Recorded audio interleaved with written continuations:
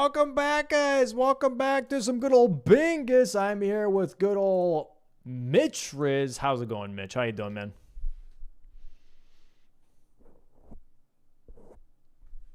Oh, hold on. Sorry. Go ahead now. I'm sorry. I had you on OBS muted. I'm so sorry. Go ahead. That's my Classic. fault. All right. Yeah, I'm just excited to be here, excited to see some more Bingus, excited to commentate because it's always so much fun to watch these competitors go at it, especially two competitors that have been in the scene of bingo for so long, that have either been winning tournaments or helping out tournaments from behind the scenes in these two particular cases. And so just, you know, really excited to see some really strong bingo today. Yeah, I agree. I'm very excited to see them all trying out the new formats too, like officially, you know, for the first time. So we have, for people at home that have not seen practice matches and don't exactly know how Season 6 is working, for the preseason specifically, so this doesn't mean it's going to be how the official Season 6 works necessarily, but just for the preseason, we're having best of threes, double elimination bracket happening here. You can go ahead and check out bingobrawlers.com. That has the whole bracket layout of how it's going to be played out. And then also you can go ahead and gamble a little bit on the website. It's free. It's fake money. You know what I mean? It's just all for the fun and the love of the game. But how it's going to work is that the first game is going to be base game bingo. The second game is going to be DLC bingo, and then if it comes to game 3, the players either the players pretty much decide what they would like. If both players agree on the same format, we do that one. If both players have different options that they would like, we flip a coin instead. So if both players are like, hey, we'd like to do base game again, we do base game. But if we get to game 3 and both players are like, hey, I like to do DLC, the other person be like, oh, I like to do base game, then we flip a coin and see who pretty much gets the format that they want, which is going to be very interesting. Yeah, today Pepe Jack versus Blanks. Blanks obviously known to a lot of Bingo Brawlers viewers, Season 4 champion of DLC specifically. That was vanilla, however, not randomized weapons, but still, a champion of a season is definitely a pretty big deal here. And Pepe Jack, coming into us from Bingo Club, has played quite a lot of bingo and has been practicing with some of the Bingo Brawlers as well. Ready to show, you know, what he's got on the big stage here. So it's gonna be very interesting to see his pretty much debut match, if you will, on the big stage. And I'm hearing that the players are ready. Let's go ahead and move over to the match screen here, see if they're all set. Hopefully the cameras aren't crazy. Pausing and champing. Okay, I see their cameras. Very pog. I see their gameplay. I see Jax. I don't see Blanks', but I'll fix that in just a second here. Tell me how you feel about these matches so far, Mitch. I mean, the matches so far, I mean, yesterday we had some ridiculous matches between Chris and CBD, ones that were back and forth. Almost every match at some point looked like it was going exactly the opposite way of the result. I necessarily won't, you know, maybe spoil the full overall result, but that was a wild set of matches to see where it really could have been anyone's game. And so I'm hoping we see something very similar from today's matches. As you mentioned, Pepe Jack hasn't done Bingo Brawlers specifically before, but in Bingo Club, he has done a lot of bingo there. He has teamed up with Nuclear Pasta Tom, and they have gone very far in some of their events. He's even won a solo event before. And in addition to that, he has just always been so helpful and so awesome to the rest of the competitors. In the previous season, he was a practice partner for almost everyone. If you needed somebody to fill in, he would fill in base game, he would fill in DLC. So he's comfortable with both. Whereas Blanks has had to learn the base game a little bit more recently. He learned it a little bit last season in the 2v2 format with his partner Nessanetta. They were, you know, at the start thinking about maybe which one was going to go base game, which game DLC. But yeah, he ended up basically being, you know, a good DLC specialist. So we'll see how he deals with the base game, and we'll see how if Jack can overcome that experience that Blanks has in the DLC. Yeah, I agree. Sorry, I'm setting up the cameras here real quick while the players are getting still set up here. We have currently some classes up. I don't know if you can see those, Mitch, both hovering over the Vagabond class here. Tell me a little bit about that if you can. Yeah, the Vagabond class here, the reason that a lot of players will start with the Vagabond class, even if it doesn't have the greatest weapons, which, like, it's got a torch, and like a little crystal knife, like whatever, is just because it's got some really, really good starting stats. So the starting stats, the things that it has the most of generally is, your vigors, your endurances, your strengths. Although it looks like we actually have randomized stats as well for these starting classes. Happens that this Vagabond does have some good starting stats here as well, but not necessarily would have been guaranteed. And I expect that's probably why they're going to go with this starting class. Might also be because those starting weapons are probably wieldable from the start. So if there is an early game rush square that they want, they might go for that.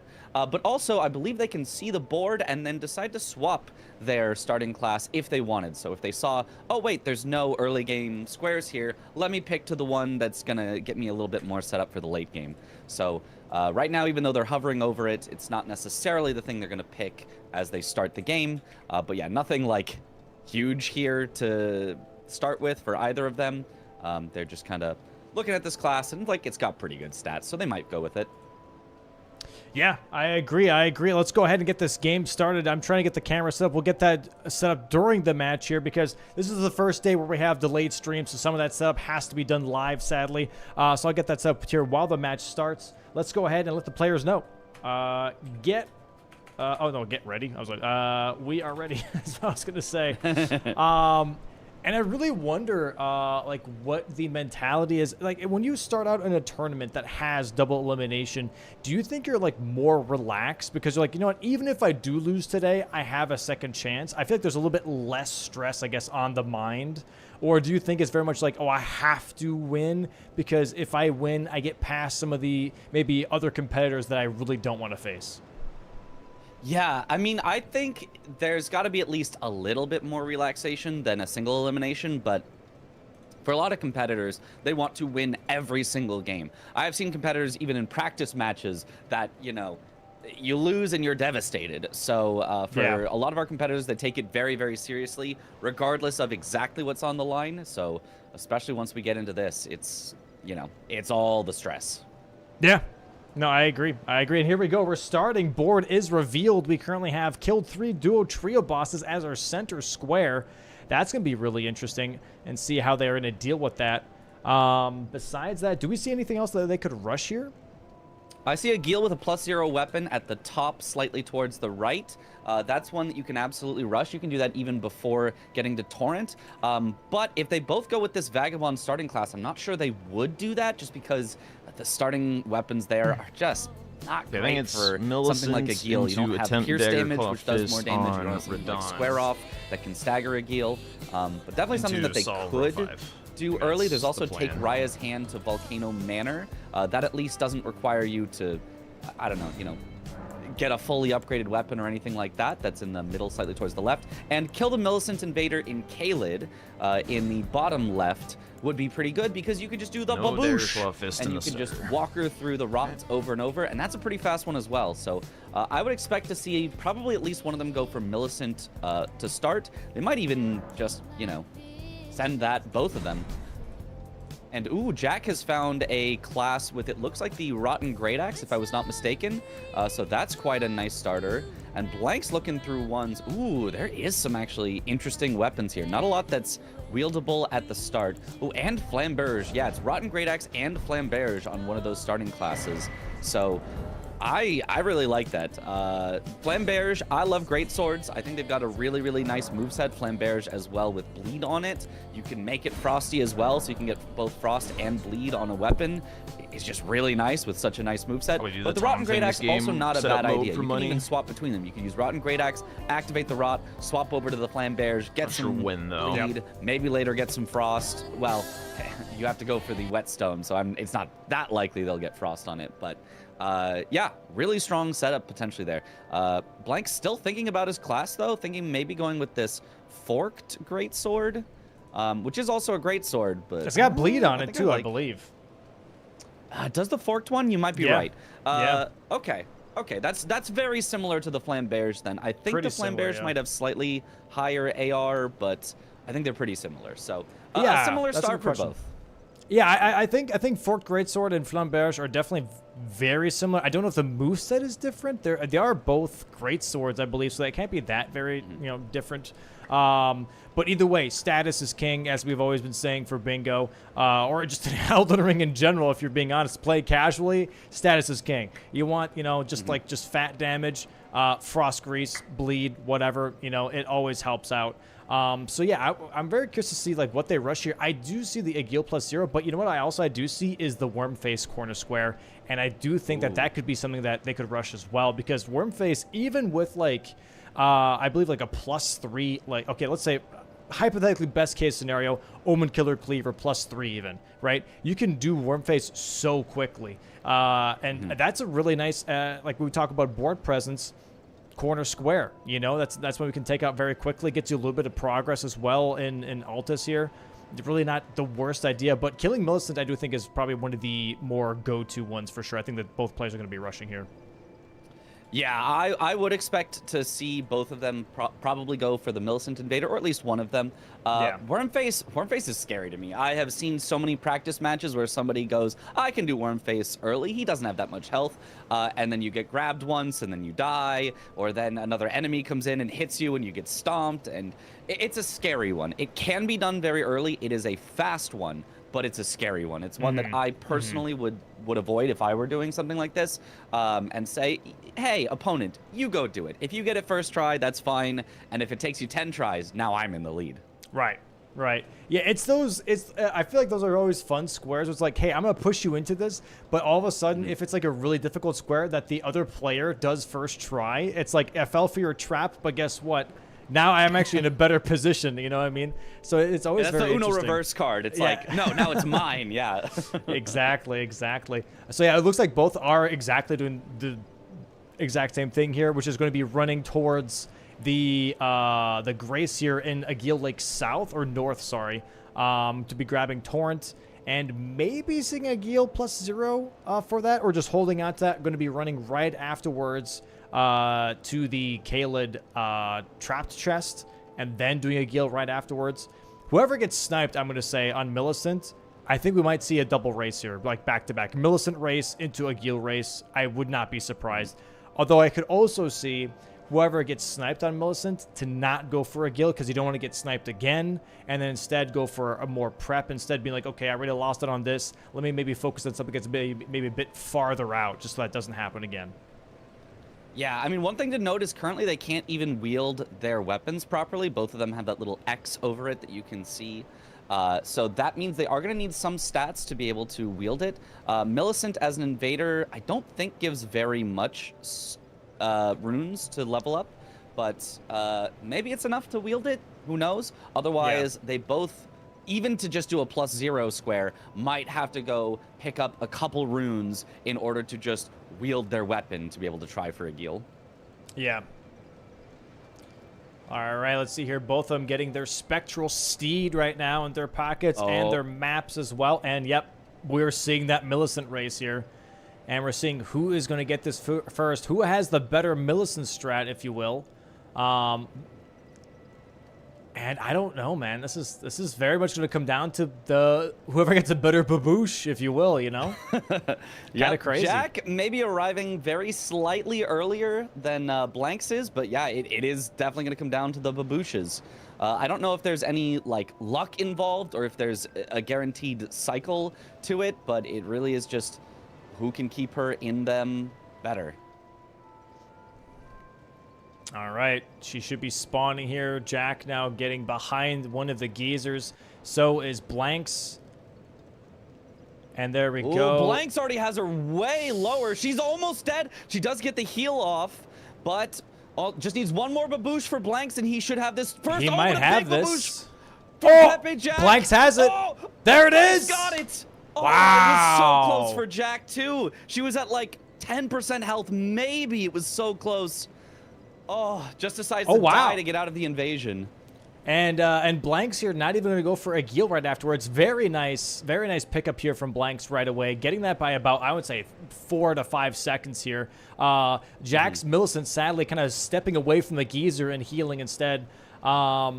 Blanks are now rushing for take Raya's Hand of Volcano Manor, not going to go for the Agil +0. Let's see what Jack is thinking. Jack going straight to round table, maybe going to do a little bit of weapon shopping, seeing what the options are, and being like, okay, like if I'm going to now try and make up for whatever the hell that early game was, what do we have for options? And what do we see here? We see Stormhawk Axe. Yeah, I saw Helphin' Steeple and Stormhawk Axe. That's crazy. So two pretty damn strong weapons here for Bingo, and he's running straight down, doing a weapon check here as well for fist weapons. Interesting. If I see, oh, there is the Killer Remembrance boss. Daggers, Claws, or Fists only, so that's what he's checking for. But if I see Helphin' Steeple, that's a strong choice. I think that probably that's what I would go for in a game like this. You could even go dual wielding. We've seen that sort of meta evolve in other formats like the Deathless Randomizer League, where if you use two of the same type of weapon, you can use jumping L1s to hit with both weapons at the same time. Does a lot of posture. You can get build up from both. In this case, if you've got a Flamberge and you've got a Helphin' Steeple, well, the Helphin' Steeple can do Frost, the Flamberge can do Bleed. You can just hit them with both. That could be a very, very powerful play. Very interesting here, by the way, from Jack going straight to Consecrated Snowfield, by the way. Prepping maybe an early Moog here with the Invader. It could be. That feels, you know, a little greedy to me to try to set up like this, but you know, it's always possible. I'm expecting he's going to pick some stuff up and not necessarily commit to going somewhere. So something like heading into Mogwin, has a lot of money in there. There's like a 50,000 rune or something on the way to Moog, so that is just a ton of money to get, as well as there is a Somber 10 in a chest that you can get. So if he's going for a big setup, there is a lot of very, very powerful stuff in Mogwin. Yeah, really not a bad idea at all here from Jack. I do like it. It's definitely, if you want to say longer distance. And there's that tech, by the way, to actually despawn the Invader rather than having to kill it or to try and obviously gravity kill it, which you're not allowed to do with the new rules here. He instead runs just behind the teleporter and despawns Sanjuan Noble and goes and takes that teleporter. Going to be grabbing a lot of money here, like you mentioned, but also that Somber 10 right before Moog. And there it is, Raya's Hand of Volcano Manor. Jack probably expecting that, being like, okay, column 2 here. Looking kind of crazy, I'm not going to lie. Look, if you look at the synergy here, kill a Remembrance boss with Dagger, Claws, or Fists only, and restore Godric's Great Rune. You can kill Godric with, you know, any fist weapon and then go for that restore, and you immediately have an insane column 2, game 1. Yeah, I mean, that would be a really, really strong play. If Blanks goes straight for it, he might be expecting that Jack is going to go for it because Jack hasn't marked anything. Blanks doesn't know that he sniped Jack on that that first square. But if Blanks does go for it, I think he has a chance at least of getting there before Jack, because Jack is going for this slightly greedier, potentially setup play. So we might end up with a race on that, with both of them seeing, hey, that's really good synergy there that you can get. And if Blanks gets it, then Jack is forced into 4 Everjails. It's not the slowest square to be forced into. You wouldn't be like, you know, devastated. It's not game losing, but you'd rather not be forced into any square. You'd rather have the freedom and flexibility to go and set up your own threats rather than just be behind and trying to put out fires. Yeah, I'm really interested to see how this plays out because, as of right now, we're already only 8 minutes into the match, but we're already seeing Mogwin Dynasty, which is, I think, kind of rare. You don't normally see it this early, but you know, lots of money here, lots of Newman runes that we're picking up, and just getting that Moog Lord of Blood set up here for the late game, I'm assuming. Whereas Blanks is rushing towards Stormhill Shack now, going to be grabbing possibly Margit, and then going into Stormvale Castle, going to go for that Godric.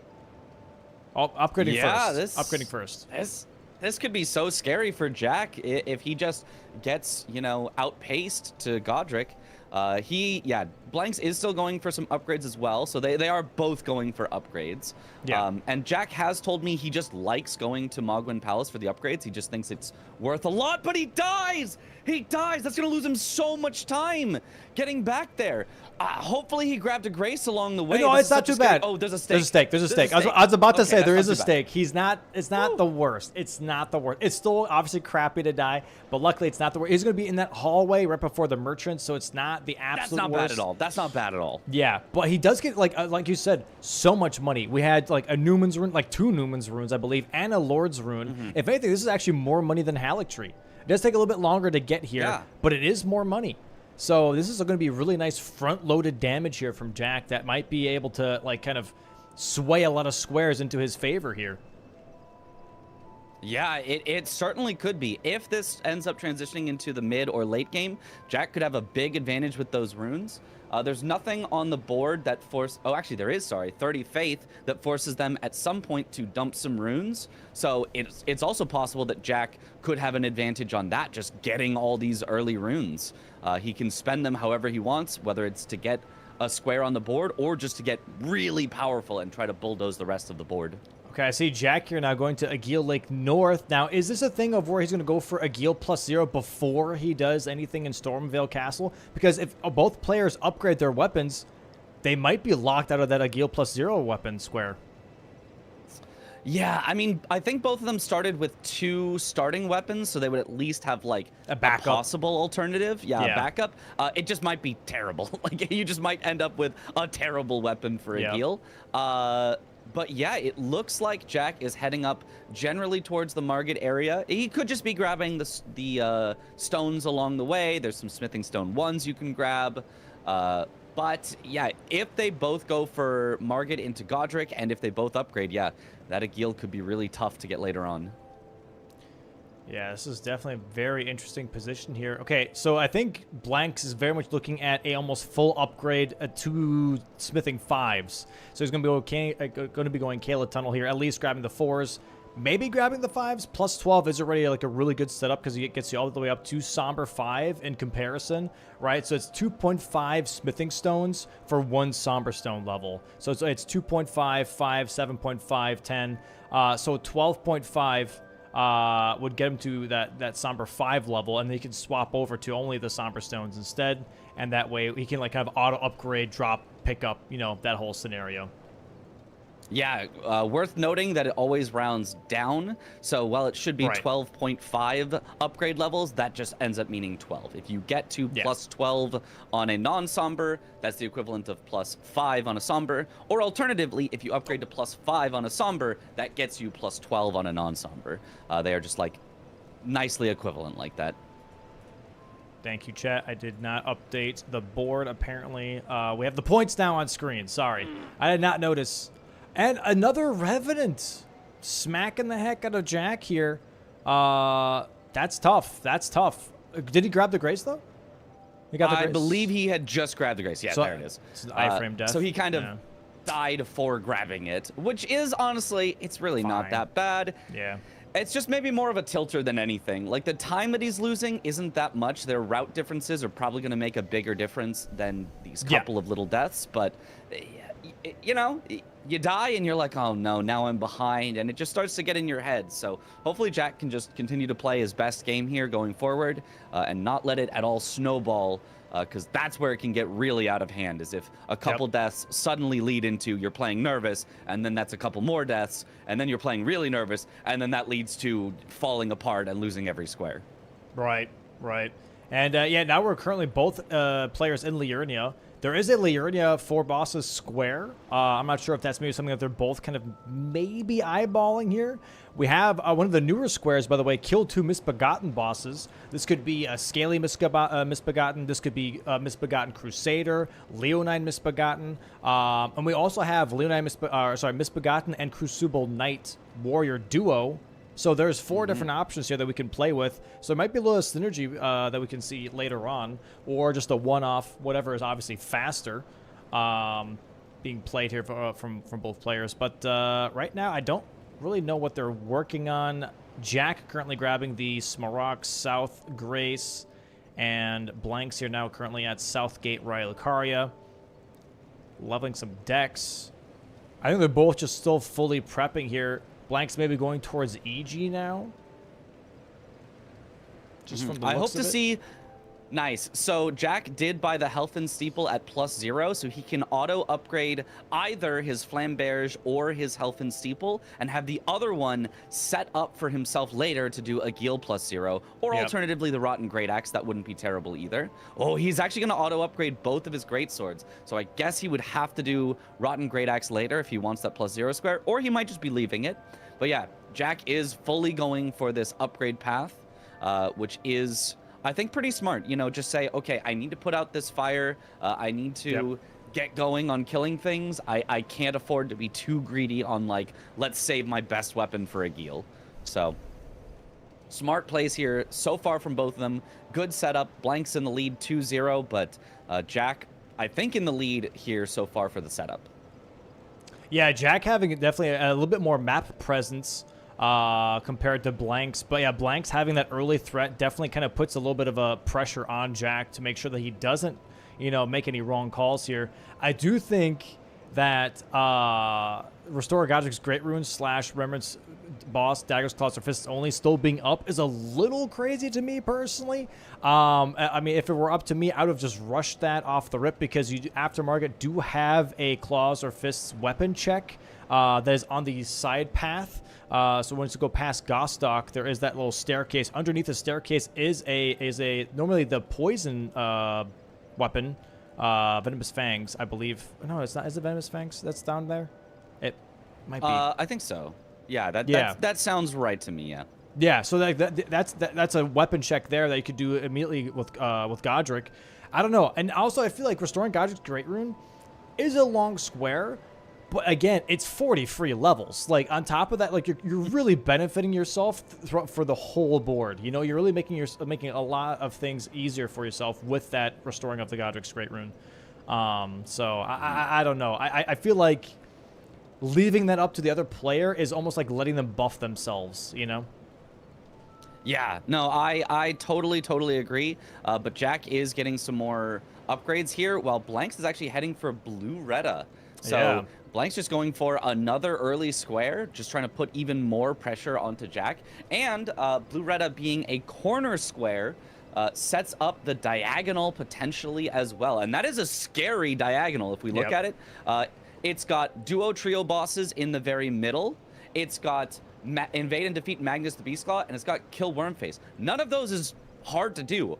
Like, in theory, if somebody rushed this and the other player wasn't able to block it, this match could be done in like 30 to 40 minutes. Yeah. Because Magnus, you could do that early.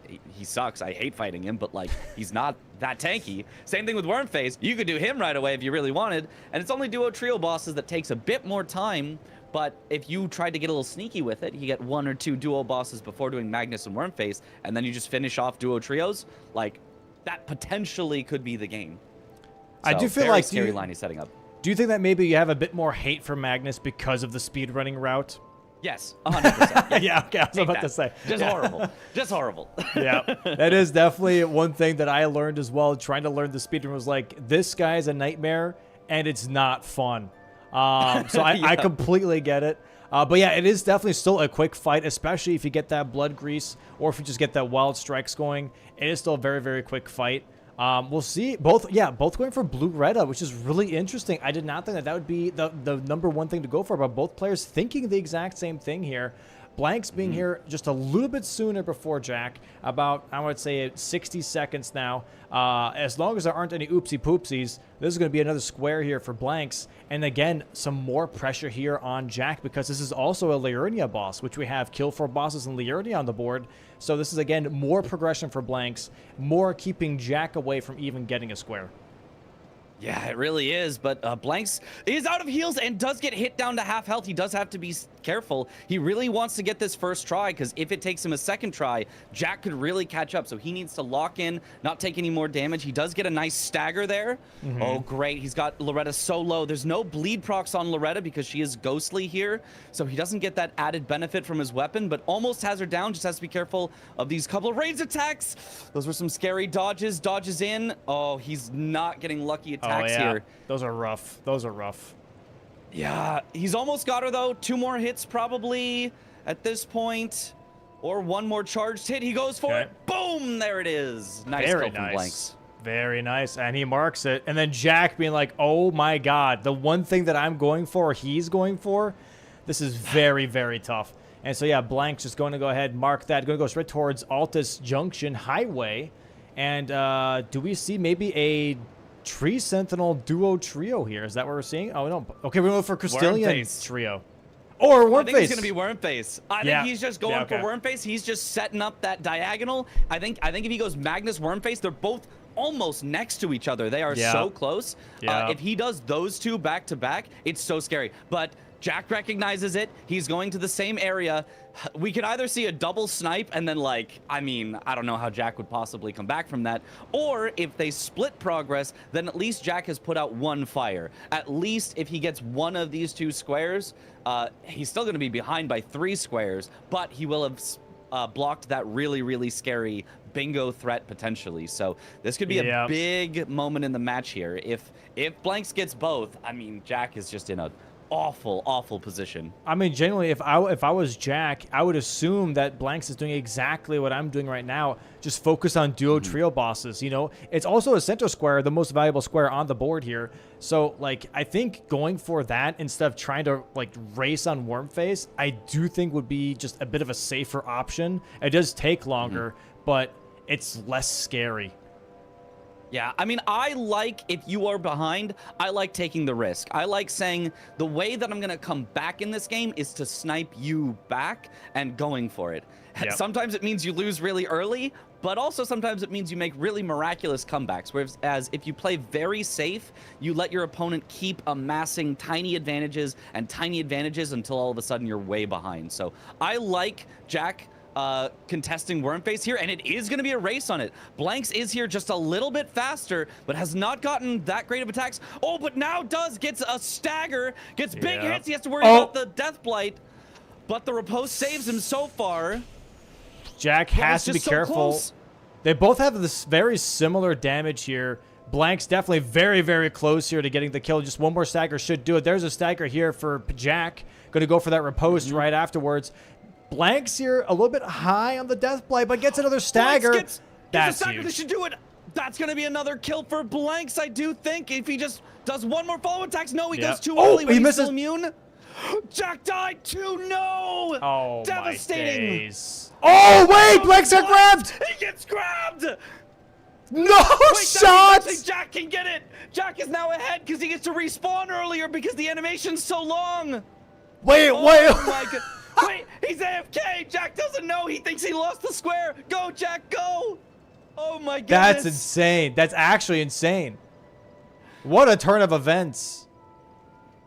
Oh, my. He's got time. He's got time. Who gets the stagger first? Who gets better RNG on the moves? Who doesn't die to Death Blight? There it is. Big stagger ready here for Jack. Oh. Yeah, he does not get the Repose, but that's okay. He's still got Wormface, you know, half health, whereas Blanks is just starting to get grabbed. Jack, no! He has to quit out. That is faster than fully dying, like what happened to Blanks. Oh, he's got to go again. This is going to put Blanks in the lead. Blanks is getting very close to Death Blight, though. He has to be careful. Gets the stagger. Nice hits while he's down. Is he going to get the Repose as well? He does. Oh, now Blanks way ahead. Oh, my God. Jack gets stomped, almost dies. It really is either one. Blanks really doing a great job. Oh my gosh. Both their bars are so filled with Death Blight. They really have to be careful here. Oh, sorry, not Blanks. Jack, like literally one tick away here from getting Death Blighted. Gets a oh my God, there it is. No, Blanks gets a better one. Gets the stagger. Gets the kill. Jack devastated again. Yet again a snipe. Oh. Wow. He had the chance. He had the chance. He did. He just needed to lock in, but I think those previous snipes have got him a little bit playing off, and he just misses it. Little flustered for sure. Oh my goodness. That is tough. That is tough. I feel like my streams are a little bit behind. Let me just refresh them real quick.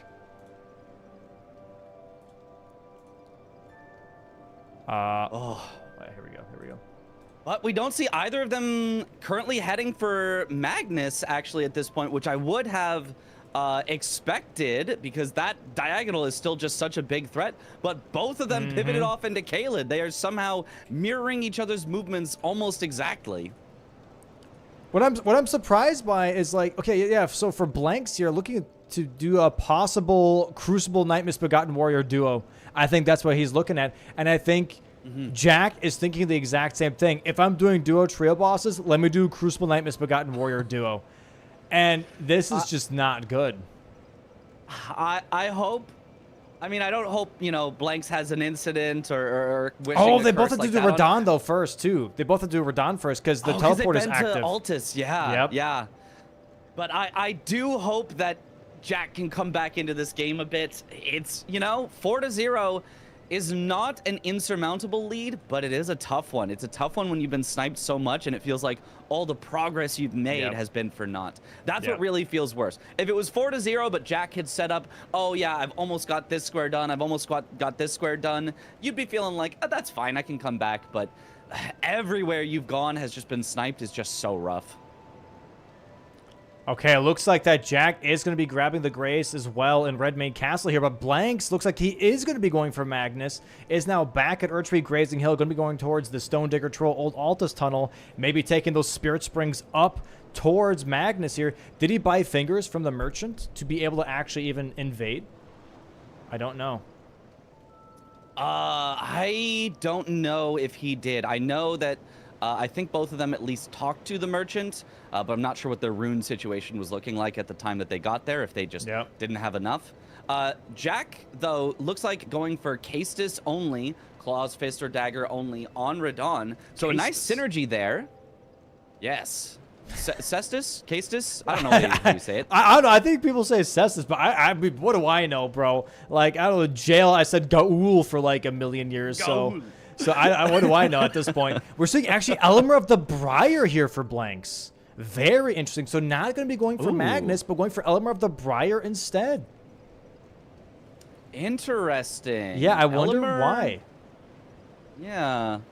That's, Oh my god, and he gets grab attacked. Oh, it does set up another potential line for him. Oh, gets poisoned and just... What I'm wondering here is, like, Blanks has to assume he's sniped on something at this point. It's 26 minutes in. Jack hasn't marked anything. So he has to assume, okay, I got him on something. I don't know what I got him on, but I got him on something. Maybe now he's trying to be a bit more unpredictable in his choices because he's like, okay, I don't want to possibly set myself up to get sniped as well. I've already gotten 4 squares. Let me try and, like, go for some other lines now. Let me like, you know, diversify my portfolio, if you will. You know, get some different lines going. I think that's definitely... Yeah, that's a strategy that a lot of players will do, especially when they're ahead, is instead of committing to one threat, they'll say, okay, while you go for this one threat, I'm going to set up a different threat. And then once they get them to bite on that second threat, they're like, okay, now I'll set up a third threat. And you just kind of like keep getting your opponent to kind of go around in circles chasing you and maintain the lead that way. Jack doing Radon here. The weapon he's got isn't terrible, but he kind of has to know the only good move it has is Tap R2, which he is not using. The Charged R2, I think, like, surprisingly does less stagger damage or something. There's some reason that Tap R2 is just, like, way, way better on this weapon. What's interesting is that we see Blanks here currently on market now, swapping, not doing Elemer just yet, but just grabbing the Graces here. But yeah, we do have Killer Remembrance Boss, Daggers, Claws, or Fists only, and Cestus, there it is. It's not spiked Cestus, so sadly no bleed here. But looks like we're dealing some decent damage. Plus 10, but like, it's not yellow, so that's a little tough. Does get a stagger here, though. Very nice. If he keeps this clean, he should get the Claws, Daggers, Fists only before Blanks, which will snipe him. And Blanks may even assume that he's going to go for Restore Godric's Great Rune, even though Jack is not killing Godric. He just assumed that, you know, he probably would. He will know that eventually once Jack then does Crucible Knight and Misbegotten Warrior duo. Although even then you could assume he's never been to Altus and just went there, you know, before the festival. So... this is a nice play from Jack where it can keep Blanks guessing and may end up sniping away a square that Blanks is progressing on. You know what I'm really surprised by for some of these players is when they do go for the Radon teleporter and everything, why not grab Cragblade? It's right there. You know, you just give yourself like a 30-second. Oh my. Oh, Jack, so close to dying there. He got That knocked was on the ground, but insanely luckily close.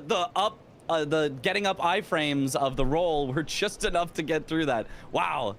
That was close. Insanely close. But yeah, like I was saying, Cragblade here would be so useful, right? For all of their weapons, even Forked Greatsword, having Cragblade on that would be fantastic. Just a nice flat bonus damage, and also you get increased poise damage. Like, why not?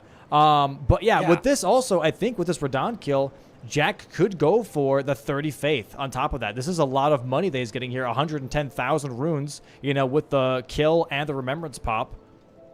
Could be a good idea.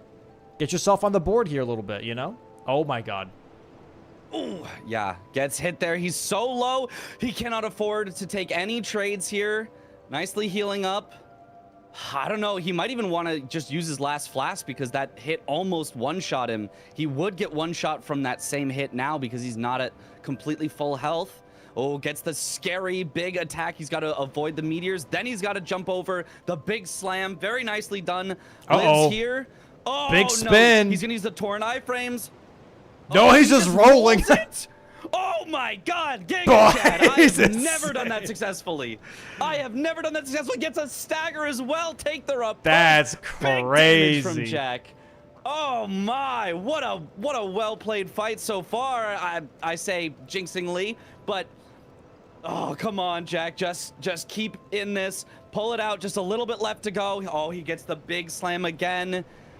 He's got to be careful. Big meteors. Oh, this is not what I thought it was. Never mind. Okay, just the meteors. Might get another stagger here very soon. Very nice damage. Okay, another meatball transition here from Radahn, getting his meatballs back. Blanks here, I believe, also going for Radahn now. Going back to the Gracier, Redmane Castle. And I think also grab the fist weapon right after Margaret, which I don't know exactly what that fist weapon is, but we'll see here in just a moment. Guillotine attack here from Radahn. Another stagger! And that's it! That'll do it, that'll do it! Just take the riposte. That's going to be Stagger's fists only. That's going to give him priority on Crucible Knight and Misbegotten Warrior Duo.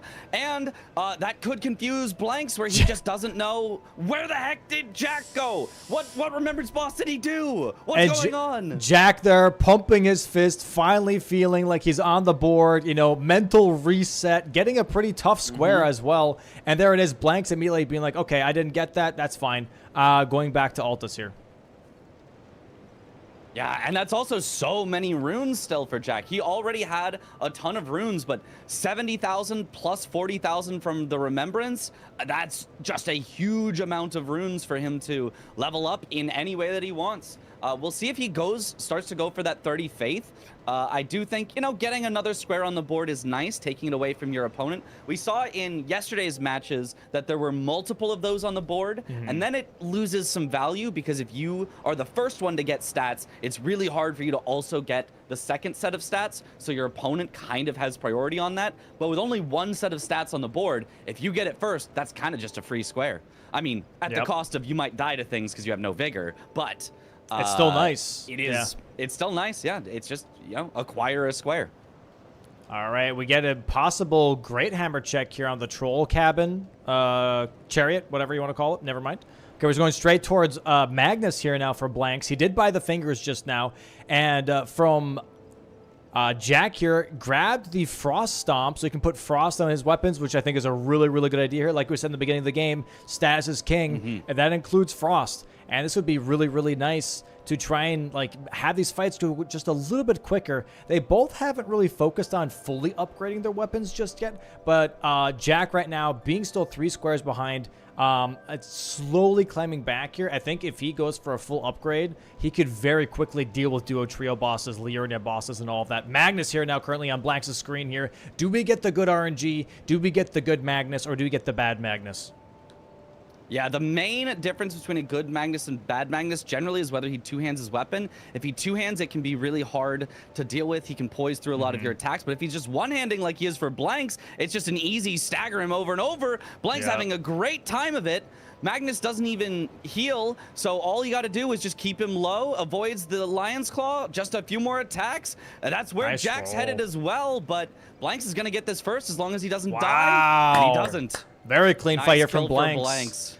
And now we see that duo trio boss square being very devastating. Jack immediately like, yup, okay. Going back, and I'm going to fight Crucible Misbegotten Warrior Duo. And honestly, maybe not the worst call here. It definitely scares me a little bit because this fight's kind of highly scaled. Like, this is definitely a fight that I feel like takes a little bit because Misbegotten is semi-tanky, but that Crucible Knight is really tanky.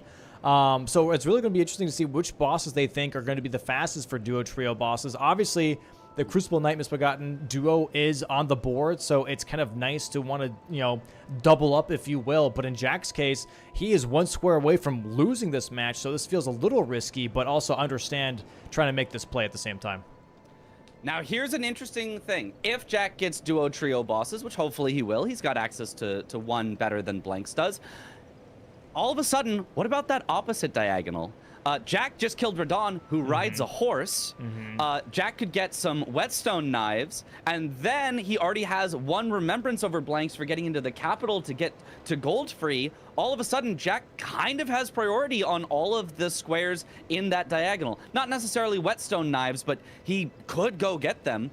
So Jack could set up his own scary threat as well. And even if he doesn't get it, let's say all that Jack gets is bosses that ride a horse, whetstone knives, and duo trio, and then leaves Blanks to go to gold free. Now all of a sudden, that's a ton of time for Jack to get caught back up. Really nice kill on the Misbegotten Warrior. Really nice. What a nice kill there. And this is why we like to see the great swords, by the way, is because great swords and great hammers, when you are facing things like Leonine Misbegottens or other like lesser like big bosses, those micro staggers just make those fights so much easier. Just constantly R1ing just to knock them around, I think it's so nice. So yeah, like this I think fight Greatsword is Greatsword is so good because I think it is the fastest weapon type that does those little mini staggers. Yeah. Those poise staggers to almost every boss that's micro staggerable. So they're just a really great mix of both speed and stagger potential. Jack here playing safe, healing rather than punishing, which I think is a good idea. Low. He's got to be careful here. He's getting tagged a little bit left and right. He's running out of heals too. Just one left. He's going to use his last heal, and then he's just got to play this fight almost perfectly. All right, a little scared here, perhaps. Nice little Blanks, strafe. on the other hand, going for Elimer, which is not too relevant right now. I mean, look at it this way. If Jack would get duo trio bosses and Crucible Misbegotten duo, it does block that column 3 preemptively, but also gives him a row 4. So, I mean, this is not the worst idea here for Blanks. It doesn't really promote anything else on the board, but there it is. There's that duo kill. Blanks should see that and be like, okay, duo trio bosses is being worked on. This Elimer is going to be very beneficial towards me, for me specifically. Yeah, that's for sure. I'm just, you know, I think I'd be more concerned with the diagonal, but maybe that's me having diagonal anti-blindness. I always love going for diagonals because every single square you get on a diagonal, obviously, you know, sets up your own line, but also blocks a new row and a new column from what you already have. So that's part of the reason why diagonals as bingos can be so powerful. Also because you can catch your opponent with diagonal blindness. We have definitely seen matches where players just did not recognize the threat of a diagonal fast enough because, you know, you're mostly looking for rows and columns. So it is something that can be easier to sneak in some cases. I don't think Blanks will have that diagonal blindness. He's very experienced with bingo, but it is something that has happened in the past. It does, especially when you're hyper focused on one thing for quite a long time, right? When you're like really worried about that diagonal from Blanks specifically, you start to miss other things. I mean, look at like, from yesterday, the match between Chris and CBD, where all of a sudden that row 4 just kind of snuck up on everybody. And you're like, oh snap, I didn't see that building. You know, that's just a very normal thing, right? Where it's just really hard to, wow, Alabaster's Lord Sword here. Alabaster! Dropping here for after my own Blanks. Heart. That is crazy. I hope he swaps to it. That's insane. This is the great sword seed. Both of them started with different great swords. We had Helpin' Steeple in the shop. We had Alabaster, and he's got Dark Moon great sword sitting in his inventory for Blanks. This is the great sword seed. If you love to see great swords, this is the match for you. That's Holy. insane. That's insane. We're going for the Omen Killer Miranda cave here, by the way, for Jack. It's going to be second duo trio boss. Really going to be blocking out that diagonal. And when he does do that, I genuinely feel like there's going to be a big wave of relief going to be hitting Jack here, because that's going to be a big diagonal getting rid of.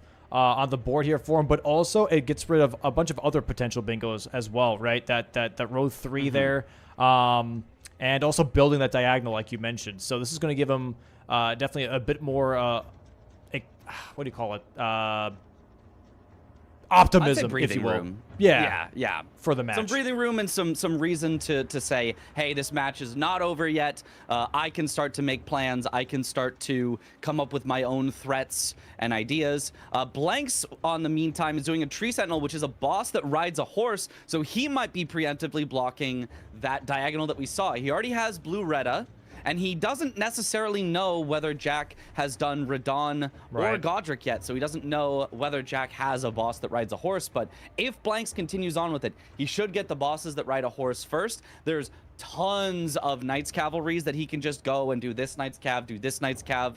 He could even do some in Liurnia so that he gets some synergy there, since there is 4 Liurnia bosses on the board. Theoretically, you could do the Knights Cav duo in Snowfield, but I don't expect we'd ever see that. That would be pretty silly. Jack going for Tree Sentinel duo here because that is a duo trio boss, but also a horse boss. Also a horse boss, so it is probably going to be a race there, but Blanks should win this. He's currently ahead 2 horse bosses to 1 horse boss, so Jack doesn't know it yet, but he's probably going to get sniped on those horse bosses. But I think both of them have seen the diagonal, so both of them recognize this is Jack's greatest threat right now, kind of his only threat right now.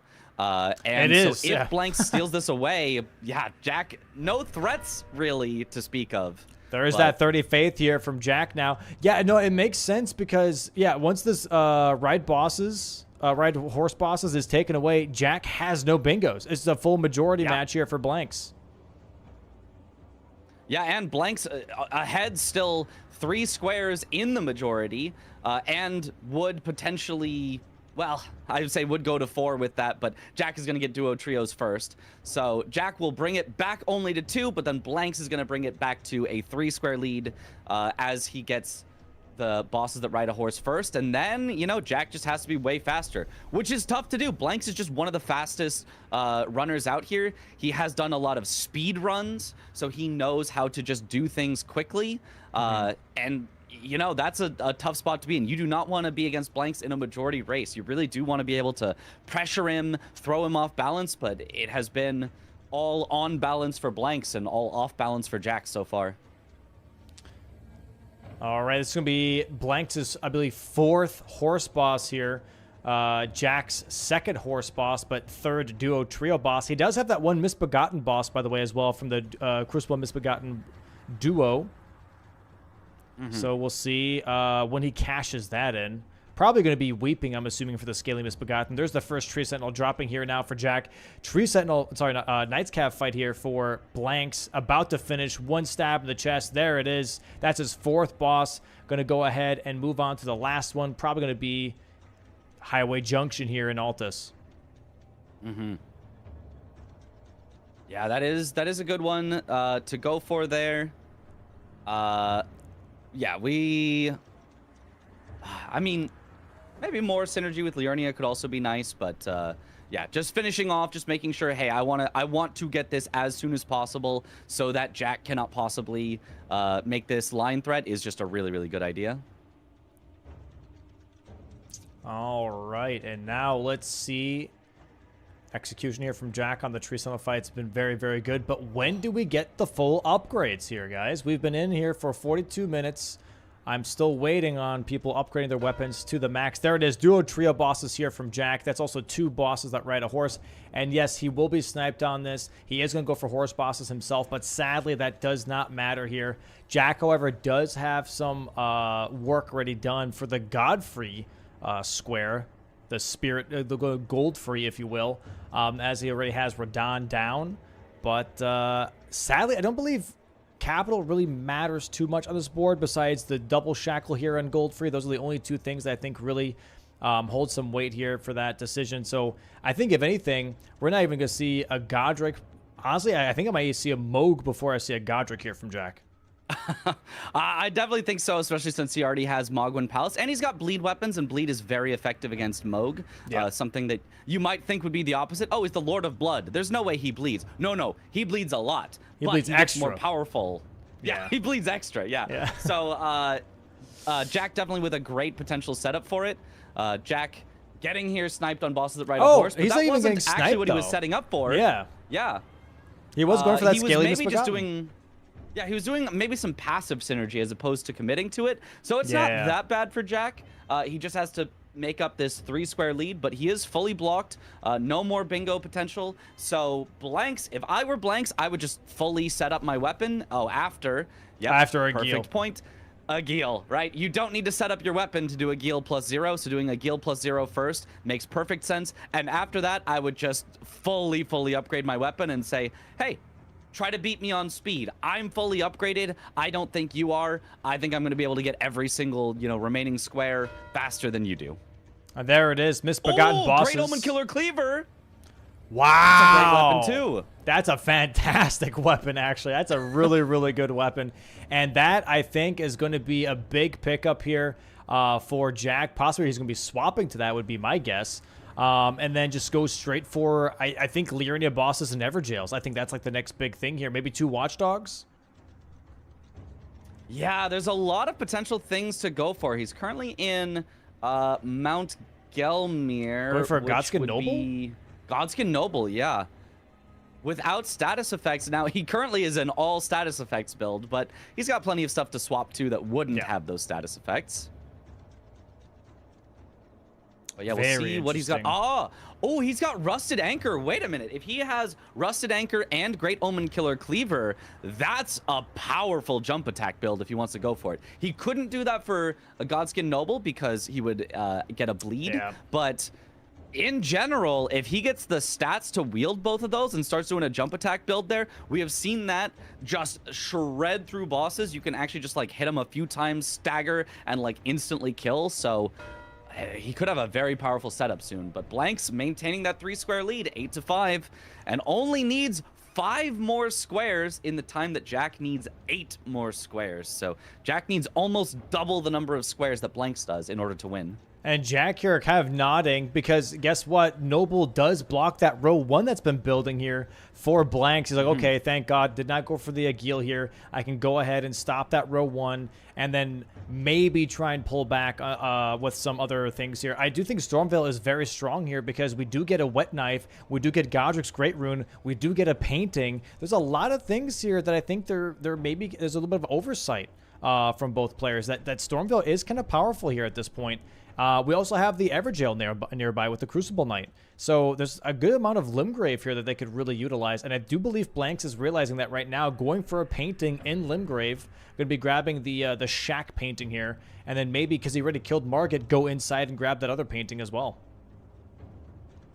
Yeah, he definitely could do that. Painting rewards, I think it's a little bit of a slow option, but setting up for it potentially to have for later for a little bit of priority is not so bad. And yeah, as you mentioned, there's just a lot in Stormveil especially, or near Stormveil, that you could totally do that could be a great idea. Neither of them kind of knows if the other has done Stormveil, though. Neither has really shown it. Blanks has killed Margit, but Blanks might have also assumed that Jack killed Godric in order to kill a Remembrance Boss Claws, daggers, or fists only. But that's not the case. Jack has not gone anywhere near Stormveil yet. So interesting that both of them just don't know the progress that the other has, and maybe is just assuming they would get sniped on it if they go for it. Oh, well, let's see how this plays out here. This is definitely very interesting because the game is not over at all yet. We're just 3 squares behind here for Jack. Overall, still a lot of board to play with. We've seen 13 squares. That's only half the board. The other half of the board is still available. Somber 5 and 6 pickup here now for Jack, which is actually really solid. The 6 is good. The 5 doesn't really matter because as we saw, the Omen Killer Cleaver was upgraded to +12, which is Somber 5 equivalent. So he can go ahead and just use the Somber 6 here. Maybe get 7 and 8 from Lake of Rot. And what do you know? You have almost a fully upgraded weapon at this point. Yeah, I mean, I think if he wanted to, he could definitely get just a fully upgraded weapon. And I do think that's what I would probably end up going for, is just, I need to be fast. I need to be efficient.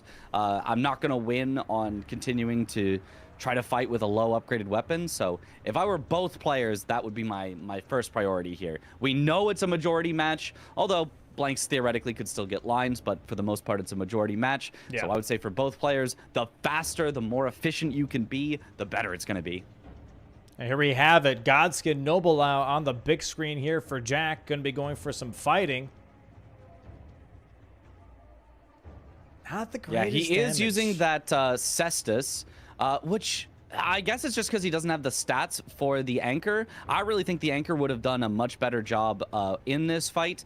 But yeah, almost every other weapon he has some sort of status on it. So he just can't really use them. Health and Steeple, I think also he doesn't have the stats for as well. Health and Steeple does not, I believe, does it have naturally any frost on it, or is it only the weapon buff?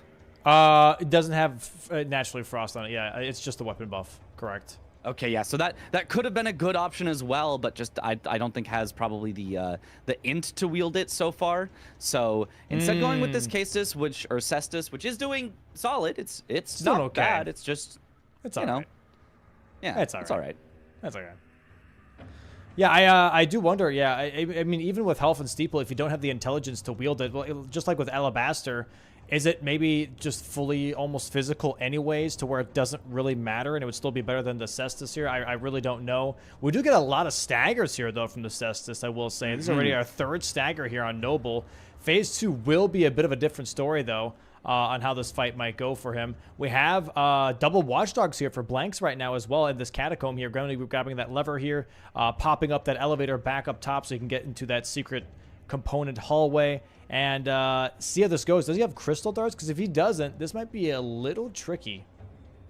It could be, but yeah, 2 Watchdogs. It doesn't say 2 Watchdog bosses, so you can get credit for both Watchdogs in the single fight. And this is something that maybe Jack should have considered when he was doing duo trio bosses, right? True. Because it would just directly be a square immediately, similar to how the Crucible Knight and Misbegotten Warrior duo was. So maybe a little bit of a misstep from Jack in trying to really rush out that bosses that ride a horse and getting sniped on it. So he went for some synergy. It just ended up not being the synergy that mattered.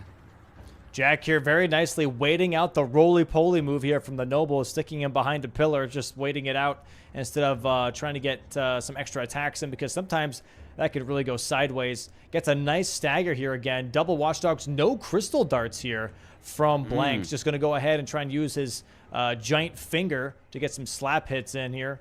Not the greatest damage. Has to be very careful. This could definitely get out of hand for him. Yeah, they are both going after him. I mean, he's got good damage. It's just he is completely out of heals, and they are almost still at full health. So he just has to really get a good fight. Oh, and they're just walling him out with fire, but Jack gets hit by the roll. Is low, has to heal. Careful of that input read Black Flame. Luckily, he does dodge it. Big combo. Gets around it.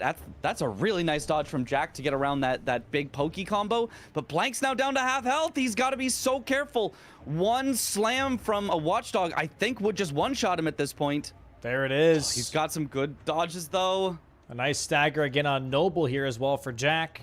Both Watchdogs really trying to get a piece of Blanks here. Those glintstones do be tagging Blanks as he's trying to dodge. Double slam down now happening from both of them. Oh, gosh. Yeah, this is so scary. Honestly, from both sides, Jack is almost out of heals, too. Blank's in definitely the scarier scenario. If Blanks can get it down to a 1v1, it shouldn't be too bad, but he still has a good amount of health to go. Oh, how did he get away from those little glintstones? He also missed an He's just trying R1 to deal with there. both at once. Jack, you're almost done with the Noble fight. Has the roly-poly move one more time here. Really low on the Noble, though. He might have this fight in the bag. And we also get to see a weapon check here, which is going to be a heavy thrusting sword. Maybe it's going to be a nice heavy thrusting sword that he can maybe use.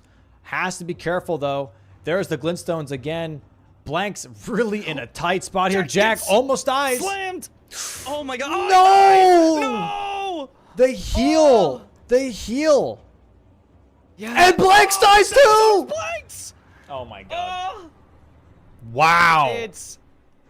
I mean, they both have gone for just really tough stuff. I don't think either of them has fully upgraded their weapon yet. Neither of them, Yep. you know, doing what I necessarily would have done, and in this case getting punished for it. Could have worked out really well for them getting a square early, but in this case both of them just don't have quite enough damage, because both of them would have been fine with a fully upgraded weapon. You know, Jack had Noble down to like 10% health, and Blanks had one of the Watchdogs down to 10% health. So, you know, maybe getting a little bit punished for trying to go a little too fast, and now Blanks is porting out to the Lake of Rot and is going to probably try to fully upgrade his weapon at this point. Yep. And we'll see how this is going to be playing out for both players. I thought for a second there that Jack is going to go and upgrade because he went to round table, but instead he bought a slicing weapon, which makes sense because Godskin, Noble, and Apostle are weak to slash. So he's like, okay, you know what? This strike is just absolutely not working out, which is true. I think Godskin, Nobles, and Apostles are resistant to strike damage. So this might be a little bit better damage. He just has to make sure to like adjust to the new moveset, and we'll see how much better this does. Oh, somebody, it's way yellow. Better. Way it's yellow. better. Yeah, it's yellow. Yeah. And Blanks here upgrading and then maybe going back for the Watchdog fight. Not too sure. Might just leave it there. Consecrated Snowfield now for Blanks.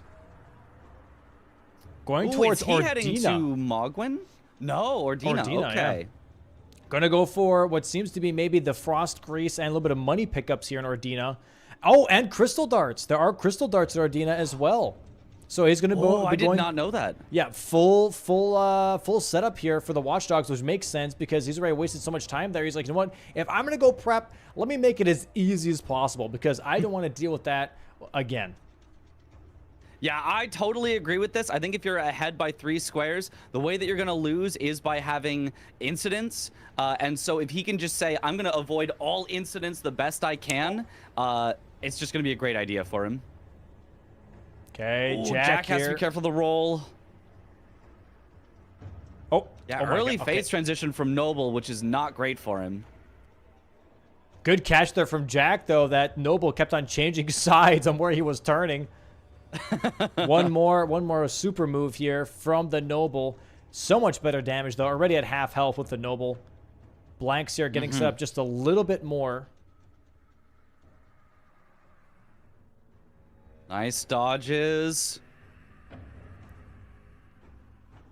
Yeah, he's having a good fight here. Even reacts to the instant belly slam. I never react to that. I'm too old for that.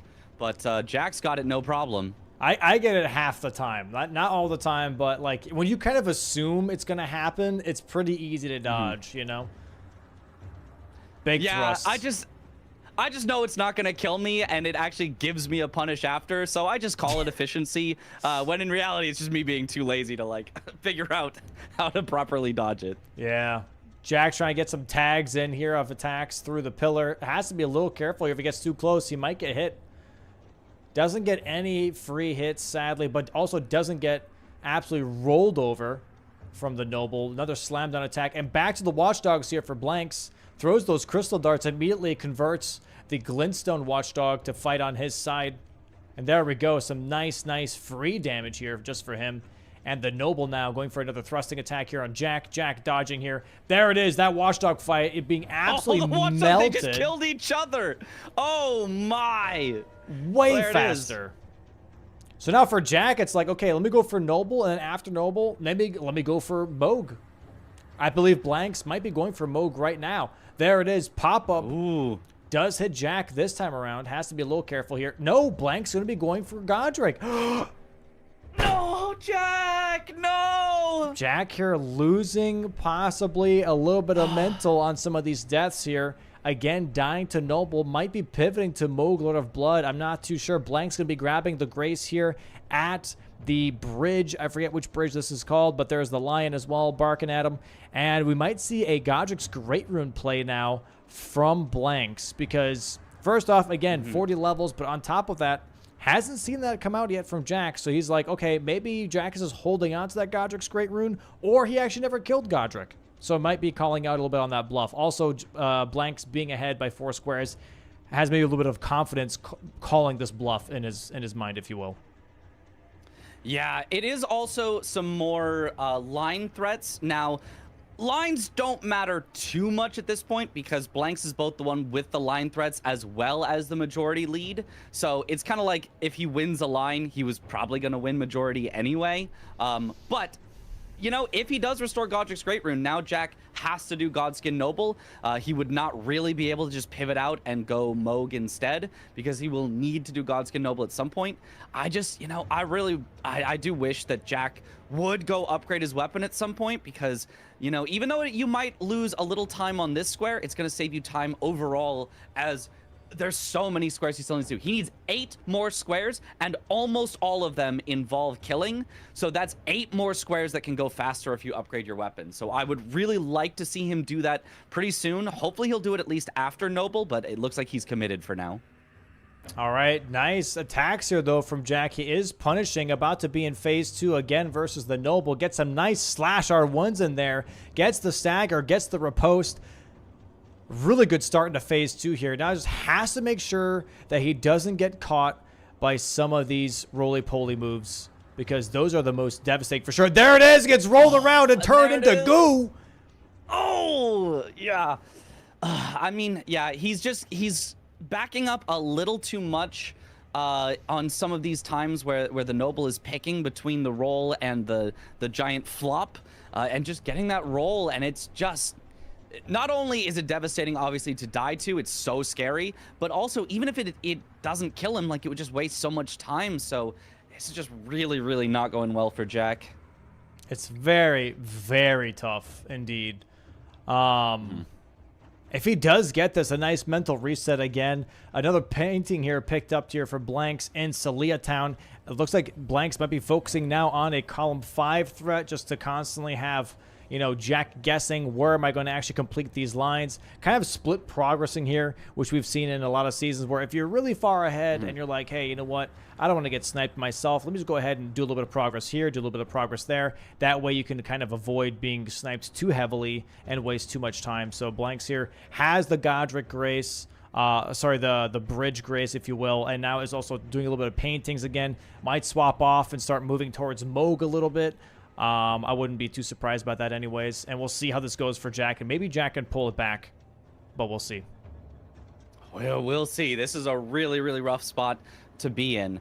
Blanks, yeah, probably is also going for the painting rewards because he knows it's something that, like, why would Jack ever do painting rewards right now? So it's just something that he can't be sniped on, right? Blanks only really has to worry about getting sniped over and over. So if he just does things that are basically unsnipable, then he's got a really good chance of winning.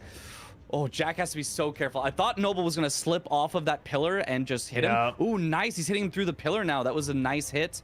Only gets 1, but does help quite a bit. Getting some punishes in again. Here we go. Slam down attack. Has to be careful not to roll too early. Maybe a stagger. Nope, no stagger there. Belly bump.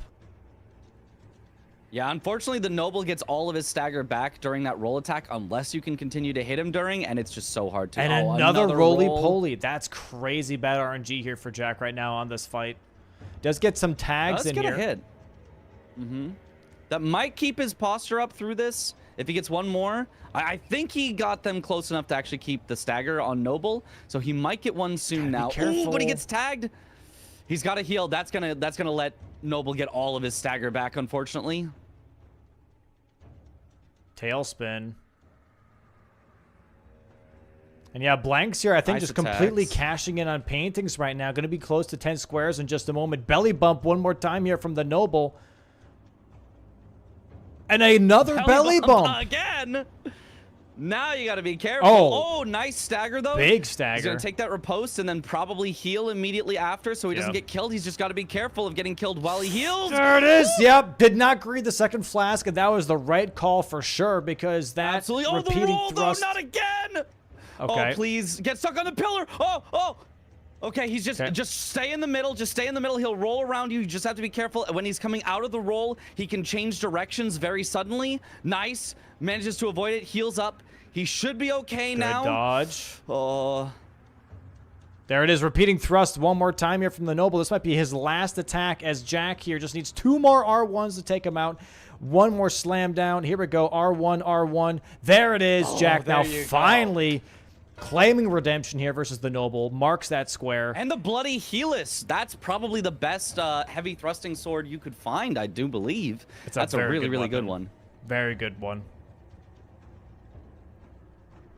Now he finally goes for the full upgrades. He's heading into the Lake of Rot where he can get the final upgrade materials. Does kind of mess up on the slow rot, but he should still be fine. You're not going to die to this. You just might have to heal a few more times. And while you guys are enjoying this match, by the way, please go ahead and give a follow to not just this stream, but also to all the players and commentators that are participating in Bingo Brawlers. That'd be fantastic. Please go ahead and check out everyone's content.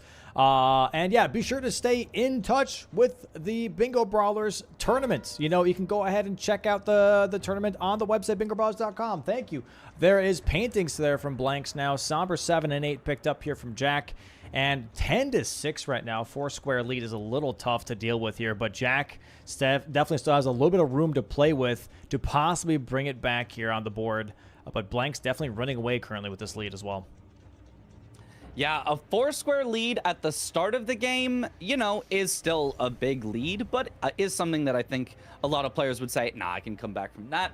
But a 4-square lead towards the end gets a whole lot harder. Things get a lot messier, a lot more complicated. You need to know how much progress, you know, your opponent has towards certain squares, and you definitely need some snipes. I have seen some ridiculous comebacks in the past, but, you know, this would qualify as one of those. If Jack wins, it will be one of those comebacks that we talk about for seasons to come, because he is just that far behind at this point. It is looking like he is still definitely in a position to bring it back. Currently having an Omen Killer Cleaver with Frost on it, that's great. Frost and Bleed is fantastic here. Blank's going to be focusing on Godric and now going to go for that Restore Godric's Great Rune, which I don't believe is a bad idea here for Blanks. But right now for Jack, he's going to be grabbing a Sacred Tear and looking to possibly go for Moog, I believe, because you want that extra healing to deal with Nihil, just in case you do not get that one cycle. Yeah, definitely. The healing is almost necessary if you have more health, because Nihil does percentage of your maximum health. So if your heals don't heal for very much, then it can be hard to get through that Nihil. So a good idea there from him. He also might need a little more strength or dex to wield his weapon. It currently is showing with the little X on the corner, but I'm not sure if that's just because he's not two-handing it. Yeah, I'm not too sure. Yeah, he just realized I don't have enough strength to wield this. Yeah, I think he's swapping now to the Flamberge instead, being like, okay, great. I can't even wield this damn thing. I have to go back and change the Ash of War now onto the Flamberge. And with that, maybe now is going to go kill some stuff. Yep, going for the Moog. Yeah. Honestly, the Flamberge with Cold, it's not that much worse than the Omen Killer Cleaver. The big differences are the Omen Killer Cleaver is a bit slower, does a bit more poise, but then potentially can have Wild Strikes, although if he was making it Frost with Hoarfrost Stomp, then it would not have Wild Strikes on it. But yeah, so I would say they're similar enough weapons. He should not be that sad about using a Flamberge instead. They are pretty similar. I mean, to be fair, Wild Strikes is right before Market. You could just pop the Scarab and get that Ash of War and put that on the Flamberge if you really want to. You do lose out on the Frost, but I mean, hey, that's pretty nice. Wild Strikes can be very powerful, especially versus Moog when he is staggered. Can you Wild Strikes on a Greatsword? Yes. It's very weird. You can Wild Strikes on Great Katana. Like, it's very weird. Oh, man. It's very weird. I don't know why. It looks very silly for sure. Should we get a Frost proc here very soon? Yep. There it is. There's the Frost. Big stagger. He will have a Bleed proc here soon as well, and just tons of damage. He should probably not get the one cycle. There's the Bleed proc, but he should have him down very, very quickly. He's not looking like an ultra late game boss when you just have these statuses that deal percentage of max HP. There's another stagger here. Maybe one more quick R1 before it goes for a post. There it is. Might get one more Bleed proc here before the phase transition fully goes through. There it is. And with that, we see Radon here now for Blanks currently while Moog is transitioning and knee healing. We're going to go for some heals here for Jack. After this third knee heal, he might go for some more charged R2s. Just doing some nice R1s there to make sure he doesn't get caught out of the transition. Nice it is easy to do a little bit too many attacks and get hit. Yep. Nice Frost. Not Roll getting the backwards. best attacks here, but already has him back down to half health, so has already negated all of the Nihil healing. Yep. Oh my Gets god! clipped! How did that happen? Gets sideswiped. I swear he rolled that. Someone check him PC, but in the opposite way. Someone check how that hitbox got him. Oh, but what a quick kill from Blanks. Just takes out Radon one Radon cycle. instantly. Yeah. That's going to be And I 2 think Remembrance he's- bosses, by the way, so he has access to Capital now Yeah. for Shackles if he needs it. Yeah, he can do Shackles, he can do Goldfree, he can do Morgott. There's actually a lot there in Capital. He could actually win with just those 3. If he's the first one to Capital, which he is, and he just goes for the 3 Capital squares, that's a victory. Looking very, very tough here for Jack.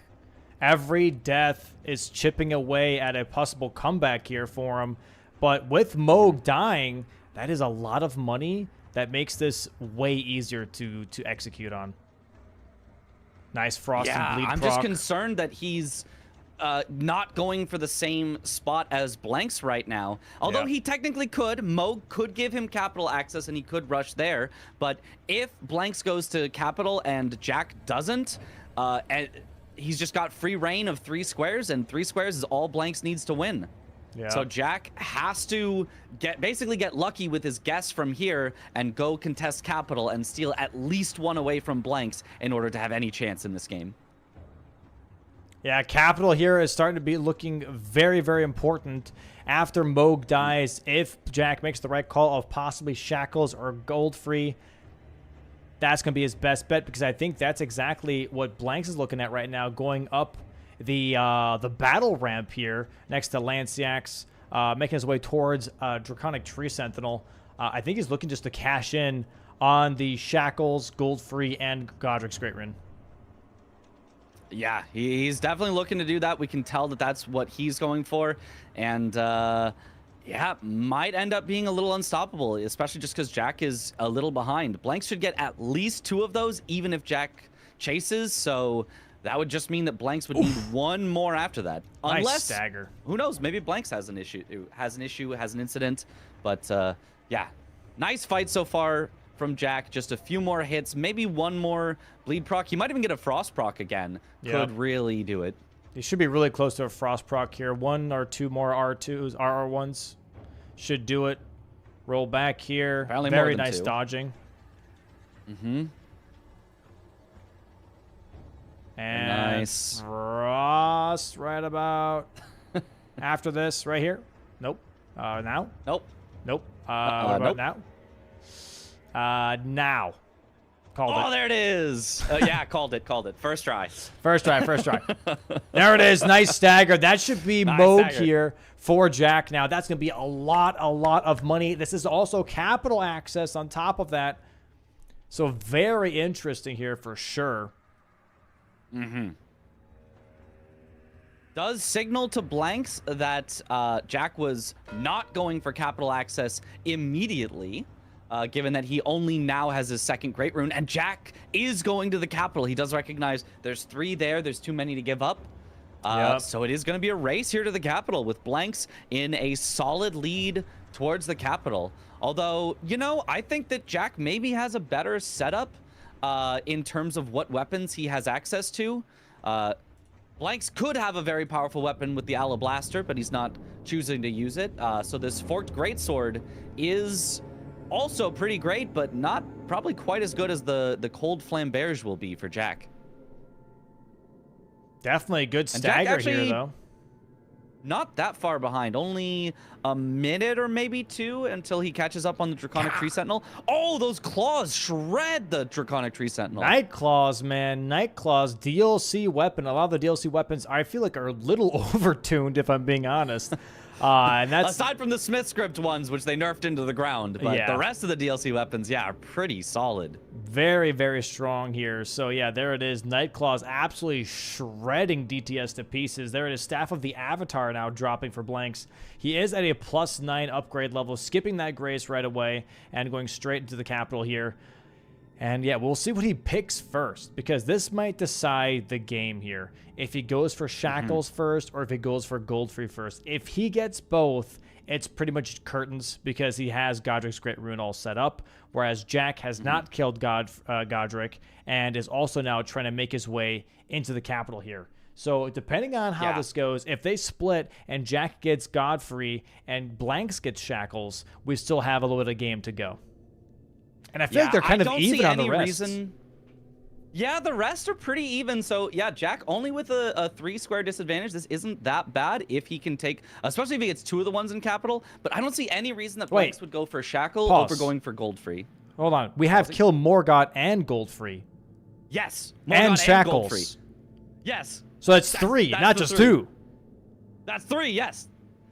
So if Blanks should just go for Godfrey. There's no reason not to go for Godfrey because it unlocks Morgott. So you know if you get Godfrey, you've got priority on Morgott. So I don't see any reason that Blanks would go for Shackle first. So Jack, he's probably also going to go for Godfrey, lose out on that, also lose out on Morgott, or, you know, maybe it ends up turning into a Shackle race from there. So we'll see. Also, hear me out, Mitch. Actually, it's 4. It's 4? Sanctified Whetblade is in the capital, which is the Holy Lightning Whetstone Knife. And the fake round table. You know, that's a good point. That's a good point. So they could grab this at this point, yeah. Yeah. Those Whetstone knives, 4 of them is just such a large number to get that, you do really need access to something like the capital in order to just be able to get 4 of them. Okay. Jack, you're having a pretty quick DTS fight himself. Not as fast as the Claws. Oh, gets lightning struck there. Gets tagged by lightning. He's got to find a time to heal, but it can be so scary to heal against DTS. Yep, there it is. Slam down. Oh my god, it does miss. Fire coming out though, tagging Jack here. Jack has to be careful, has to not greed these heals. There it is. Big slam down in just a moment. Oh, that was a little bit of an early roll. Oh, there we go. Can just run away and heal. Great idea. Yeah, Blanks here definitely rushing Godfrey. He's not going into the sewer. Has already skipped the sewer well. Godfrey Morgott is definitely going to set Blanks at 12 squares, which is then going to make Godric's Great Rune look even better for him. Yeah, he's the one that's much closer on that as well. So it's looking like he's got an unstoppable lead here. As long as he doesn't have an incident on Godfrey, which, I mean, I'm going to go ahead and cast a curse because you can't have an incident on Godfrey. He's just way too easy. Or an incident on Morgott. That one's more possible. Oh, wow. So Jack is moving away, by the way. Ooh, he's not going capital. Wait, what? Is he going Everjails? He's thinking Everjails. It looks like it. Yeah. Interesting. Why? That's fascinating to me. Why would you think? No, he's going for Academy Key? Because Liurnia bosses? Academy Key? Yeah, he could do Liurnia bosses. Yeah, he's looking at Liurnia bosses. He's going Smaragd here. Yeah, I mean, I guess he's just thinking, okay, Blanks hasn't marked something since 104 he marked painting rewards. So it has been 12 minutes that Blanks has not marked something. So I guess he's just like, maybe Blanks is setting up for a bunch of split progress. Maybe I have to go take away all of his split progress and get Liurnia bosses. But no, it turns out Blanks has gone straight to the capital. That's what took 12 minutes. He had to get multiple great runes. And yeah, this is going to be very hard for Jack to stop. Yeah, that's tough. That is tough. Yeah, quick Godfrey fight here. Doesn't actually get any bleeds on these claws, but just, you know, any attacks that you get on Godfrey kind of shred him. You just jump over his attacks. Very nice. There's Godfrey. Jack now knows Blanks is in the capital. But really, what can he really do to stop it? That. Yeah, not much you can do about that at all. And Blanks making his way towards Morgott. Jack here putting up the 07s, understanding that this is probably the end of the match. Nothing he can really do about that. That was just a rough game one here for Jack. Trying to get his feet on the floor and steady here, but having some unfortunate deaths, losing out on that worm face early on, I think really mattered, kind of set up the tone as well, and then just trying to make up for it with other fights that just weren't really going his way. Blanks here staying cool, keeping his lead, and as we see now, really making some strong executional calls that even Jack did not see coming. Yeah, for sure. Blanks just played this so amazing. There were a couple of snipes early that, you can't really necessarily blame a player for. You go for a good square, your opponent goes for the same good square, your opponent gets it by 2 seconds because they get better babooshes. Like, what are you gonna do? Sometimes you just start off a game a little behind, but unfortunately it really snowballed on Jack, and Blanks really capitalized. Definitely very, very tough. Big bleed proc here, though, on Morgott. Nice dodges here from Blanks. Going to go for the stagger here with those Night Claws. Oh, sorry, that's not a stagger. That's the phase transition, yeah. Unfortunately, the Claws of Night, the one thing that they are not good at whatsoever is getting staggers. But honestly, you don't need it. He can just keep going for shredding. Got to be careful. Okay, nice dodge from the swords from the sky. 1 or 2 more hits will seal this square. There it is. And now, there it is. One scatter shot. 12-7. And there is 12-7 here. Adon getting absolutely annihilated by Jack now with the late game weapon here. But we're looking at possibly a Restore Godric's Great Rune, I'm assuming, here from Blanks. And that's going to be 13 to possibly 8. Yeah. So, Jack staying in the fight. He's going for some good synergy here. He's going for Everjails in Liurnia. Like, it's a solid play. It just unfortunate that he's so far behind that solid plays are not good enough. He would have had to do some sort of Hail Mary, and unfortunately, it does not end up going for that, and so does not end up completing this ridiculous comeback. Honestly, by the end has not really made a comeback. He's kind of stayed the same amount behind the whole game, which just goes to show, Blanks is chosen really, really well. It is something that you can see that players will get ahead and then they'll kind of start going, oh, I'm ahead, I'll play in a different weird way, and then they end up kind of losing their lead. But Blanks keeps up the pressure, really kept it up the whole game, and did a great job of just finishing it out, closing it out, giving Jack no space to breathe. I really think after those couple of snipes, like, Jack did what he could, but there's just nothing you could do against a competitor with like Blanks with such a lead. Yeah, it is definitely very, very tough. If you're at the top of the bingo game, it's very hard to kind of come back from this. It's like when you're playing chess at the highest level, there are moves that you're just going to be like, okay, like there isn't really much I can do about this. You have me in a chokehold, and trying to get out of that is going to be very, very difficult. Not impossible, but very, very difficult. Yeah, unlike chess with, the potential for a stalemate that you can kind of sneak out a tie, you really have to win in bingo. We're not going to probably go all the way to the 2-hour time. So trying to force out those sneaky things can be a lot harder. And there we have it. 8 squares here for Pepe Jack. 12 squares here for Blanks. Blanks going to be now arising on this Divine Tower of Limgrave on the elevator, just waiting to ascend into Godric's Great Hood. And then we have our first game 1. Yeah, nice, metaphorical ascending to the top here, ascending to the win of this game. Is very, very nice and completely unstoppable.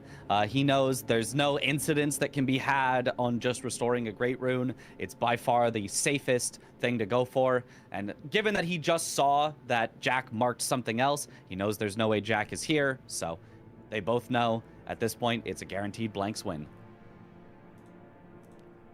Just one more moment. Pausing and checking.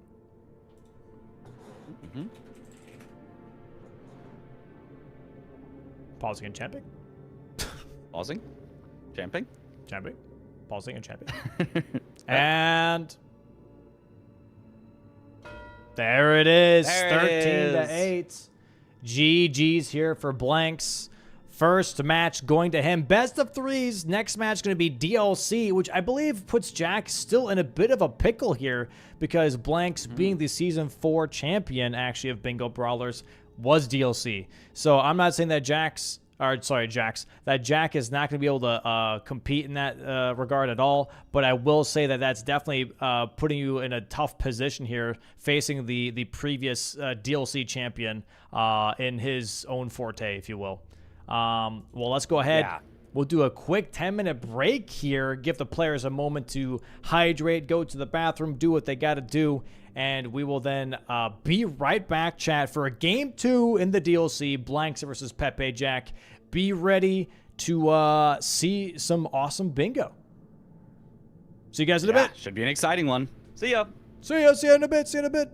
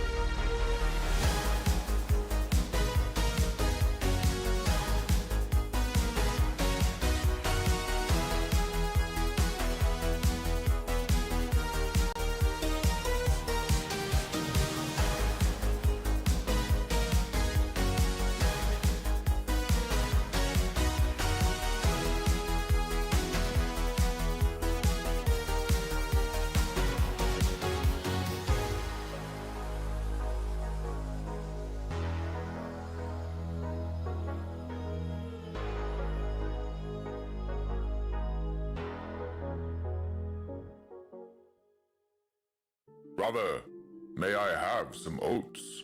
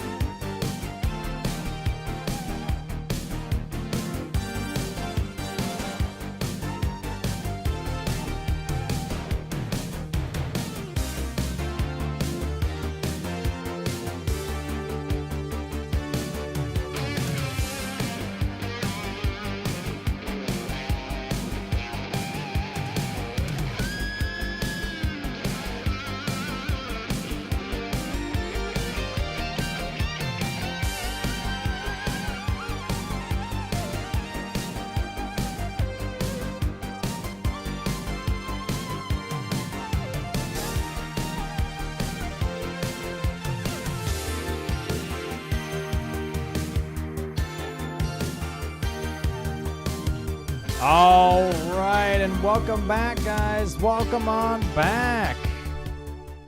Welcome on back to some good old Bingus. Mitch and I are back here.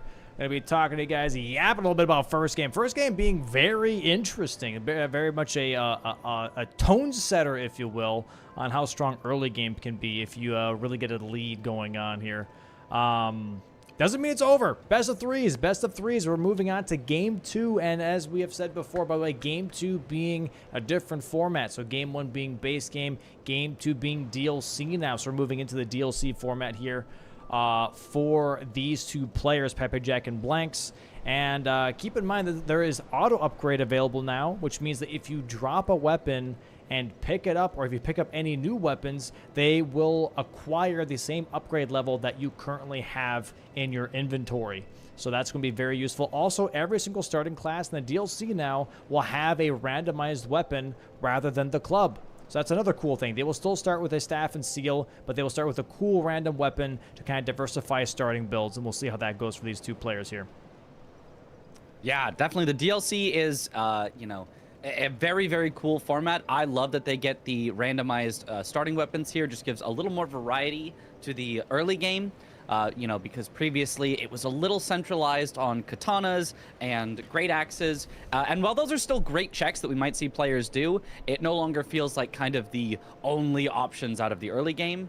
Yeah. So I really, really appreciate that we just say, hey, there's a few more options here. Let's find something that works, and let's get into the action. That auto upgrade also, it's basically going to save them a lot of money. Yep. DLC always had the ability to buy all of the runes that they ever wanted, but they're so expensive. So by being able to upgrade a cheap seal instead and then drop and upgrade your main weapon, you save a bunch there. And if you want a secondary weapon or a tertiary weapon, if you want, 5 different weapons for different bosses, you want a holy one for the Deathrite bird, and you want, a strike one here and a slash one here, you can do all of that. So it allows for a lot more diversity in the weapon picks in the DLC, which I think is a really, really great change as well. Yeah, no, I agree. I think it's a showcase of skill, pretty much, to showcase. It's weird because I made the same argument for only having one weapon. It's like, okay, show that you can deal with these bosses even if you have suboptimal weapons. But now I'm saying the argument of, like, show that you have the knowledge of being able to be like, okay, this weapon's better here, this weapon's better there. It's a nice thing of, like, being able to change the format and see how the players adapt to that, and yeah, see if they know, right? Being like, okay, I'm facing Red Bear, let's go slashing damage. Oh, I'm facing Ralana, I need piercing damage. Like, I need that, because specifically on DLC bosses, the weaknesses I feel like are so much more crucial. They're so much more crucial. If you do not have the weaknesses that they are, that they have, your damage just plummets. I mean, we saw that even on Godskin Noble last match here for Pepe Jack when he was using strike damage. It just really was not giving him the damage that he needed. But as soon as he swapped that slashing weapon, we saw yellow damage. So it's going to be even more important in this DLC match here. Yeah, definitely. A lot of it comes down to, in the base game, a lot of the squares are kill multiple bosses because each boss is pretty fast. Whereas in the DLC, it comes down to a lot of it is kill one boss, because that one boss by itself is like a 5-minute fight. And so, let's say it's a 10% damage reduction difference over the course of a 5-minute fight. Well, let's see here. That's 6 seconds per minute. That's a 30-second difference in how fast you could kill the boss. A little quick mental math. Based on having a 10% difference in the resistance. So that is huge. That makes the difference between winning the square, losing the square, between being able to block or get sniped.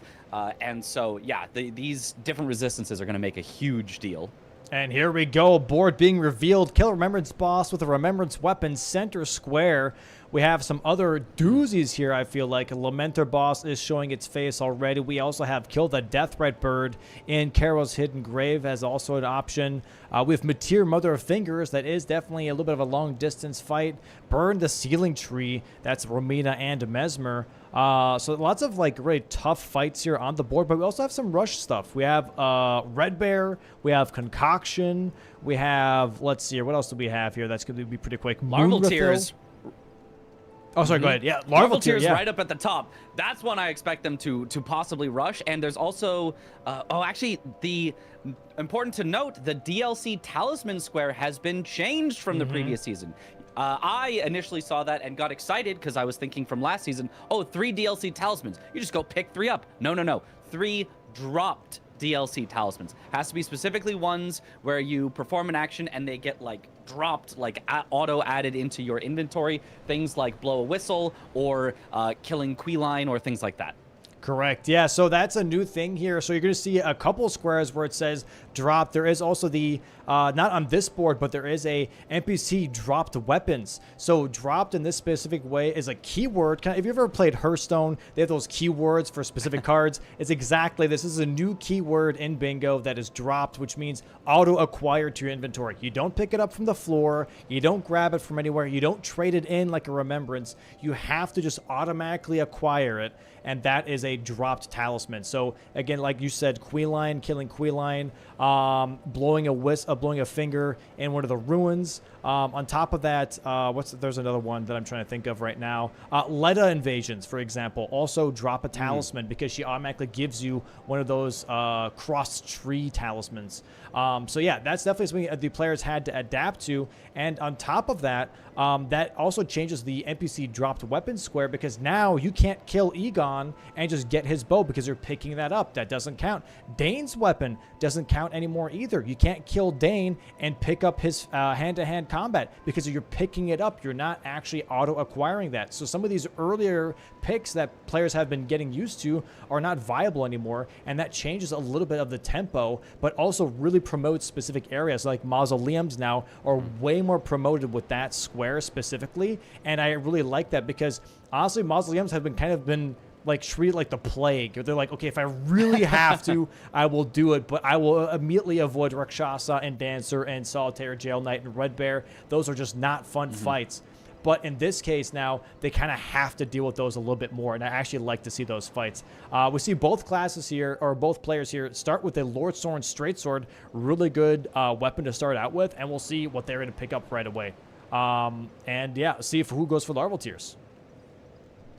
Yeah, Blank's heading in the general direction of a Larval Tier, whereas Jack just heading towards that 3-path cross. Although I don't think Blanks is actually heading to the Larval Tier. He might be heading instead for like the Blade of Mercy area or Hefty Pot. There is Hefty Pots on the board. I think that is what he's grabbing here in the Scorched Ruins. But neither of them really going straight for that Larval Tier. They might be thinking about draining the water in the Church District. That one seems like, isn't that kind of far in? Isn't that kind of late? Like, why would you rush that? It's not very far out of the way while you're getting map progress that you already want. So if you go, you're going to have to go into Skidoo Altus at some point. You're going to have to go into the Shadow Keep at some point. And so it's not very far out of your way to drain the water while you get a ton of map progress, because that's going to be one of the early things that they need. Obviously, they want to get squares as early as possible, but they also want to get map progress as early as possible, so they have the option to go around and get whatever squares they want. They don't want to kind of lock themselves into one area. Right. Yeah, definitely. And as chat has been begging for the last couple of days here, we do have what I like to call the map. The map is back, ladies and gentlemen. Here we are, the players, as you can see on the board. Larval Tiers here that are selected or available are here. We have some over here for all the new people that don't know where Larval Tiers are. There is one over here as well. And there are quite a few actually as well in the Skidoo Altus. So we have one that you can grab right next to Red Bear, by the way, and next to Queenline. There is another one as well. So we have quite a few options here for Larval Tiers. For drop talismans, maybe not as much. But as we see right now, the route's being a little bit different here. Blank's already being at Teolige, whereas Jack is kind of making his way towards Teolige right now, but having some better graces to lean back on afterwards. So there's a bit of like a grace progression, I guess, if you will. There's already the skip happening here from Blanks right now. And we'll see how that plays out for them later on, because having this early skip, as you can see, saves you like 30, 40 seconds, but maybe bites you in the butt later on, right? If you don't have the other graces. Like we've seen in other matches where if they skip, they do the skip that Blanks just did, now you don't have access to this grace over here, which is really important because that one will get you to Bellerot. the one with Freya, right? That also gets you the Savage Lion's Claw. That gets you to the Ghost Flame Dragon, gets you to the Katana check, gets you to that jail. This Grace here, which you just saw Jack port to, is pretty damn important. So we'll see if that actually affects blanks later on in the match or not.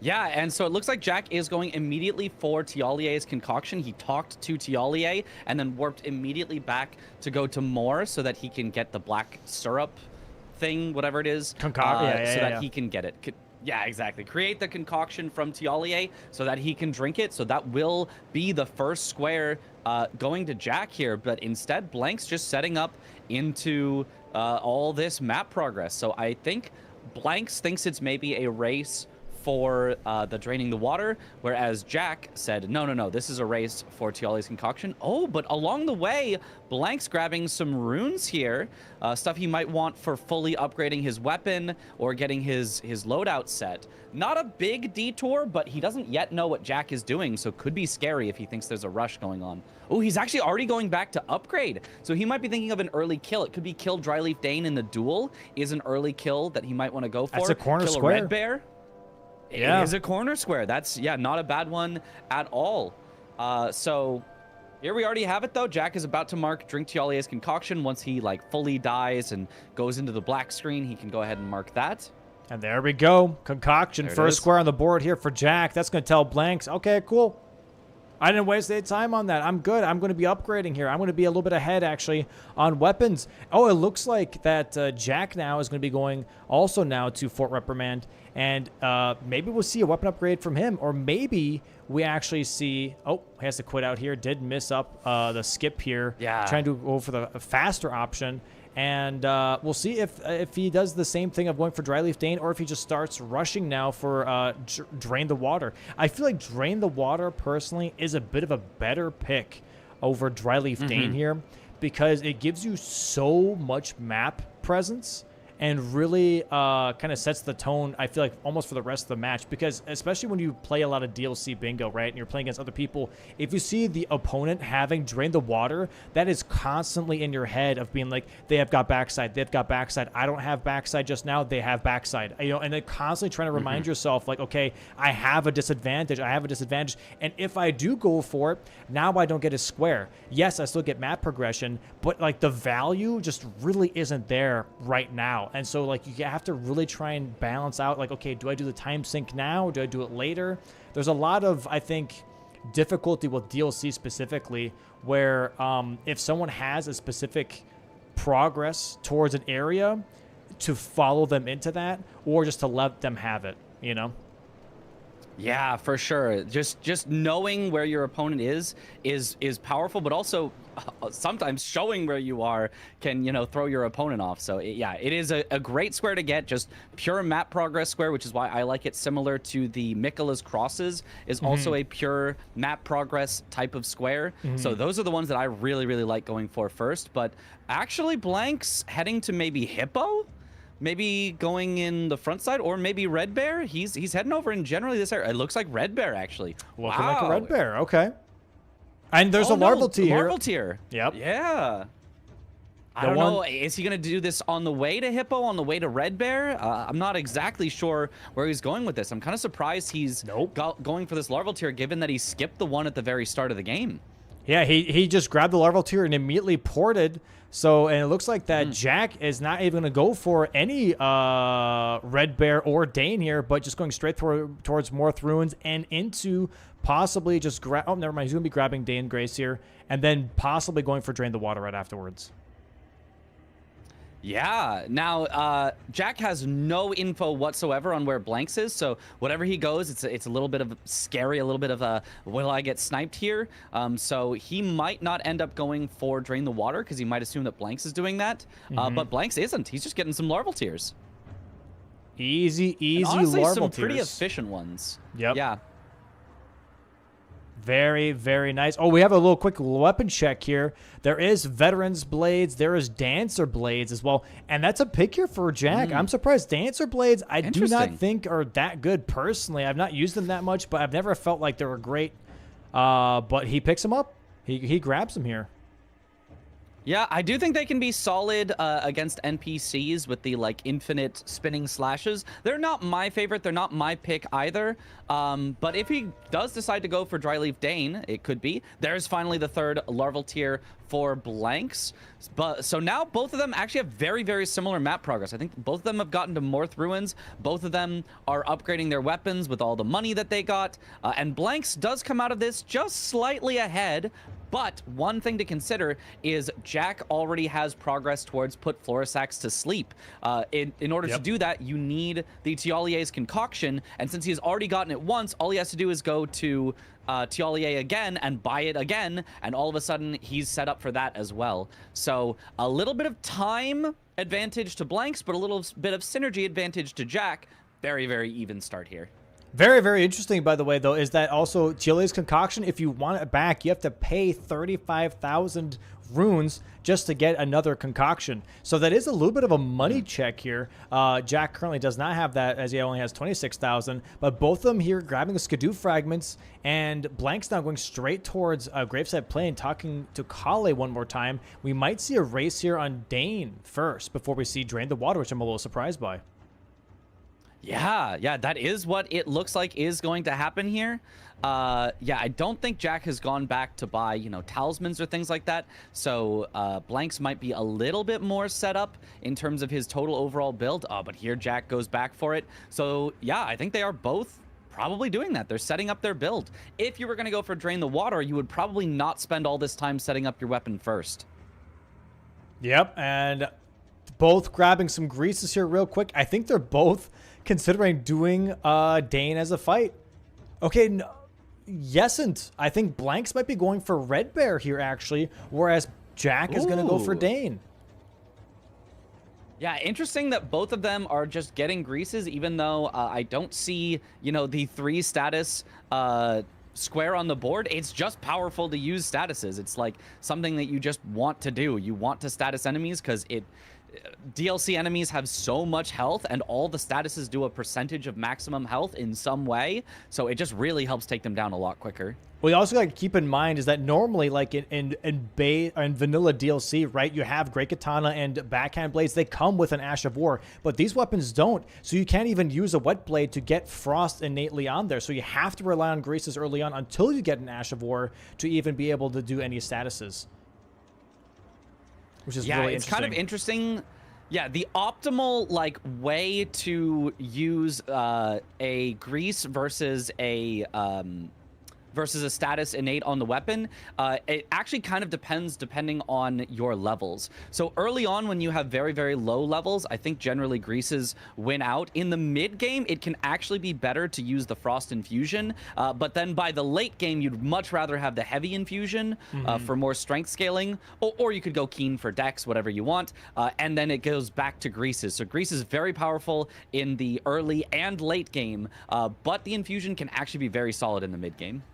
Yeah, especially if you, if you have watched Season 4, Dex specifically, if you have really high Dex, you want to go for that Lightning infusion on your weapon here. Nice block here from Blanks on that Roar from the Red Bear. There it is. Dane, by the way, on the board now for Jack. Currently 2-1. Has an extra square on the board.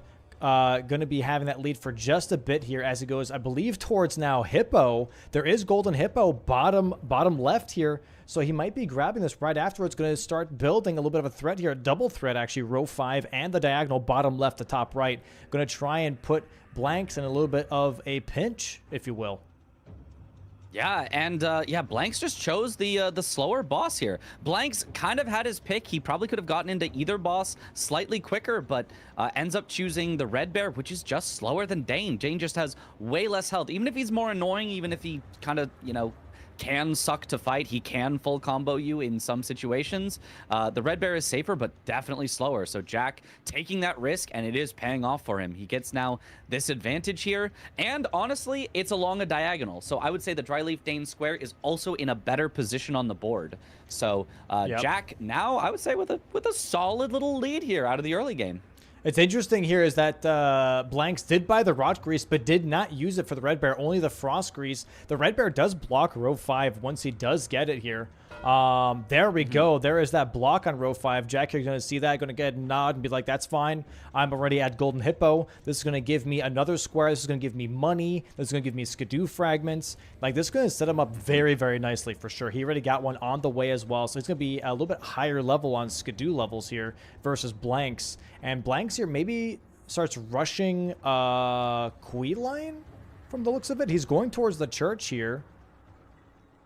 I'm not sure what exactly he's looking for. Church is interesting. It might just be more Skidoo. Oh, no, he's turning. Okay. Yeah, it looks like he's gathering Skidoo. There are 2 Skidoo in the church over here with Queeline. So he might just be trying to get a little bit more powerful before he goes into things, because I might be missing it, but I do not see anything that directly synergizes with doing Queeline. One that I do expect one of them will do fairly soon here is kill Loger. Oh! I think that... Drop talismans. Queeline drops a talisman. Oh, drop talisman. Of course, we talked about it earlier, and I totally forgot. It's the new square for the season. It's hard to keep track of this. The new square, it gets you. Yes, but he is not doing that. He is quitting out to get Queeline to stop invading. He is just grabbing the Skidoo and getting out of here. But yeah, could have been a synergy play, but decides, nah, maybe later. Maybe I'll do that later. Now, is it the first Queeline that gives talisman? Is it the second Queeline that gives talisman? Or is it one of them specifically? It's the first one. It's the first one. Doesn't matter which one. It's always going to be the same sequence. If you kill him in Bellerot or if you kill him in Skidoo Altus, it will always be the Queeline talisman first, and the second one drops the Flame Skewer, Ash of War. So that's the difference here. But also a question that I see in chat a lot, I'm going to go ahead and just explain this real quick, is the fact that auto upgrade is active. So upgrading the seal is the cheapest way that the players can go ahead and get a max upgrade weapon, because depending on the weight of the weapon increases the upgrade costs for upgrading a weapon. So the seal being very light, you upgrade that first, and then you drop the weapon that you want to actually use, and you save a bunch of money instead of upgrading it directly. Yeah, really, really important, because the early game money is just so important. If you have a little bit more money early game, not only could that be levels, but even more important than that, that could be another talisman you can buy from Kale. So, you know, that might be like 10% more damage, for example. You might get the ritual sword with that extra money. Or, you know, it might be like, oh, I'm going to get the one where, you know, if I bleed, I do extra damage because I have a bleed weapon. Or it could be the multi-hit talisman, right? It's just so important to have money early that that little bit of extra efficiency is worth a lot in these DLC games. Really nice fight here, by the way, from Jack on this Golden Hippo. It's like a nice mental reset here from Jack. Currently now a 3-2 lead on the board, having also a diagonal build here. Moonrathil on the menu here for Blanks, as he's currently in whatever the hell this place is called. I always forget. Castle Ensis. Yeah, Castle Ensis. There we go. Moonrathil going to be ready to fight Blanks in just a moment. But now Pepe Jack has a good amount of money. He can buy, you know, those affinity knives if he really needs to, but also grab a bunch of talismans. And this is what I was pointing out before when we had the map available, right, was the fact that because Jack has that one specific grace, he can get Savage Lion's Claw, Ash of War, to put a Frost Affinity on his greatsword if he really wants to. But looks like we're going for Loger here first. Yeah, I agree with going for Loger here. He's a very, very annoying NPC, more annoying probably than Moonrathil that Blanks is fighting, but very quick to get to and does not have that much health. So if you can catch him a few times, it can be not so bad. Yeah, it's got it. Yeah, oh, definitely. But he's being annoying. He's being annoying. The classic. There is Moonrathil here for Blanks now. So that's going to be another thing where it tells Jack, okay, I am free to do this Loger fight right now. Definitely, here's an interesting thing is that Blanks is really trying to block every single potential thing from this Golden Hippo Dry Leaf Dane combo so preemptively, because like in the middle of Jack trying to create threats, Blanks is already blocking those threats, because that Moonrathil does block this column 1 with Golden Hippo Loger that Jack is fighting right now. So he's already like, okay, that column 1, gone. Row 5, gone. I'm assuming now there might be a diagonal block here from Blank, potentially going for Demi-Human Mariga. No, it actually looks like that we have a Loger race. Ooh.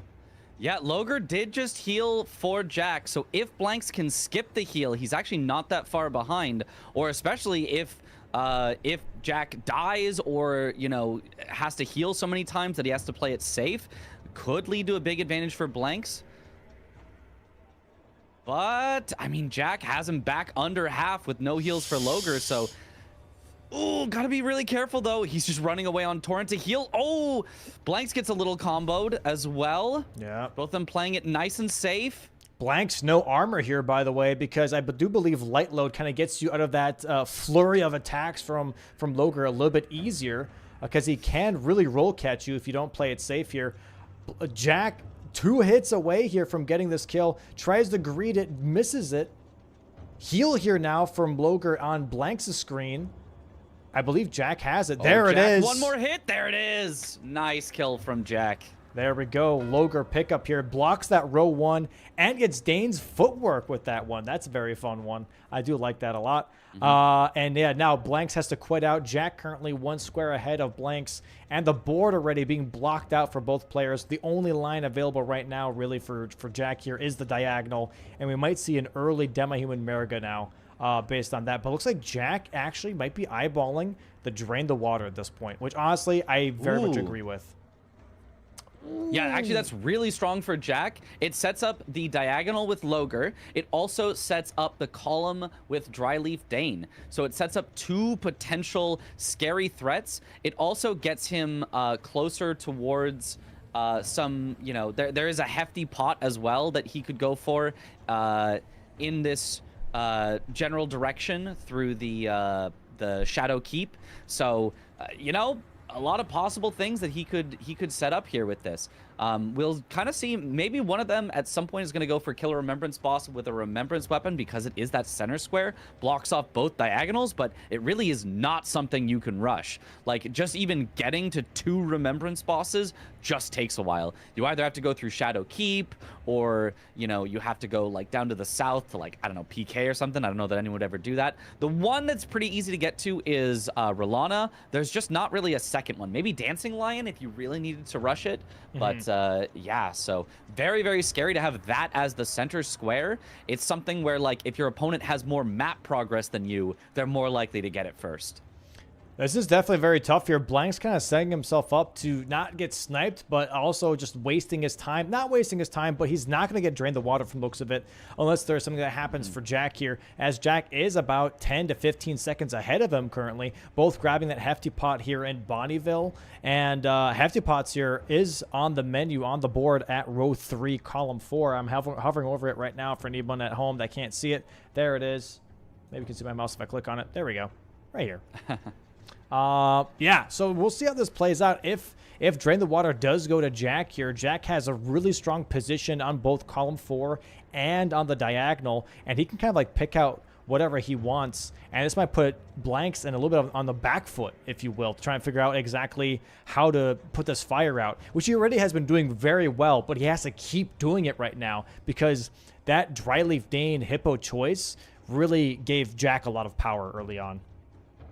Yeah, but Jack pivots out. He's actually not going for the Drain the Water first. This is going to let Blanks take it and let Blanks get the earlier access into Shadow Keep. I don't think I agree with this. He's pivoting out to get the Savage Lion's Claw, which I think he should get at some point. I just don't know that now is the time to do that with such a powerful, important square on the board right there that he could have gotten. Interesting. Yeah. I think he's going to be rushing for Demi-Human Merga here. He went back to Tiolige. I think he's like, okay, instead of going for Drain the Water, let me grab the Savage Lion's Claw. Let me go for Demi-Human Merga. Let me push this diagonal instead. So he is definitely forfeiting a square here, but maybe for a bit of a better setup, because the last 2 squares on that diagonal are Lamenter and Kill Remembrance Boss with a Remembrance Weapon, which is kind of tough to deal with. But no, he's not even going for that. He's going to go for Ancient Dragon Man first. I think he is. Ancient Dragon Man gets him the skip down right. to Demi-Human Mariga, as True. well as giving him access to Lamenter Boss. So it's kind of a sneaky True. way to almost hide his progress while getting progress on both of them, which would force Blanks into Remembrance with Remembrance only, or would allow Jack to win off of that. I actually really like this play. Now that I see how he's doing it, not going just straight to Mariga, but instead trying to set up both Mariga and Lamenter, I actually really, really like this play. Also- because if he gets sniped sorry. on it, he'll still have progress towards Lamenter. Yeah. The other thing is as well is that because this is weapon rando, Ancient Dragon Man is a katana check. He might drop Great Katana. He might drop Rakshasa's Great Katana. These are very, very, very, very good weapons, specifically even for the DLC, because they have a lot of pierce damage, right? And bleed buildup. So this is also just overall just a great weapon check here for Jack.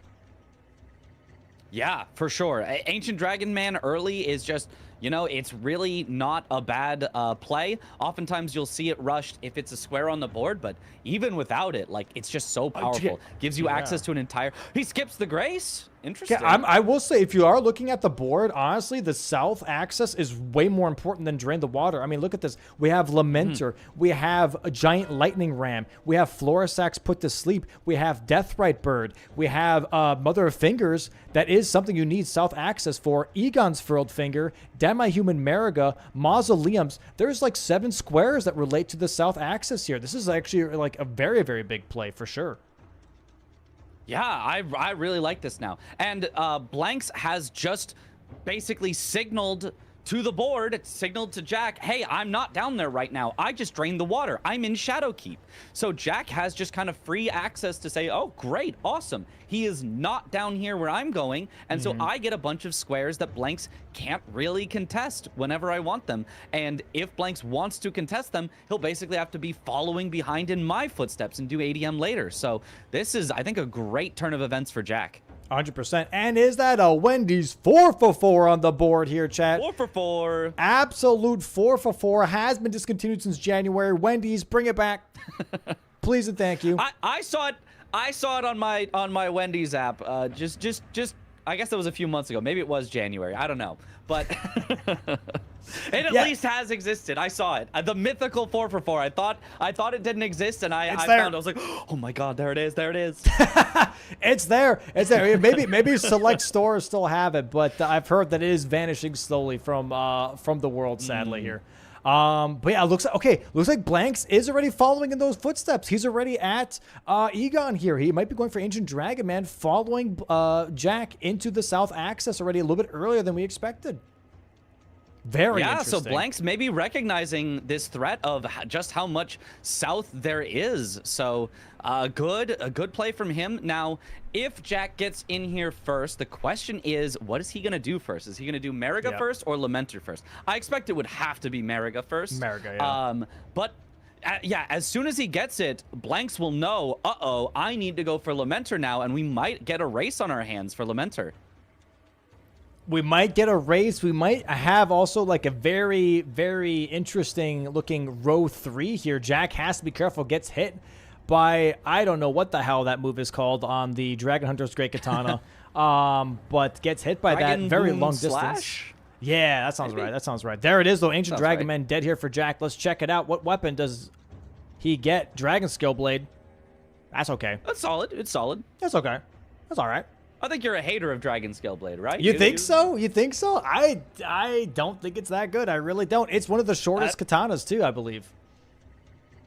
Yeah, I mean, I like that it doesn't lose a lot of AR to get the free extra benefit of the cold compared to other katanas where they lose a bit of AR in order to have the bleed. So I think it's a very solid katana. I would put it top 2 or 3 of regular katanas. Not as good as any of the great katanas, but I would put it somewhere near the top of them.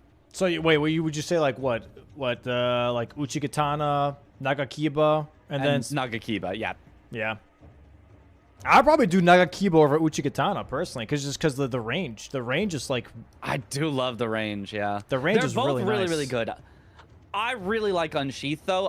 Piercing Fang is also yeah. very solid, but I really like the Unsheath. I think it's just such a monster at poising through enemies. It just, like, slapping them, and then, you know, you get free staggers. Yeah. Piercing Fang can kind of do the same. It's just a little bit less AR, I think, on the Piercing Fang, and a little bit slower, but that range is ridiculous. And if you've got a piercing weak boss like Rolana, yeah, Nagakiba shreds. Definitely very, very good weapons here. Sadly, currently not on our screen, but we do see an Ancient Dragonman fight here from Blanks. Currently already at half health, already past the heal as well. So he's not that far behind on Jack here for Southern Access. We do see the Grand Dragon Communion Altar here, though, for Jack. He can start already the dialogue here with Florisax, looking to possibly put her to sleep, kind of show Blanks being like, hey, by the way, column 2. We're talking about the diagonal the whole time, but look at, like, column 2, right? If he takes out Florisax here, that would be a nice block because that's all South Access almost. Deathrite Bird, Florisax, Lamenter, Mother of Fingers, like, that's all you need South Access for that column 2. So if Jack gets rid of that with Florisax, he's really, really setting the tone here, I think, for the rest of the board and for himself. And he is going to go for it. Yeah. It is a good block. It blocks both the column that Blanks has one in with Killer Red Bear and the row that Blanks has one in with Moonrathel. But the reason I don't really like it is because it possibly gives up Mariga or Lamenter, which are both along that diagonal, that I think is more important. And the Lamenter would have also blocked the column. So I don't necessarily think this is something he needs to do, and really, really tips his hand, really shows his progress early, and lets Blanks know, hey, I'm in the south, you should come go here and snipe me, type of a thing. So I would have preferred one of the other ones first, especially knowing that Blanks has not yet gotten the Tialier's concoction, but it's not bad. It doesn't take him very long. He is still ahead as well. Here's my thought, right? Blanks not even had Florisax yet, but sees that Florisax has been put to sleep. Is like, okay, I need to go to Demi-Human Mariga to stop the Southern Access. But also what I see and what I'm thinking is like early Lamenter, which is an absolute nightmare, right? So if Jack does get Demi-Human Mariga here, pushing Blanks into dealing with Lamenter this early on might put him in a bit of just an absolute shit position, right? Because you might not have enough damage to even deal with the Lamenter fight. You know, and this would give Jack enough time to deal with other stuff on the board. Instead, be like, you know what? You deal with Lamenter early on. I don't have to worry about that.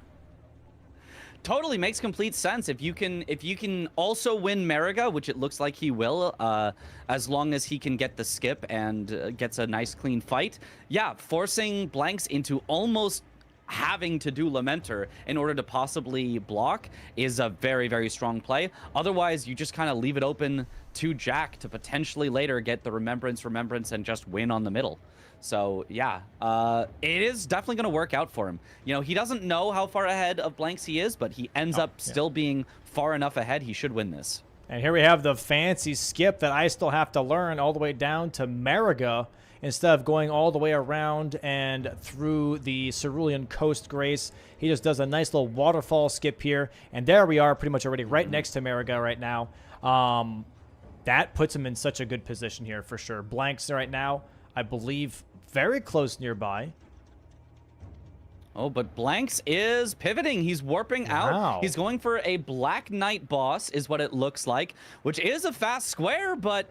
uh-oh, now all of a sudden, Jack can really, really pressure that diagonal. Blanks might be keeping up in majority with this play, but I don't know that he's going to be keeping up on pressure on squares on the board. Jack will also have blocked... Is it every single line as soon as he gets Mariga? I think it is. That's every column. No. Row he 4. also needs one in row 4. So, but if he gets Mariga and Lamenter, he will have blocked every single line, force there to be no threats from Blanks, and have a really strong threat himself of that diagonal. Here's what I see. I think what Blanks is thinking here is like, okay, he just showed Florisax put to sleep, so he is pretty much already saying like, I already have South Access, don't challenge me. And maybe thinking that, okay, maybe Jack then also is not doing Mariga right away because he already showed Florisax and might be going for some other easier stuff. So he thought that maybe he could snipe him on Black Knight bosses or something. I'm not sure. Maybe calling his bluff a little bit, if you will. But also, Black Knight Idra does drop a Spirit no, sorry, not a Spirit Ash, an Ash of War, which actually is not on the board, so discard whatever I just said. I was thinking like, oh, it's an Ash of War, that might be working towards that, but it's actually DLC Spirit Ashes that are actually also in Fort Reprimand, but not the same. And now Blanks, yeah, a little bit of a tough position here, is going to have to deal with an early Lamenter. He is making his way towards that right now, whereas Jack is now near Emir. Oh, Emir, interesting. Metter is on the board, so he could be getting something for that, but outside of that, I'm not seeing why else he would be here. It seems obviously very early to try to set up Metter. I don't know why you would do that right now. Yeah, I don't know. I think if anything, if I was Jack, I'd personally just start going for some of these, like... Oh, drop DLC talismans. As we mentioned earlier, it's the finger. He can do the finger. He has south access. The finger will be one dropped DLC talisman. So he could be heading for that next. So not necessarily pushing his advantage. If you look at this board, it really looks like there's no threats left because they've almost blocked all the lines already. But that one diagonal that Jack still has access to could be scary, but I don't think he wants to push it. I don't think he wants to commit to Lamenter. Lamenter is a potential throw. Lamenter does just suck as a spot to go for, and so he's just not committing to that. And it's also really tough here because for Blanks here, he is in the Lamenter jail right now, but there is no jails on the board either. There is no transformation. This is very much just a one-off for Blanks here, just to get rid of that very scary diagonal threat. And like I mentioned for Jack, why even go for it? Why even go for the threat? You just have Blanks deal with this nightmare of Lamenter fight, and he can go do all the easier stuff. You know, go for drop talismans, go for giant lightning ram, if you will. You know what I mean? Go for hefty pots. These are all like way easier things to deal with that give him so much more presence on the board and just allow him to win the majority game. Yeah, it looks like that is what both of their plan is. Block the one final line that each other can get. So Jack is going to get something in row 4, and then Blanks is going to get something in that diagonal, and then it will just be a pure majority race. Both of them confident that they can just win in majority. And I think, you know, this ends up being a very nice call for both of them. Both of them sort of keeping up with this potential game and keeping it very, very close here. Neither of them making any mistakes that can lead to their opponent getting a large lead. And here we go, blowing a finger, and we should get that talisman here in just a bit. And there it is. Boom, Crimson Seed talisman being dropped. We're going to Highland Cross here now because Queeline has another drop talisman. So we're going to see a Queeline fight here in just a moment. And Skidoo 2 pickup, which is very, very nice. And then after that, I guess I want to see what the third drop talisman might be here for Jack. Possibly just going to go and actually get the Drain the Water area, you know, Churchwater District, and go backside so he can grab the other finger here to activate Mateer Mother Fingers. Yeah, he has also already killed the hippo, so he could actually also get access to the backside going through the front and then doing the skip to get from the front side to the back side. True. So that is another option for him if he does know how to do that. That is not necessarily something that every bingo player does, but the ones that know how to do it, that can be a time save if you've already killed hippo, which in this case he has. He also kind of has like halfway access to the back though, so it wouldn't save that much time to do the skip. The damage not looking too hot here for Blanks, by the way, on this Lamenter fight. This is definitely going to be a bit of a tough one. He can definitely still pull it off, but he really has to play around with the fact that he probably has to just go for full charged R2s, or might just have to clear the clones intentionally before he tries to get the actual Lamenter.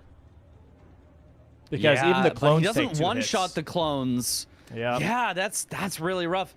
Uh-oh, he has not killed any clones yet, nor found the original. He's finally found him, but it might be too late. I'm not sure. Yeah, it is too late. He's just gonna die. That is so tough here. Oh. Wait, what? No, he got him. Wait, what? He got one, I guess. He killed one clone. Okay, I did not see one clone die, but one clone must have just barely died. Okay, that's very scary position, though. Now he definitely has to find the real one right away. Jack, on the other hand, getting Queeline, getting that second DLC drop talisman, only needs the one more. Why is he back in Manus Metter? Is there a drop talisman here I don't know of? Yeah, does he give you one just for one finger? I don't think so. Maybe. He gives you something for one finger. Oh, he does give you Stardust. Beloved Stardust. Oh, wow. There it is. Okay, I thought you needed to do both fingers to do the Stardust. And there it is, Lamenter Death here now for Blanks. He's definitely in a very big pickle now. And we might see Deathrite Bird here, actually, from Jack. Yeah, it could be interesting. Blanks really does not want to have to pivot out of Lamenter, but at the same time, you hate being stuck here with Lamenter, right? If he does pivot out, it would be a lot of wasted time where he'd have to go all the way back through the jail later. So he really, really wants to at least finish it off here and take the last threat off the board. But with Jack having a 2-square lead and the ability to go wherever he wants, kill whatever he wants, like, yeah, this is rough for Blanks for sure. And we see Giant Lightning Ram going to be happening here for Jack now as well. Like I said, Jack just going to have him deal with the crap fight that is Lamenter with low damage, and he will just go ahead and just snag every single other square that is just way easier to pull off and just secure his lead that way and possibly push this into a game 3. Jack having some trouble with the giant rolling lightning ram. I know I have to like set up in one spot, wait for it, get one hit, and then wait for it to come back. He's kind of trying to chase it around a little bit. Oh, the lightning. The lightning redirects it. strike. That's so funny. Oh, big hit there, though. He's got good, solid damage as long as he can get a few hits in. Blanks this time doing a great job finding the main Lamenter. He did the strat of punching Lamenter with his fist to bloody Lamenter up so that it's easier to find. Jack with a big whiff on the rolling lightning ram does not get that hit. But yeah, Blank's doing just a great job of just bullying the main Lamenter, making sure he does not take any of those extra hits. He should have it this time. He's doing so well. There we go. Giant Lightning Ram here about to be dead as well. One more tap R1 should do it. There it is. Giant Lightning Ram here for Jack. Nice. 8-5 now, 3-square lead. And yeah, Lamenter almost dead here for Blanks. Only 3 hits away, and it vanishes back into the void, coming back out here. But honestly, this is looking really good for Blanks. Honestly, not that many attempts at all on Lamenter. Gets the Lamenter block here. Gets rid of this horrible, horrible threat. And now we're almost in to majority. Well, actually, we are in majority now. Crazy. Yeah, fully majority. There's not even that many squares, you know, that seem to be marked on the board yet, but they have just done such a great job of just going, okay, what row do I need to block? This one, I'll get one there. What column do I need to block? This one, I'll get one there. What diagonal do I need to block? And so both of them have just fully blocked out everything, and we are in pure majority. This is crazy. It looks like, yeah, Blanks, I think, is going for hefty pots here. I think is why he's in the storehouse back section and heading generally in the Romina area. He could also be heading actually towards Romina for Burn the Ceiling Tree, or at least making maybe a little progress here. I wouldn't expect him to do it super early. One thing to note is there is Bear, Lion, Hippo on the board, which Jack already has the Hippo, whereas Blanks already has the Bear. So both of them already have one of them. That's probably why Blanks chose to do the Red Bear earlier instead of Dryleaf Dane. Even though it was a bit slower of a fight, it did give him that synergy, but both of them have some partial progress on that one. So it'll be interesting to see if they race for that at some point or if one of them just commits to it while the other doesn't. That early Lamenter fight, only taking 2 tries for Blanks, definitely is a big deal here because, yeah, now it's full majority and there's only a 2-square difference. Jack trying to get squeezing as much value as possible of that bingo line, definitely getting a little bit of a lead here, but now it's still very much anyone's game, and I don't think there really is a strong tell on who's currently in the lead here because when it comes to backside, Commander Gaius's Pants, Burn the Ceiling Tree, even Spirit Ashes, they're all kind of in Blanks' favor right now.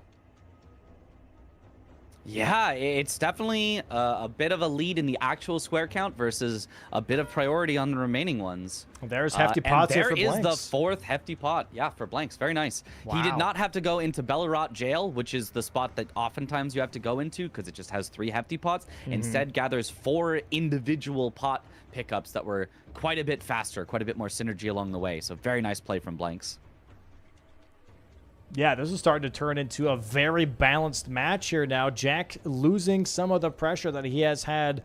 Blanks letting out some hot air from that pressure cooker, really relieving a lot of pressure here. And we'll see how this plays out for both of them because now I think we're in the very critical state here on the board where your next 2 squares really will define on how this goes for both players. Like which 2 squares they pick here, I think is really going to set the tone for the rest of the match.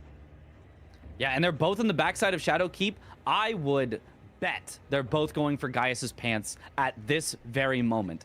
Gaius's pants gives you a remembrance boss, so it gives you a remembrance weapon to kill a different remembrance boss with. You could then do that on either, you could do it on Mesmer or you could do it on Romina in order to set up Burn the Ceiling Tree. I think that would be a very, very strong play right now. You could also even do it on Dancing Lion in order to set up Bear, Lion, Hippo. So I think Gaius's pants is the #1 priority for both of them, and I think both of them know it, and Blanks is ahead. Solidly ahead, maybe 20 to 30 seconds ahead at this point. Yeah, Jack surprisingly not that far behind, but yeah, this might be a little bit of an RNG fight because Blanks actually still has to sit back down and get his affinity back. He doesn't even have an affinity. He doesn't have Savage Lance Claw. This is what I mentioned at the very beginning of the game, right? Jack has permanent frost status on his sword, whereas Blanks has to still rely on greases here. So that might actually make a difference here as well, but depending on his damage output, he might have to just like rely on going back and buying more greases from Kale first, which would give Jack enough time to catch up here and also get to Gaius in time. But actually, Jack is not going directly to Gaius. He's actually getting a DLC Spirit Ash first, I believe, is what he's doing with this whole elevator shenanigans here. Yeah. Doing the nice sneaky play where he doesn't have to worry about the Fire Knight. But yeah, honestly, good to grab along the way, but might end up punishing him because he might lose this Gaius Pants square to Blanks. I like this. I like going for synergy along the way, but in this particular case, it might just take a little bit too much time. We'll see how this plays out for sure. Elevator here in just a moment. All right. We're not seeing Gaius right away from Blanks either. We're seeing first, whatever the hell, Mother gesture. Sorry, I forgot the name there. What? Yeah. Why would he be going here? I mean, it sets him up for eventual meta. Oh, he just wanted the skidoo and just used the gesture along the way. Yeah. Okay. He's like, so I he's might as not well actually open it up. going that direction. Just open it up. But actually, that gives Jack some time to catch up. He's only one elevator ride slower at this point. That's not too bad. Really not bad at all. We have Rot Grease, Frost Grease here on Blanks' screen. Going for the Frost Grease here first. I would assume he would do both, but what the hell do I... Oh my god, he absolutely gets tackled. Hit by the charge. Not super safe Luckily, he's here. got plenty of defense. He is not doing the full naked strat that a lot of DLC players have done for Blue Dancer. He is using armor, so luckily it does not hurt that bad, and he can just heal all the way back up to full. Yep. Here we go, going for a nice charge dart too. And now Jack is here. Gonna sit down as well real quick. Blanks has to be careful. Blanks gets tagged again.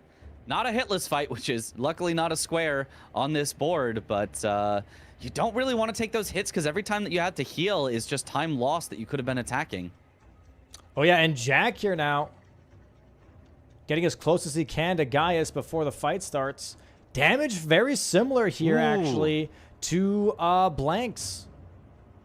So Blanks might actually get this. Oh, but here's the fun part. Commander Gaius' pants, you only get from the Latenna lady, and depending on her damage output, she can be a little mean. So that's a little wolf RNG, if you will, on if the Frost Breath really messes with you or not. I've had incidences with her a couple of times. Yeah, it definitely can come down to that. It can come down to whether you can sometimes almost stun lock her where it feels like she does nothing, and other times she can just run around, and you can lose so much time. So even though Blanks is going to get Gaius first, barring, he's got the stagger. That's just a kill. Blanks is going to have to also get a clean kill on the lady that has the pants. This also sets both players up here for Kill Remembrance Boss or the Remembrance Weapon. We'll see what the options are at the shop here later. And then I'm assuming with that Remembrance Weapon, we're going to see a Mesmer fight. Yeah, Mesmer would be a great choice. Romina could be good as well, depending on the weapon. If you got something that was fire damage, maybe Romina starts to look like a better choice than Mesmer, because Mesmer very resistant to fire, Romina very weak to fire. But I think in the most cases we would see Mesmer. Ooh, Blank's getting a little bit hit by the Albinoric woman. Oh, he's low health. He's and heal. now she's applying the auto tracking arrows, by the way. She's popping her ability like it's Valorant. trying to get those auto-tracking arrows to hit Blanks here. Blanks does have Rot Grease activated, by the way. Trying to make sure that this wolf dies. There it is, though. Drops it. Off. There it is. Okay. There's the pants. And Jack's smiling, shaking his head. He's like, I knew it. I knew we were racing on that. And now we're tied, but 8 it's to 8. not the worst thing. Yeah, we're tied 8 to 8, and it's not the worst thing for Jack because he can still go get the Skidoo, which Blanks is foregoing, or did he already get them? I think No, he did not. The He did not Skidoo. get them. He did not get them. And so Blanks here, I believe, is just trying to make some southern progress, maybe, and looking to maybe grab Egon's furled finger. Or Jack might be here to upgrade and then maybe go for a remembrance weapon.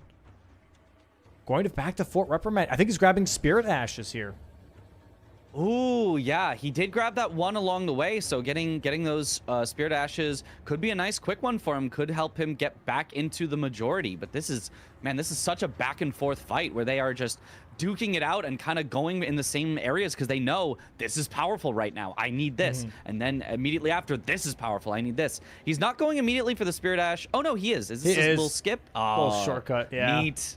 Neat. Little I don't think I cheeky used this shortcut. in the previous season. Yeah, I did not know about that. That's nice. But yeah, so that, yeah, I mean, we do know this is all down to majority, so it really is just like whatever you think you can do fastest. And Jack is definitely going to get the DLC Spirit Ash before Blanks gets Egon's Furled Finger. If Jack then also goes for Remembrance and starts to set up Burn the Ceiling Tree, that could lead to a strong lead for Jack here, as Blanks is doing the Dueling Drakes, which sucks. I hate the Dueling Drakes. They do take a while. If anything, from Jack, if I'm being honest here, he has money. After Spirit Ashes, I would go straight towards Kale, buy the Sanctified Whipblade, and put Holy on my weapon and go for that Deathrite Bird. That's just a one-off fight. Ooh. He's right here. Yeah. That is also a great idea. I think that both of those options are very good because, you know, obviously the Deathrite Bird, a great just one-off square, but the Remembrance is a nice synergy with Burn the Ceiling Tree as well. So it's either like, do you go for a slower set of 2 squares or a faster single square? And I think both are very, very strong, very valid options. And we'll see if they trade on those or if they race on those. There it is. There's the third Spirit Ash. DLC Spirit Ashes here. Blanks, like, putting his hands up. I'm not sure why. A little confused. He was not going for that. Yeah. Just being like, okay, I wasn't really thinking that was going to happen. Maybe kind of situation. I'm not too sure. And Jack trying to do a little skip down the coast here, but did not get the right angle.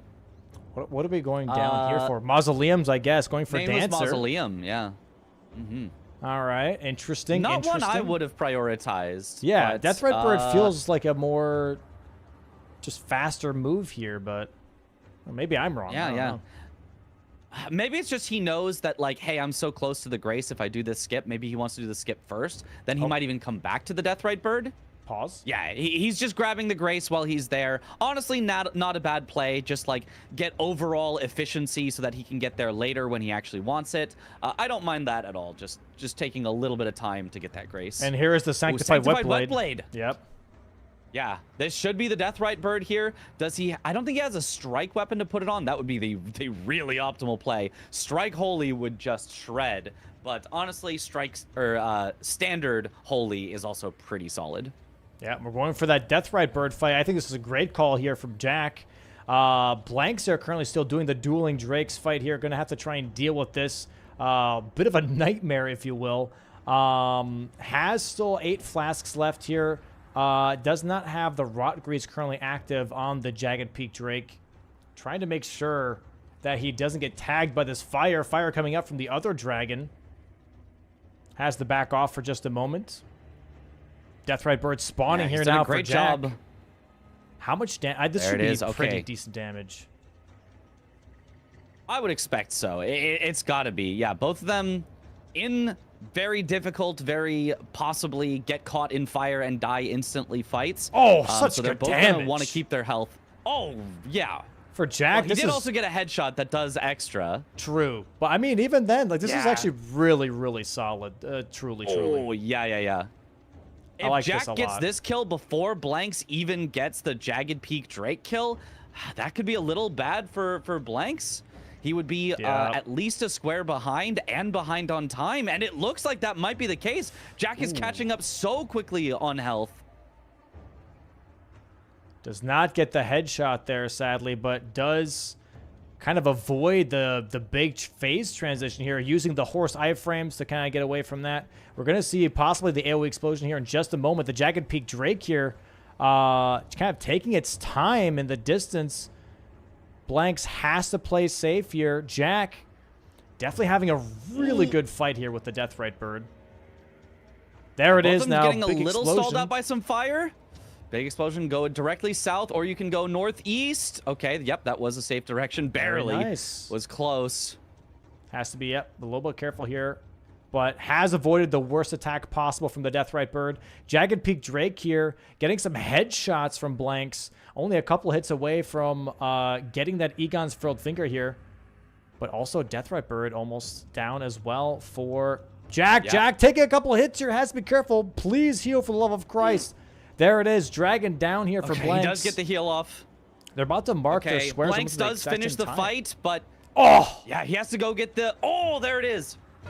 There Jack it is. Actually going to mark slightly earlier because he doesn't have to go actually get the finger afterwards.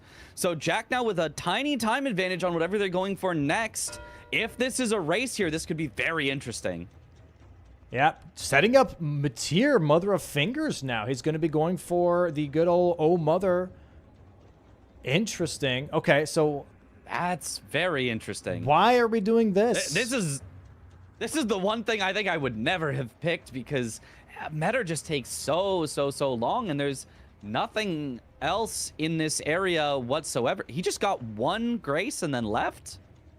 Very strange. Very strange. Checking. Oh, he's checking here for the remembrance to make sure that he doesn't miss on a good weapon. Yep.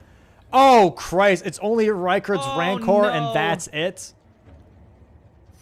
Oh, no remembrance weapon. That's the one that both of them have. They both need 2 more remembrance bosses. Now, that's not the biggest disaster you've ever seen, specifically because Burn the Ceiling Tree is on the table. So, you could do Burn the Ceiling Tree by doing Mesmer, that gives you a remembrance weapon to go kill Romina, or the opposite. Do Romina to get a remembrance weapon to kill Mesmer.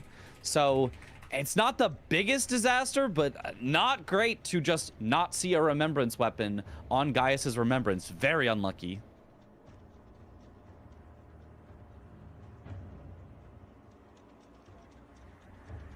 All right, in the meantime, Jack is still setting up for Metter. And honestly, Metter is a remembrance boss that does give a remembrance weapon. So this is not a terrible play. He probably loses out on Ceiling Tree because it does look like that's where Blanks is headed. Blanks does look like he is headed towards the Romina area. So, you know, it could be a bit of a trade here. It could be whoever gets the remembrance boss with a remembrance weapon ends up ahead on this race as they are splitting which remembrance bosses they are actually going for.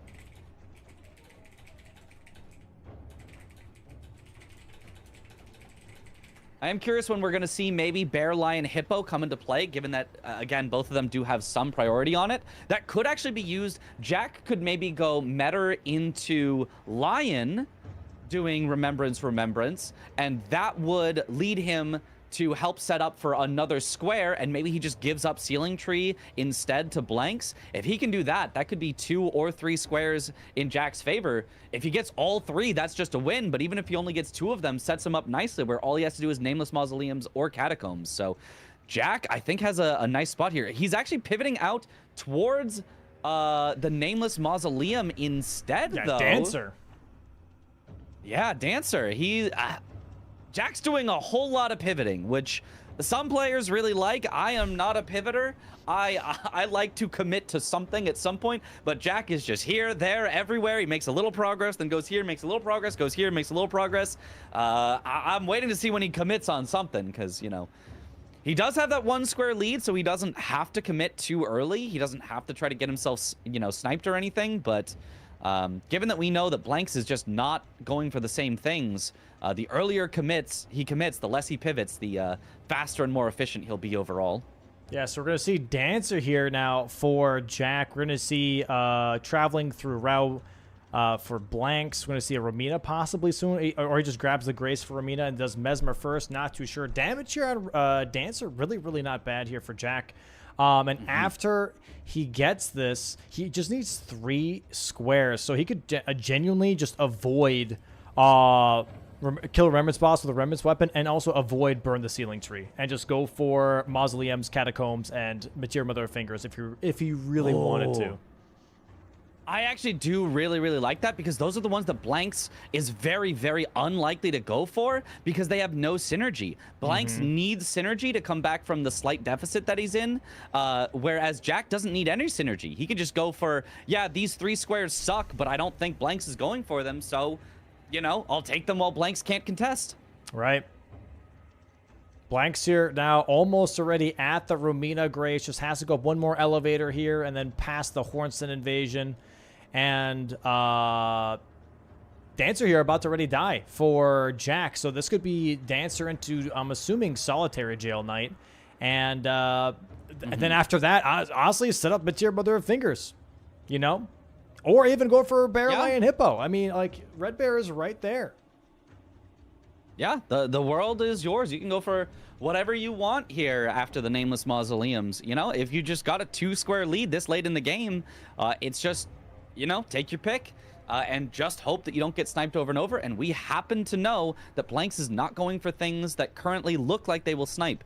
Blanks might see that Jack has marked something that is not progressing to ceiling tree and might pivot out, but then it just turns into, you know, a race at best for Blanks. So Jack is in a nice commanding position here.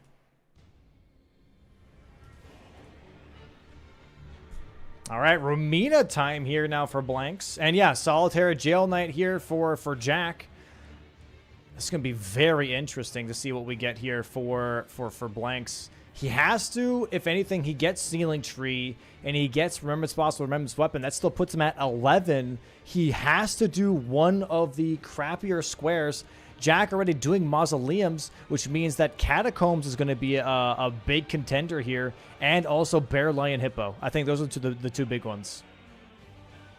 Yeah, I definitely think those are absolutely the 2 ones that we could see Jack do. And he might just hold Metter in his pocket because he has so much progress on Metter. He might just say, I'll go for things that aren't Metter, and if I happen to get sniped, Metter's my backup. There's no way Blanks has also set up Metter as much as I have.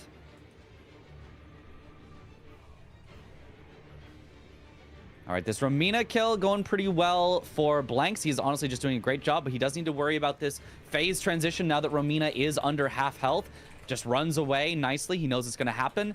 And Jack, on the other hand, doing a great job with the Knight of the Solitary Jail. The main thing you need to do is not trade too many hits. He does trade a hit there. Is under half. Oh, nice jump punish, though. Both of them just doing a great job of keeping up the pressure while keeping their health pretty high. Yep, Solitary Jail Knight. One more hit. There it is. 2 Mausoleums now. There it is. There it is. 11-9 the score. So Jack, you know, in a great spot here to take the game. Just needs any 2 more. He can go for whatever he wants. Oh, heading back into Specimen Storehouse. I think he's actually trying to contest Ceiling Tree here. He's heading towards Romina. That's weird. That's weird. It's a little weird. It's the one spot where he's going to get sniped here. Or this also gives you access to Deathblight Dancing Line. We have Bear Lion Hippo. He could try come on. And do that. Hey, what do you want? What do you want? Would you rather have Romina? Would you rather have Romina and Dancing Line access, or go all the way through Bellerot just for an easier Dancing Line? I don't know. I'm going through Bellerot. I don't care. I'm going through Bellerot. I'm not doing Deathblight Dancing Line. You saw what happened last season. I got stuck there for like 15 minutes. I'm not doing that ever again. It's more efficient. If Jack does it, congrats. Yeah, it is more efficient. But yeah, I'm not sure if he's going to do that either, but it is there. It is there. So that's going to be very interesting to see how this goes. All right, we're back. Yeah, he would also at that point need Bear at some point, but luckily Bears this late into the game just kind of melt. Mesmer Impaler, by the way, as a weapon here from the Romina Remembrance. He does not have the stats necessarily to wield it, and he has to use it maybe against Mesmer. Against Mesmer. Oh. Is very tough here. He's trying his best. He's like, dude, I do not really have the stats for this. Honestly, if anything, they'd be best against Dancing Lion. It's a fire weapon. It's a piercing weapon. I mean, that's going to be your best bet here. Yeah, no, I totally agree with that. So he might go... He could also do Mesmer first without using a Remembrance weapon in order to activate Burn the Ceiling Tree and just get another shot at a different weapon if he really doesn't like that one. But he's going for Lion, yeah. Makes sense. Not going for the Deathblight Dancing Lion. Even though he has to go all the way through Bellarat and doesn't even have 3-path Grace, he says, I would much rather go do the Bellarat Dancing Lion than the Deathblight one. Touche. Yeah. Oh, it is a Remembrance boss that he needs to know. So never mind. He couldn't have done the Deathblight Dancing Lion. There's no Remembrance there. Never mind. Yeah. No, you're so right, actually. I mean, it's still a Dancing Lion, though. It's still, yeah. Yeah, this is actually a little bit of a 2-for-1 deal for Blanks, if you think about it. He gets Remembrance boss with a Remembrance weapon and also a Lion for kill 1 boss of each Bear, Lion, Hippo. So... You know? So if he does get this, if he gets the 2-for-1 and he has a priority on Ceiling Tree, then Blanks kind of has almost 12 squares. But Jack has priority on Metter, so Jack kind of almost has 12 squares as well. It might all come down to Catacombs. Yeah, that might end up being the only thing that matters is whoever gets Catacomb, and then every other square is just priority city to somebody else. Oh, boy. Wow, this could be a weird race. This could be a weird max board race for sure. It's a very interesting setup. It will depend, though. Yeah, if Blank spends too long getting the Lion and Jack goes directly for Ceiling Tree, no Remembrance or anything, just goes Romina Mesmer, he could take it away potentially. So, you know, in that case, Jack would pretty definitively get the win. So there's just a lot of situations that have yet to play out here. It looks like the game is almost over, but it still really could swing either way. What is this weird line? You see this weird line on Blanks' screen, or is that just me? I'm not. I don't think I see it. It's like a weird, like, golden line on his like. What is that? Hold on. what is that, dude? Is it? I don't think I see it on the stream. Okay, well, we are on a delay. Maybe it just showed up. I got it. Nice. I don't know where that came from, but it was apparently like a camera crop of some sorts. But I got it. Oh, weird. Yeah. Anyways, here we are, Bellarat now here for... dude, look at Blanks' money, by the way. 943,000 runes on Blanks' bank account. That's a lot of money here. That should be enough to get the stats he needs to wield the spear, which he has not spent yet. Yeah, this actually turned into a majority game. This is actually insane. We might have a max majority game here, which is awesome. That would be very fun to see. I don't think we have seen that yet in this preseason. I think all of the matches yesterday ended before we got to the 12-12 mark. So it would be nice to see something that ends that close. We're almost at Dancing Lion here now for Blanks. And we are in the Romina fight here as well for Jack. So if Jack Blanks actually definitely can get Romina before Blanks gets the Dancing Lion, and if Jack goes straight for Mesmer, he does actually win that. Oh, this is gonna be—it's so interesting. Okay, let's think about this. Let's think about this. So Blanks is definitely getting Remembrance boss with a Remembrance weapon, but if he then also gets Bear, Lion, Hippo, that's 11-11. It's gonna be a Mateer Mother of Finger race into Catacomb race. Because if Blanks gets Ceiling Tree, it's 12-11. They're both going to run for Mateer Mother of Fingers because they both have backside and front side. Jack is going to win that, and then it's going to be Catacombs. But or they possibly split. It's possible that one of them goes Catacombs, the other goes Metter, or possible they both go Catacombs. I know, you know, if it were me, I'd probably go Catacombs first, especially if I were Jack, knowing that I already have so much set up for Metter. You know, I would say if I get sniped on Catacombs, I bet I'll win Metter first. But yeah, I don't know. It depends. It really is all possible decisions that you could make and all very valid to do. But, you know, it only even comes down to that, really, if Blanks can actually get this Remembrance as well as Bear, Lion, Hippo, which the damage that he's doing with this is not great. He doesn't have the stats to fully wield the weapon. Good fight, think though. Maybe he's only missing the Faith, perhaps, so he's only missing some fire damage, because it's doing solid damage. It just costs so much stamina for him. Yep. He is getting a stagger here, which is really, really nice. Honestly, damage really is not that bad. It's yellow, and that's still something. Yeah, oh, yellow. Nice Frost proc here on Romina, though, for Jack. That's a death now. He can grab Disgrace and go straight for Mesmer right afterwards. So if Jack gets Burning Ceiling Tree here, Mateer Mother of Fingers might be his win. Oh, I think he's going to go Remembrance. I think he's going to do the same thing that Blanks did. See that it's Mesmer's Spear and go, uh-oh, what do I do here? So we happen to know that the correct play is to ignore this. It's a bait, but he might not know that. He might think, oh, if I get the synergy He's going here, I Red just Bear. win. He's thinking he can Oh! go Bear, Lion, Hippo instead. No, he's no, he's definitely doing going to lose this if He's he does. doing Rolana. He's doing a Rolana with the spear. But he can wield it. That actually works. It is He piercing. can wield it. Wow. He can wield it. Okay. He's gonna. I think he loses out on this He though, because loses, Blanks though. is already over halfway down on Yep. this. So this is a bit of time sink. Oh my but god. All that means is basically they're going to be exactly tied on Burn the Ceiling Tree progress. Jack is going to have a 1 square lead. Jack is going to have the advantage on Metter, but Blanks is going to have the advantage on Bear, Lion, Hippo. It's like, it's just so complicated. It's hard to even say who's in the lead at this point. Yeah, they're tied pretty much. They're tied. Yeah.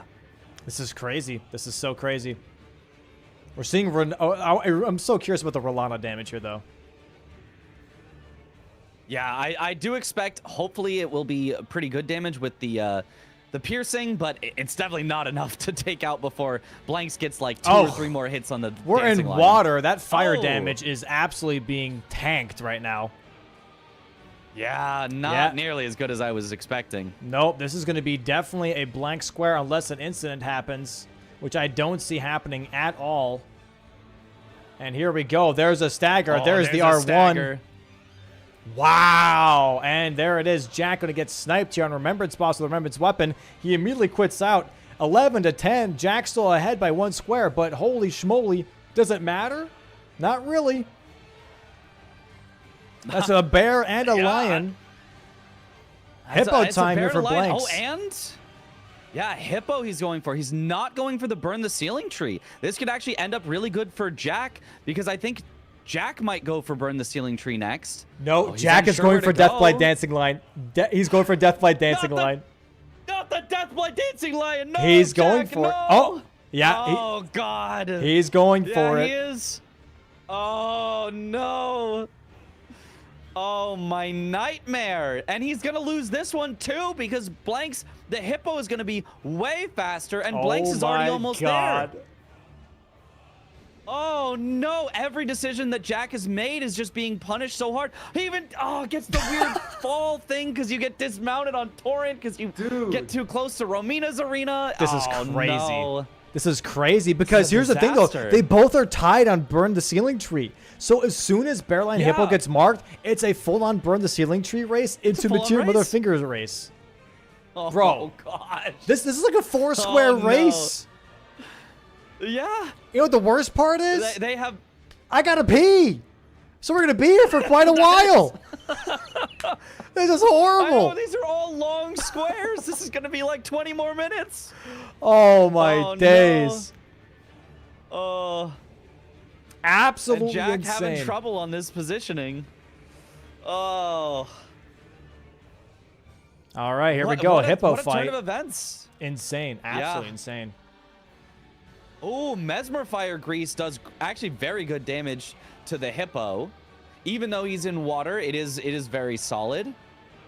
Oh, nice. And you can see with Hippo, already. yeah, just get the staggers, just keep hitting him. Hippo is one that has a solid chunk of health, but gives you tons of openings to hit him, so does not end up being slow whatsoever. Yep. There it is. Stagger cancels the needles. Very nice. Doesn't get tagged either. So keeps up the Ritual Sword Talisman buff. There it is. Another riposte. Oh my god. And we almost have an Hippo death here. So before he even gets the Deathblight dancing line here for Jack, it's going to be a Mesmer race. It's going to be marked here in just like 10 seconds. Another stagger. He pivots out. He pivots out to Metter.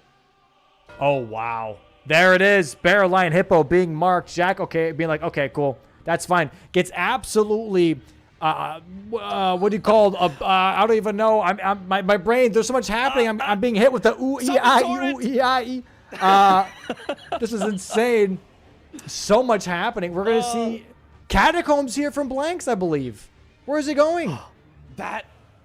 I mean, that could be a winning play potentially. Jack pivoting out again. Jack, commit to something, please. I am begging you. He's going for Mesmer.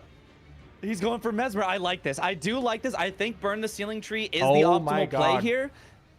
He might just be a bit scared, though, because he pivoted and pivoted and pivoted. He now might think he's behind on Burn the Ceiling Tree. He doesn't know how much progress Blanks has towards it, but we know that Blanks is not going for it. So if he wins it and Blanks wins Catacombs, then Jack has the solid lead on Metter and will probably win. So unfortunately for Blanks, I think this is not the right call, and luckily for Jack, I think this is the right call for him based on they're just going for different things right now. They're both kind of trying to snipe each other and not get sniped themselves because it's perfectly even 11-11. Bro, if Jack commits, this is a 13-12 board right here, and we see a game 3. That's crazy. Absolutely. That's crazy. That would be cinema. I want to see it. I'd love to Jack see it. Not even picking up the Skidoo fragment there. I wonder if he knows that it's not enough for another level here. He's not even grabbing the Grace. He's just like, I gotta go, bro. Let me in. Open the door.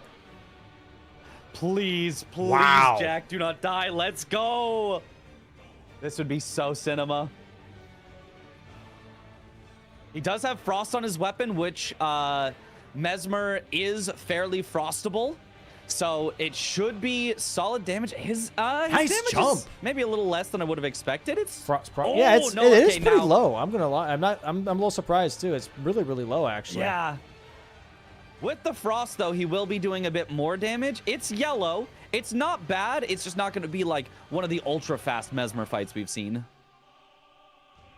Nice charge R2. Nice stagger. There we go. He is weak to slash damage. So Mesmer here taking a good chunk of damage from that riposte as well. Another charged R2 here from Jack. He does miss it. Blank's currently in the first catacomb here, one of the Death Knights, the Fog Rift catacombs. It's going to take a little bit just to even get there. Nice jump punish here from Jack as well on the Mesmer fight here. Going to be building up some more stagger. Does not, by the way, summon Hornson. Does not do the dialogue at all for it. Doesn't have to. He already killed Romina, so he avoids all of that. Another jumping R2 here. Hits him with a Stay Frosty. And phase 2 starts now for Mesmer. He might even get a stagger early in this phase 2 because he didn't get a stagger at the end of phase 1. If he can do the nice charge R2 that hits both, there it is. And another frost. Oh my god. Oh, he's got to be careful of the big explosion though. He just heals up to full instead of taking a punish. Yeah, rolls out for the explosion. Very smart. I like that.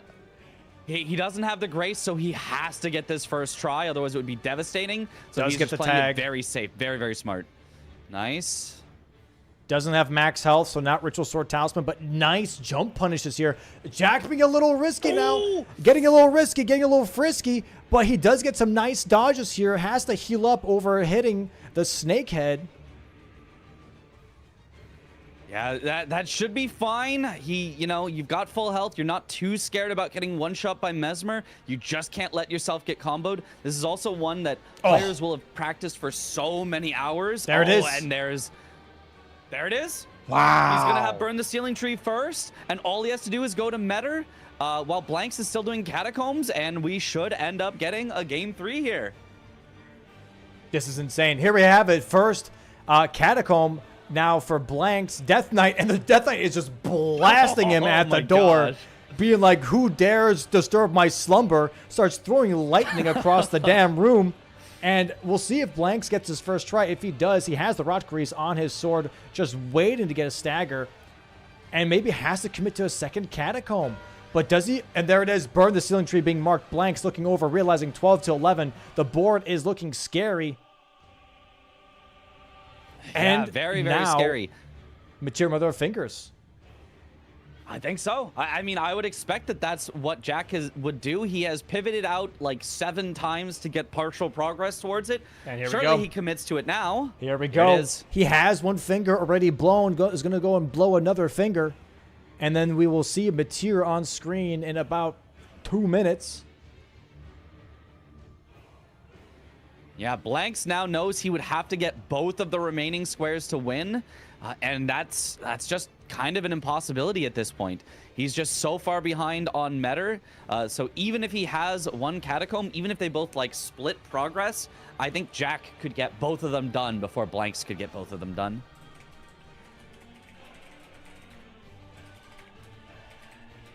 But you never know. There's always incidents. Metter is definitely not an incident-free boss. So if Jack commits to Metter, Blanks finishes off Catacombs, and then Jack has a few incidents on Metter, you know, all of a sudden Blanks maybe has some time to catch up there.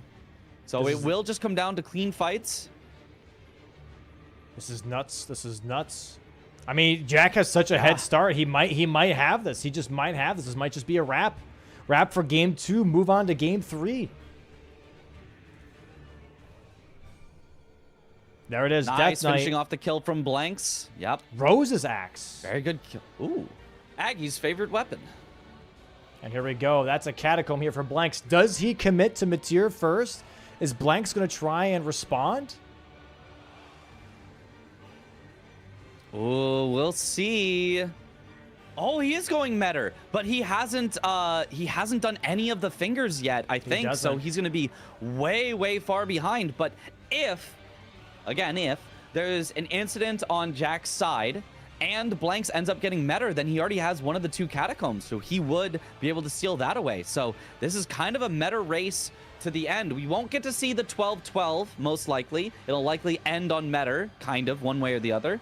But, you know, it is effectively as close as it can be. Whoever wins Metter is almost certain to win the game. Yep. Here we go. Jack currently quitting out after the Emir dialogue. Going to go ahead and push away that chair to reveal a hole in the floor. You know, if you think about it, you know, in medieval times, they would have an area where they would, like, poop and it would fall from the sky, kind of, because, like, they would have it over a hill. Like, I wonder if Emir has, like, a hole in there. Like, just poops down the ladder area. You know what I mean? Just like weird, like, just poop hole. Yeah. And then Yolan or Anna, whichever one is down there, is just like, like, what the heck, man? what the dude? Like, I'm down here. Yeah. I'm paying rent, man. What is going on here, dude? That's crazy. Blanks here, yeah. If Blanks got Materia, that would be insane. I think definitely Materia was the better call here, but it's so hard to make that call. Like, this board was just all over the place. Yeah, it really was something that was just hard to tell where to go to. And, you know, Blanks not going for Ceiling Tree. Like, he could have had a race on his hands that could have potentially swung the game, but instead... That Savage Lion's Claw was so nice. I got a block. Yeah, I think... Whatever you call it. Careful, yeah, careful. Her blocking it actually gave him more damage, which was nice. There it is. Yeah, do not let her fall off the edge, otherwise he'd be locked out. That would be a sad way to end the game. That would be so sad. He did get it, though. There it is. Nice. All right, here we go. Rakusin vanquished. Rushing towards the last finger. Yep. Whereas Blanks heading towards only his first finger here. So, you know, 3 fingers to 1 advantage.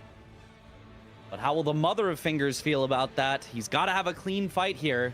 But if he does, he can seal the victory. All right, here we go. Mother of Fingers time. Head slam first move. Does get tagged with the Earthquake. Oh!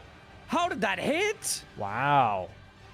Another slam. Gets a nice charge or 2 into the chest. For anyone that doesn't know, Mother of Fingers actually takes bonus poise damage on that chest piece. Nice rolls here from Jack. You know what? Actually, I didn't know that either. Yep, that's why she staggers so much more quickly. Stagger. There it is. Frost proc. Very nice. Probably can get one more stagger before the phase transition.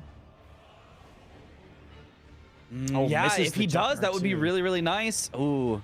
Okay, it does get a hit there, though. His damage isn't incredible. He'll need about, 3 or 4 staggers to get there, but it's not terrible either. He definitely just has to stay locked in and hope that the second phase doesn't go too long and we get a bunch of lasers. Charged R2. This should knock. There it is. Yes, take the riposte, and then he knows she's going to phase transition, so just get as much damage as you can. It's actually better to just tank the phase transition, the first hit, than to try to run away from it, and that gives you a free roll on the follow-up explosion. There it is, very nicely. Huge. And now maybe even gets a stagger in phase 2 early. Oh, what a bunch it of is. good moves here. Oh. Might even skip the laser. Almost has her. If he can do that, that'll just be the game. Here we go. Head slam. Nice. Oh, my God. Oh, here A we go. Single head slam. Spin move. Oh, not the spin. Does get tagged by the Beyblade spin coming here. in. Mateer might be saying, I'm a firing my laser. That's a triple. Has to be careful. Oh, and the finger slam on top of that. He's got to be careful. Barely got Head the heel slam. off in time. Oh, my God. He's getting like God RNG, though, on this Mateer fight. He does get tagged again, though. But he's getting Slap. tagged. Careful, careful. He goes One for more the frost punish instead proc. of the heel.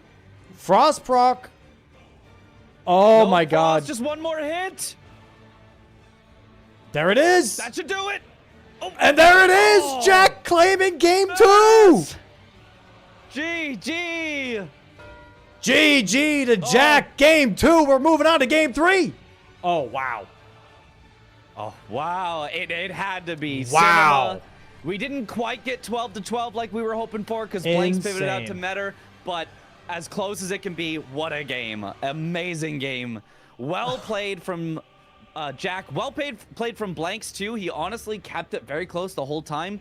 Jack just kind of got a little advantage in the mid-game and kept it rolling through to the end. Very nice that he kept his mental intact moving on to game 2 here. Really playing out of his mind. Jack claiming game 2, Blanks having game 1. We're moving on to game 3 here. The players have to decide, do they want to do the same format together or do we want a coin flip? Let's give them a quick 10-minute break here. Chat, if you are enjoying some Bingus, be sure to please follow the stream, follow all the players, follow the commentators, aka also Mitch here, please. That'd be fantastic. And also make sure to hit that primer. Make sure you got a free sub to avoid the ads throughout this amazing Bingus time. We're moving into game 3 here. Give us 10 minutes. We'll be right back. Go ahead, get your snacks, get your drinks, and we'll have some more Bingus for you. All right, see you in a bit here. See you in a bit. Hold on. See, I gotta change the screen. Hold on, give me a second. Pause. All right. I think we're ready. All right, see you guys soon.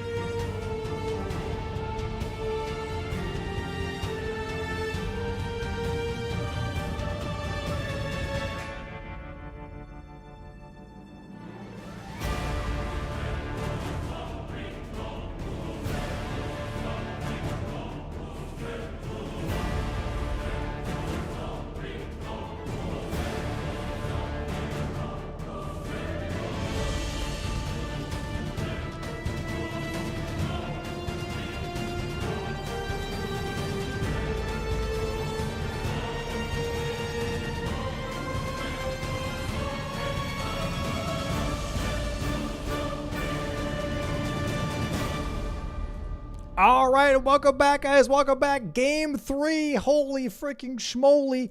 And I got Mitch with me, and the players have decided, you can't believe it, they actually decided to flip a coin. What a surprise. What a surprise. We're on Game 3, Jack versus Blank. Oh, I am such a silly goose. Hold on. No, they can hear me. Okay, they can hear me. Hold on. Now we're good. I was worried there for a second. So Jack versus Blanks here. They were like, hey, let's do a coin flip. And guess what, chat? Shout outs to Dusty, one of our VIPs in chat. She programmed a actual format picker for us. As you can see, there's a bingo board right between me and Mitch here. And I'm going to go ahead and click on this bad boy. And it's going to randomly fill in with blue and red squares. And whichever squares there are more of, that's the format that's going to be picked for the players. It's a coin flip, but more fancy looking, if you will. So let's go ahead and let's do it. What do we get? Oh, lots of red. A little bit of blue. Ooh. Base game. Blue squares have filled in more. It is base game, ladies and gentlemen. So there it is. Base game it is for the players. All right, so we're going to see one Game 3 base game. And that's going to be really interesting because Blanks actually asked for base game and Jack asks for DLC. So this is going to be technically, I guess, a Blanks favor, although Blanks has been learning base game just recently. So we'll see how that feels for both of the players now that we're going to be doing base game for Game 3. I'm very excited. Dude, having 2 Game 3s back-to-back yesterday and now today is just amazing. Just great. I think it's so cool. It's so good, yeah. It's very interesting as well. Before the match, we thought that base game was going to be Jack favored, whereas DLC was going to be Blanks favored. And it ends up that, you know, Blanks won the base game, Jack won the DLC, Blanks wanted base game again, and Jack wanted DLC again. So it was the exact opposite of our pre-game predictions. Yeah. And yeah, so we'll see how it turns out. Very much see how this goes. I'm so interested to see how this goes. And yeah, we're going to go ahead and move on over to their screens here, see how the players are going to be set up for this for base game. Okay, looks like we're on a break screen right now for both players. Never mind, let's go back onto the main screen while they're getting ready for the base game. Let's talk about Game 1 and Game 2. So Game 1, it very much went very strongly, I would say, for Blanks. Very, very strongly in Game 1. He just had like a very early game lead and never let go of that lead. Jack having a little bit, I would say, a bit of a tough mental game to deal with by dying a couple of times to very, I would say, key squares, and then not really being able to pull back out of that hole that he kind of had with his losses there, his deaths there, if you will. But then Game 2, Jack having a really, really good strong start there, really having Blanks to preemptively block a lot of lines, and then moving into the late game where it was very tied up because Blanks making some really good calls here, some double up squares in the mid game, kind of deciding that late game was really tied up. But then Jack making some fantastic calls, really committing to those last 2 squares, granting him Game 2. So now we're in Game 3. How do you think it's going to be for both players now, especially being at base game that Blanks asked for, kind of mentally? What do you think is going to be like, you know, the thought there? Honestly, I think both of them are going to be very confident heading into this Game 3. Blanks thinks, oh, I won, you know, Game 1 on base game so easily. Of course I'm going to win easily again. He's probably not that arrogant, but, you know, he should have some sort of confidence of, you know, he thinks he will probably do well on this. But Jack is probably also telling himself, hold on a minute. Sure, I lost, but I got sniped a ton of times and I had a bunch of incidents. And, you know, in the end, you know, still made a decent showing, and then he brought it back to win Game 2. So he's got a little bit of that momentum on his side, and he knows that if some of the snipes go his way instead of Blanks' way, if there's a few less incidents, he was really right there up with Blanks in terms of speed. So I really think both of them are going to be very confident heading into this Game 3. They both have reasons to be confident, and I don't think either of them is going to start the game, you know, on tilt or anything like that. I think they've got clear heads from that second game, and they're both purely focused on this final game. Yeah, I agree. I think for Blanks, it's very much like, hey, I won Game 1, which was base game. We're going back to my forte. And for Jack, it's very much a mental reset of like, hey, I just crawled back from a 0-1 to a 1-1. I can, like, kind of redeem myself for the base game that I just had in Game 1 and have a way better Game 3 instead. So this will be very, very interesting. I agree. I'm very excited to see both players do the base game one more time. And here we are. I think that both players are ready. We're locked in now, and we see Sword Lance, by the way, as one of the weapons that they have in their starting classes here. And let's say we are ready as well, but the board isn't reset just yet. That's from the DLC. There we go. And we should be locked in. Oh, I got to update this too real quick. Go ahead and tell me, what do you think? You want a sneak peek on the board real quick there, Mitch? What do you think is a fun square there? Because you can click to reveal. You can kind of like get a little sneak. Oh wait, vision. I can do that. I can, yeah. Wait, hold on. If you just I didn't do the admin. I didn't do the admin password. I can't see it. Damn. We didn't do the admin pass? Okay, that's fine. Fair enough. All right. I was about to say. I was giving it. I didn't put it in. I was like, I don't want to touch anything. I don't want to accidentally click on a square and mark something. I don't want that responsibility. It's too much for me. I just want to watch. That's fair. All right. The match is starting in 3, 2, 1. So we are going to get the 10-second countdown, and then it'll be revealed. And then we'll get to really talk through the squares as they exist. For the sword lance that they have here, it is a very powerful weapon, but not one that I personally like that much. It's a little awkward. It's a little unwieldy. You can't really charge R2 with it, so I don't know if they'll go with that. Yep. On the board here, one Omen Killer boss is something they could do quite early for sure. A Magma Worm boss is actually kind of interesting because there are a few options. One like Theo gives you a ton of runes and is something that I know Jack has practiced getting the octopus to help him fight it. So that is something that I might expect him to do early, given that it is a center square. A Falling Star Beast also isn't too bad. You can do the one that gives the Somber Stone Bell Bearing 1, for example, if you want, and sort of help with getting upgrades. As well as, I think that counts as a, that's Celia tunnel? Is that a tunnel or precipice dungeon for that bottom left square if you were to do the Falling Star Beast that gives the somber one, or is that, I think it's a tunnel. The Celia tunnel, it's a tunnel, yeah. Yeah, it is a tunnel. So also some possible synergy there. Grafted, ooh, I just noticed very, very bottom, Grafted Scion, Chapel of Anticipation. Yeah, I was about to point that out, yeah. Yeah, they can only do if they get a wieldable weapon at the start. So this might affect their class choice. They might want to make sure that they get something with a wieldable weapon. Blanks, really looking at that, you know, that Vagabond, but it's unwieldable weapons. He's looking through not a whole lot that's great for wieldable weapons. Blank's looking at Hero with Celebrant's Cleaver. That is a wieldable weapon to start. So he might be going for that Grafted Scion at the start with the Celebrant's Cleaver. And that is a very, very fast starting square that you could do. It saves you a ton of time having to come back later. So yeah, it looks like that Jack did decide on the Lord Sword's Straight Sword as his starting weapon. Can't wield it from the get-go, but still a great weapon. Can't do Grafted Scion, obviously, with that. For Blank, Celebrant's Cleaver is not too bad. You also make a little bit of money per hit. It's like 10 runes per hit on the Celebrant's Cleaver. I believe it's 20 on the hammer. So if you really want to make some money, you see a Celebrant's Hammer, go for it. Honestly, I do like the Celebrant's Hammer because it's also a great hammer. So it has a nice moveset, nice poise damage.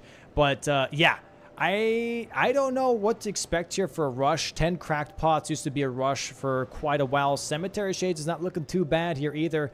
I do like the Scarseal Talisman square here, personally. I think because we have Kill 6 bosses, Limgrave and Weeping, that is a Weeping boss because it is the ancient hero of Zamor that drops that Scarseal Talisman. I feel like that is just a nice start, and it gives you a little bit of stat boost for wielding other weapons. Also, Acquirement of Noxtella early on is kind of nice. That is a corner square. That is pretty rushable. It gets you some money on the way, gets you some rocks on the way. So we could see a little bit of both. You know, we're starting here in 4 seconds. We'll see what the players decide on. Yeah, there's definitely a lot of options here out of the early game. No sort of obvious, this is what they should definitely go for. Yeah. So yeah, we will really see, because it could be anything. And we have Melania on the board, by the way, which I just noticed. We do have Melania, top row, row 1 in the middle, just sitting there, waiting to be claimed. We also have Memory of Grace, 65,000 runes. So we'll see on who cashes in on that. That could be an early cash-in. That could be a mid-game cash-in. Now it really depends. It used to be 50K, and it used to be that players would completely just, go for a Halley Tree and immediately pop it. But in this case, now with it being a little bit more, it's a little bit harder to do. And we immediately see Blanks going for this Grafted Scion, by the way. Nice charged R2 and an R1. We should have a stagger here in just a bit. Nice dodges here from Blanks. One more R1 should do it. Maybe a jumping R2. Oh, gets forced out, though. That might have reset his posture. Yeah, Oh, definitely did. goes for the Takes kick. the shield. Nice. Oh, nice. Nice early game score potential here from Blanks. He has to be careful. This is one of the only fights because you don't get your flasks until after Grafted Scion. So you really kind of have to do this fight hitless.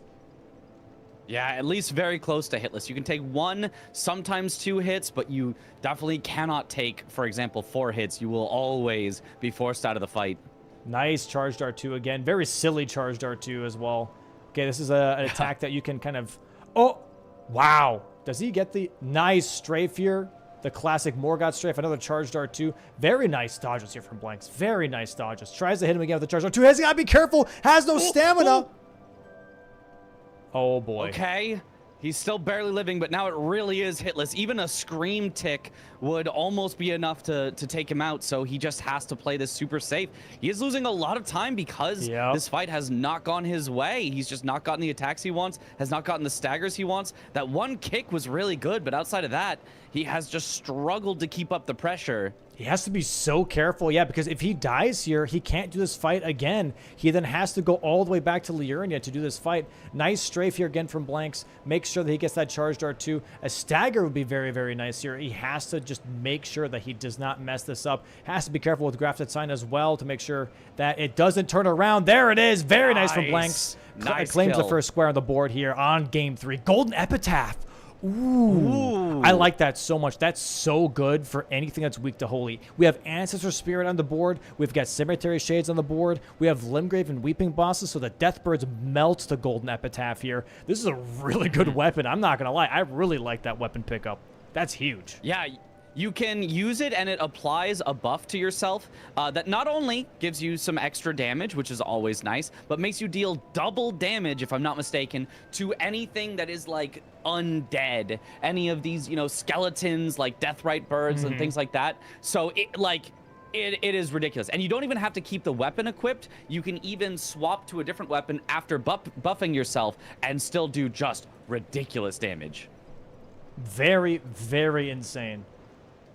I'm very excited for this. This is already a really interesting setup here. Blank's already currently at 1 square ahead, but that gave Jack so much time just to really set himself up.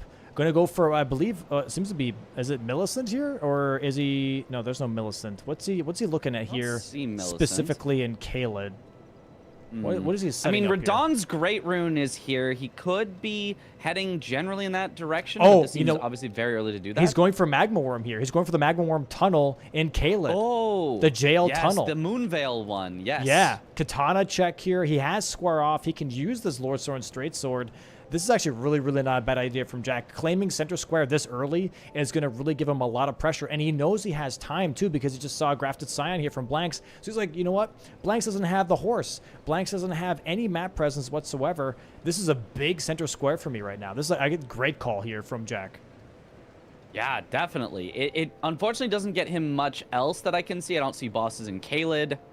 Yeah. Or anything like that. Dragonheart bosses, there is that. It is a Dragonheart boss, row 3. It is a Dragonheart boss. Yeah, actually, that's pretty nice. Yeah, that's a good synergy. If he then went for a lot of the pots, that's a lot of pressure on that middle row. Well, overall, I mean, actually, this is even stronger because we also have complete 2 tunnels or precipice dungeons. So this is a tunnel, a Magma Worm boss, center square, and a Dragonheart boss. So this is a 3-square synergy play here, actually, from Jack. So this is setting up really nicely. He can get Magma Worm, port back to Limgrave, go for Stone Digger Troll Tunnel, right? That's already a block on row 5. And then if he wants to, go for an Agil, and then go for like a Smaragd or something if you really, really want to rush that. Like overall, this puts him in a really, really, really strong position. I feel like the Grafted Scion was a bit of a bait play.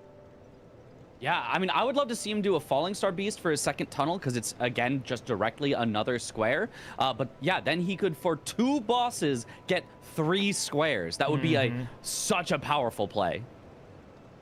And Blanks just has to catch up on just riding around and upgrading his weapon. Now, Jack, I don't think has really upgraded his weapon basically at all, but he should be all right on these bosses. Magma Worms, I believe, are weak to the pierce damage that he can do with Square Off, as well as Square Off just doing a ton of poise damage. Does take the Grace here, which I think is very smart. You are very, very low leveled, so this is a scary Magma Worm fight, and you would not want to have to go back all the way through the tunnel. All right, here we go. Magma Worm fight here for Jack right now. Has to just lock in. This fight is really not too difficult. There are some, like, trappy moves, if you will, but for the most part, it's just a bit paying attention and making sure that you, you know, keep up your damage for the poise staggers here. Yeah, really not that hard to do on magma worms. They do give you plenty of opportunities to hit them, to even square off them. And you can see he already has a stagger because square off does so much poise. 40 poise damage base, increase even more if you hit the magma worm in the head, can just lead to early staggers. And I believe Blanks is thinking the exact same thing here, but he did Grafted Silence, so he doesn't really have the time to do it, but he is currently going towards a tunnel and going for Falling Star Beast instead. So he might be trying to snag away that tunnel square here from Jack. But Jack, if once he gets this Magma Worm, it's going to tell Blanks, like, oh, God, okay, we're racing on tunnels now. Yeah, they'll both know, but Jack should have his kill first, as well as Jack gets center square, which is so powerful. So I would say advantage here, Jack. I think, you know, you see Grafted Scion and you always think, oh, I should do that first. It always makes sense to do that first. But in this case, I think it's putting Blanks a little bit behind out of the early game here. It is definitely a dangerous play, but Blanks definitely sees the row 5 pressure, right? If he goes for Falling Star Beast, he gets a tunnel on top of that. That could be 3 squares in row 5 just for 2 bosses. That would be very strong for sure, but yeah, definitely risky after already putting a lot of time into Grafted Scion. Yeah, for sure. And I think Jack will probably commit to Tunnel or Precipice after Magma Worm. Oh, Blanks having some trouble with the skip. Okay, he just goes the non-skip way. Yeah, he's like, honestly, all right, not a bad call. Not worth it. Yep. All right, Jack here taking his time with Magworm to make sure that he doesn't get caught, because this Magworm could potentially actually one-shot him. There it is. Nice stagger. Square off. This might be the last stagger that he needs to get this kill.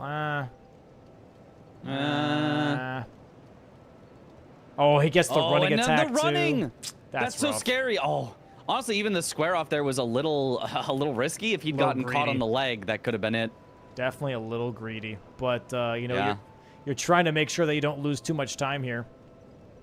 Yeah, nice hit. One more square off should do it. Oh, that was kind of a badly timed roll. There but it luckily is. he was around the side. Nice Magma Worm kill. And that's a tunnel as well. And that's telling Blanks, like, uh-oh, that's already one tunnel. He might lose out on this other tunnel here. But Falling Star Beast is going to be really nice for Blanks because it gives him the Bell Bearing, but also gives him the Somber 7 or Somber 6. And actually, it looks like now Jack is going for the exact same tunnel. Yeah, that's not And good. it's going to kind of be a race here, but I mean, I don't see Blanks losing this race. He's already in the fight. Yep, and he's got Wild Strikes on that Celebrant's Cleaver, by the way. Yeah. Gets the Rot proc, does not get the Riposte, however. But even if Jack loses out on the Falling Star Beast specific square, he does still get the tunnel most likely, unless Blanks has a really quick Falling Star Beast fight into Stone Digger Troll instead, and then takes away both. This is actually a bit of a risky call here from Jack. Not gonna lie. This fight's going very quickly. It really could be. Yeah. I mean, I like the idea of synergizing it, but unfortunately, we know from our perspective that Blanks is almost certainly going to get this Falling Star Beast first, taking away the synergy and making it way riskier for Jack. Yep. This is definitely very, very risky. Blanks having a really good Falling Star Beast fight here as well. Does get tagged by the Stomp. Has to be careful. Almost got tagged by the tail as well. Uh-oh. Okay. He knows the dodges. Oh, God. It's still making me nervous, though. I'm not going to lie. Yeah, he definitely gets one shot by absolutely anything that happens. He's not even going for the heal. He's just trying to get the stagger. He says the heal is not worth it. I'm not so sure I agree with that. Okay, he finally switches over to the heal. Can't really heal in time, though. Goes for the Charge Dart, too, here. Rot is still ticking. One more should do it, though. Has to be careful. There it is. Falling Star Beast now for Blanks. This is going to tell Jack, okay, tunnels. It is being contested a little bit here.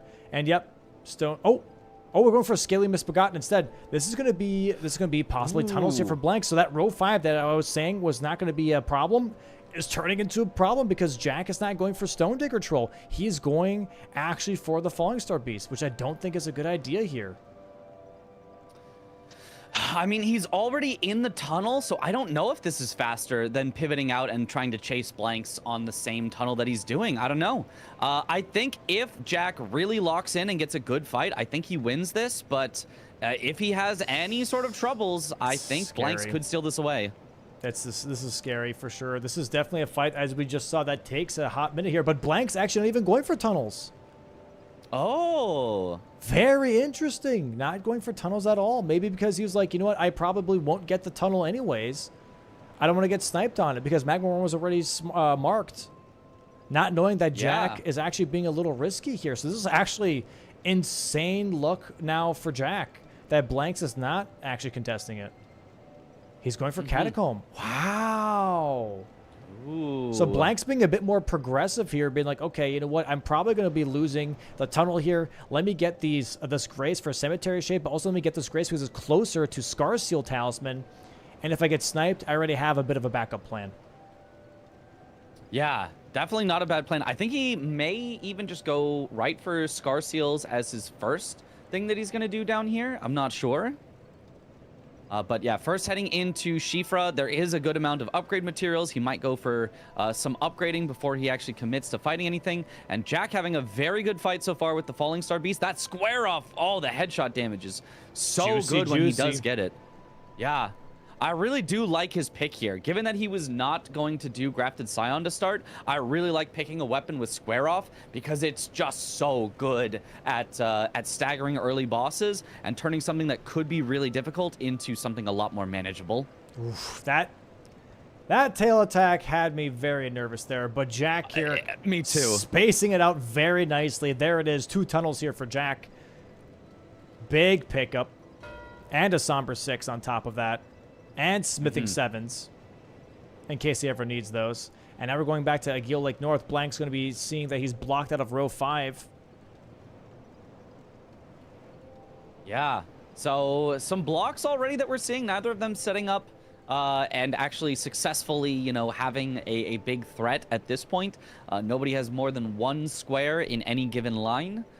So out of the early game, just very, very even. And now it looks like both of them are taking a little more time to set up. Jack finds Leda's sword. Not the best great sword check you could have possibly gotten. Yeah, not really. And he's going for Scar Seals here. He does have, like I said, that 1 Catacomb Grade, so he can grab the Scar Seal here into immediately going for the other Scar Seal Everjail. So this is a nice setup here for Blanks for sure because this just gives them more stats. More stats to play with, more weapon options, you know? Very, very nice. Yeah, really nice. It's effectively worth, you know, is it 3 of each stat? So it's worth like 12 levels worth of runes to equip it. It does also make you take some more damage, which is unfortunate, especially at low vigor. But while you are at low vigor, the amount of vigor that it gives you does overcome the increased damage that you take. It's only at higher levels that that increased damage really, really starts to matter. Well, actually, wait, hold on. If it's 8 different stats plus 3, that's 24, no? If he equipped both, I don't think he's going to do the Americas one. Right. It's not I all assume of he's them. only going to do Radagon. Yeah. No, you're right. You're right. And here we go. There's going to be the Radagon Scar Seal here in just a moment. He still has the Golden Epitaph. Man, I'm telling you, man, that would be on my equipment slot right now. I'm not even joking. It's such a good weapon. Does he have the stats for it yet? It's got low stats. It does have low stats. It's got pretty... I'm not sure if he has them right now specifically, but there are pretty damn low stats. Yeah, I do think that would probably be better. I mean, Wild Strikes is very nice. I am a big believer in Wild Strikes, but the Celebrant's Cleaver itself, not having heavy hitting numbers, yeah. Yeah. Ooh, solid yellow damage here, though. This is not bad. Really goofy running R2, but there's the stagger here, though, on the Ancient Hero of Zamor. And Jack going to get sniped a little bit here as he's trying to actually go for the Scar Seals himself. Going to be grabbing the Dragonkin Soldier Scar Seal, which will definitely be nice for him, but those Wild Strikes really carrying that fight there with that phase transition on Ancient Hero of Zamor. Boom! Scar Seal's going to be marked from Blanks. And that's 3-2 right now. That's also blocking the diagonal and, you know, setting up Blanks nicely for a nice stat boost with that Scar Seal. Yeah, I wonder why Jack is just grabbing the Scar Seal anyway, even though the square has been blocked. Oh, it's a talisman. That would be why. There is talismans in the bottom left. So he says, hey, I'm already right here. Might as well get this talisman. And he's actually not done yet. It looks like he's grabbing some more stuff. Summon +4, so he's grabbing some glove warts here just to be safe. Yes. Grabbing this summon +4, and yet Blank's thinking the exact same thing here, grabbing Grave Glovewort 1 and 2 in the Cemetery Shade. Cemetery Shades and Spirit Ash summon actually synergize very well, because if you have a no-named Spirit Ash, both Cemetery Shade Catacombs in Kaled and in Weeping have 1, 2, 3, 4. So this is a little bit of a double play, actually. Yeah, definitely. And then you just need the actual summon to upgrade itself. And I don't actually know where all you can acquire summons. Yeah, they're everywhere. Kind of everywhere, yeah. There's one near You can't just Stormhill get them on Shack. accident. There's one near Stormhill Shack, which is going to be Godric soldiers. That's near all the jellyfish. There's like a graveyard section right next to like pretty much where you enter for Margit, that a lot of people actually miss out on because it's very off the beaten path. But that's a pretty quick one that you can grab. Yeah, so definitely would not be too hard to get there. So we might have a bit of a race on Spirit Ash +4. Not something I really expected to see early, but just both of them got taken into areas that synergize so well with it that neither of them would have to commit too hard in order to get that square. But Blank's going for the Cemetery Shade here first. This would block the other diagonal. Since Jack has the center, you really do want to block both diagonals. Very nice. Oh my gosh, what a quick kill. And he gets a Spirit Ash.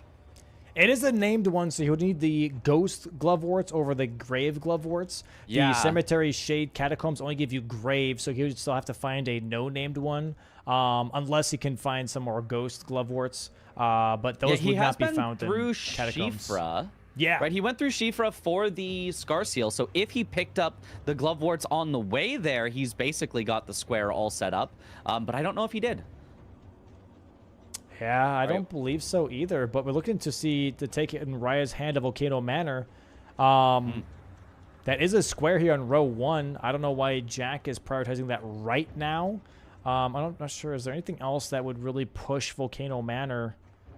Nah. I don't think so, but it does set up, if he wants to go for the Spirit Ash +4 summon, if he specifically was getting those for that purpose, well, that then gets him 3 in a column. Column 2, he could have Raya's Hand, he could have Spirit Ash +4, and he already has Tunnel or Precipice dungeons.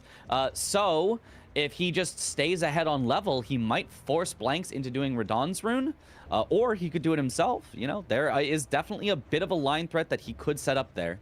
So I don't mind this play at all. I think it is a nice early game square you can do pretty quickly and sets up a potential threat. I'm very wary on this diagonal though that Blanks is building. You know, Spirit Ash +4, Cemetery Shades. All of a sudden that bottom left to top right is looking pretty scary. Moon of Noxella and 9 talismans is all that's left, and Blanks currently is in the lead with talismans because he has both Scar Seal talismans. So I'm not sure how I feel about this. This diagonal could be very, very quick. Yeah, I mean, it could be. Jack does, you know, have the center square, so Jack doesn't have to worry about. Oh, I am such a goober. That is so true. I'm such a goober. I got the colors mixed up. I really thought that was Blanks being red. Mm-hmm. Never mind. But yeah, Jack having some trouble with the take Raya's hand. He's not finding her. There she is. He warped here and she was not there originally, so he must have not talked enough or something. It's always tricky to get the exact right amount of talking. You don't want to talk too much and lose time, but if you leave early, you don't get it. So gets that, ties it up 3-3, but Blanks is about to get his second Cemetery Shade. And also Spirit Ash summons as well. Yeah, if he wants to right after. Oh, has to be careful. Almost got bleed procced. He was a sliver away from bleeding, which would have killed him. Really, really Luckily, close. gets the passive Cemetery Shade. Oh my god. Gets the backstab from the front. What is this, DS1? That was weird. That was very weird. Really risky and aggressive here, to be honest, trying to go for those backstabs. Oh, okay. But gets the kill. Weird one, but ends up getting it. And this is now a thing where I believe Spirit Ash is definitely going to be a block here from Blanks. The column 2 would have been nice, but oh, Falx. Ooh, Falx. That's a good weapon. That too. Looking very interesting here. Oh, they both kind of froze for me. Same here. Uh-oh. Website? Hello? Uh-oh. Uh-oh. Uh-oh. Uh-oh.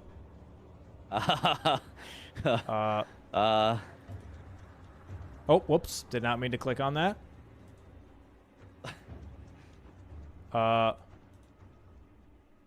Uh-oh. Hold on.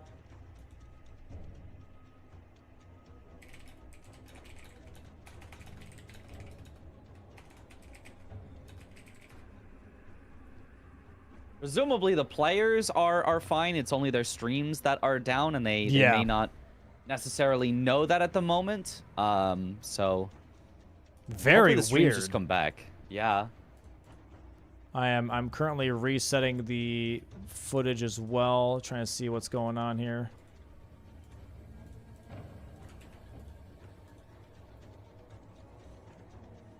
Okay, Jack is using the bathroom while we're on a current quick pause here. What is happening? Jack's stream is completely gone. Oh. Oh. And now Blanks is as well. What is going on? Hello? Uh-oh. Very odd. Damn, the first two matches were doing so great. Yeah. What changed? What's going on At least we were able to tell them quickly to pause, so it should not affect the match here, the outcome. And when we come back, they shouldn't be too far ahead of where we saw them, so we won't miss out too much. Oh. Oh, no, we just had it for just a moment and then it vanished again. Hold on. Let's reset. I think I have Jack's back. Do you? Well, then I refreshed it and it went away again. Maybe I didn't. Yeah, that's what I had too. Like, it worked for... Oh, no, Jack is back for me. I see him.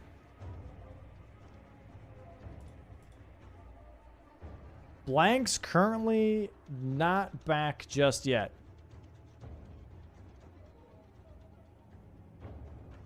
Blanks is still a gray screen for me. Jack, I have back. Let me get Jack set up here again.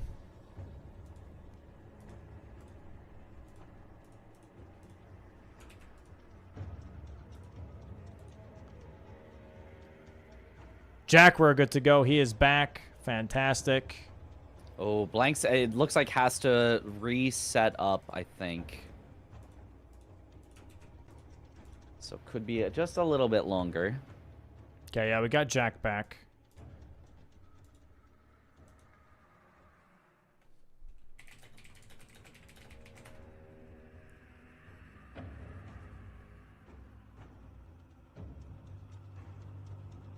Weird. Yeah. Sorry about that. Sorry about that, guys. Luckily, these things happen. Yeah, we have specific measures in place just in case technical issues do happen. We paused it for just a moment here. As you can see on Jack's screen, there is a specific way you can pause the game, which is by opening up the menu and going onto your equipment, and then there's a pause button. Especially if you're in a boss fight or anything, it doesn't matter. We can always pause. Blanks here, I believe, is loading back in, and he is back as well. Okay, so it looks like we're back on both ends. Let me just get both players set up here again. Awesome. So sorry about that. Let's go ahead. Blanks' picture is back, and we'll go ahead and bring back his footage as well. Yeah, luckily, I don't think either of them was in, like, a boss fight or something that could cause them to die for the pause. They were both, you know, just kind of walking around. So hopefully it was a very, very easy pause for both of them, and the match should continue shortly with no real problems here. Yep. Should be totally fine. Cool. All right. We'll give them a countdown, let the refs count them back in, and we should be good to go. All right. I really wonder what happened there. That was very odd. But nonetheless, we move. And there should be a countdown here in just a bit.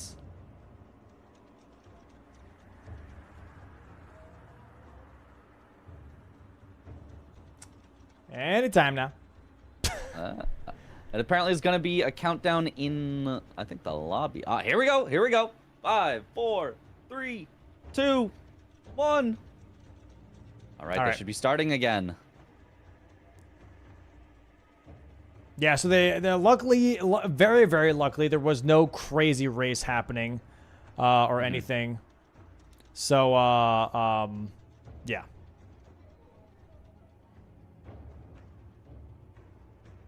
Yeah, now my blank stream has not quite loaded in yet, but I'm sure it will given a second. But what is Blank's up to? Did he get the Spirit Ash? There it is, Spirit Ash +4. There it is, the Spirit Ash. Yeah, and that does him put him ahead by 2 squares ahead of Jack. So Jack a little on the back foot, doesn't really have any line pressure to speak of, and now falling behind by 2 squares is a little bit rough. He's not very far behind, but he had maybe, you know, a little bit of a lead, or at least, you know, very even in the early game, and now has fallen a little bit behind with these choices. I think the Spirit Ash +4 was a big difference maker because both of them kind of had access to it, but Blanks is the one that actually pulled the trigger on doing the upgrades, whereas Jack has gone for other things that he has not yet finished. Yeah, but now it looks like for both players are going to be grabbing a bunch of upgrades. We have Rivers of Blood and also Falks currently in Jack's inventory. Oh, it looks like Blanks is actually not going to go for upgrades, but going to go for Moon of Noxtella instead. Never mind, just grabbing the elevator and then going to go for the stones. So kind of doing a little bit of pre-work, if you will, before going for the Somber 7 and 8 here in the Lake of Rot. And it looks like that Jack is kind of going for the same thing here.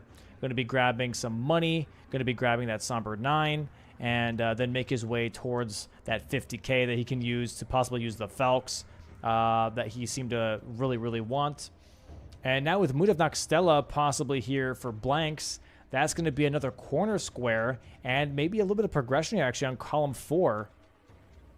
Jack missing the jump here, having to quit out in the Halleck tree. Yeah, they are both just basically going for upgrades at this point, but yeah, Blank's synergizing his upgrade with the Moon of Noxtella. I think this is a really, really smart idea. That Lake of Rot is just such a good spot to find those upgrades, and you get to just immediately go over, grab the Moon of Noxtella. It's just a grab square, so you don't even need an upgraded weapon for it. So very smart from Blanks. That Revenant really did not like Jack grabbing that Lord's Rune, trying to hit him through the wall. He may have graced out there for just a moment. And he might be actually doing a Memory of Grace 65k here. Ooh, yeah, he will have enough runes here if he'd like to. I don't know if that's worth it right now, if I'm being completely honest, but that's what he's doing. He does it. All right, there Honestly, it is. I wouldn't mind this as a play. For Christ's sake, it froze again for me. They crashed again. What is going on? Oh, no. Well, it looked like it unfroze for a second, but no, it's frozen. What is oh. Oh.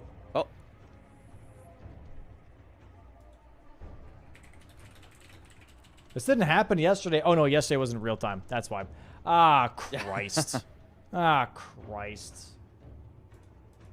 Do I have to upgrade the damn server a 3rd time? Son of a gun. Oh no. This is I feel so bad for the players because it's game 3. It's high stakes, you know what I mean? Definitely not optimal. Oh, and we're back. Not the time. Oh. And we're back. It reset. I'm not sure what's going on here. Okay. Yeah. That one much more momentary. That's not so bad.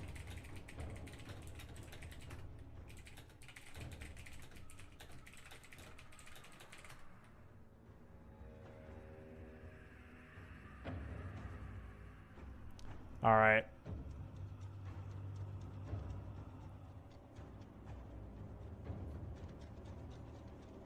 Hopefully we don't have any issues for the rest. Yeah, they paused again here.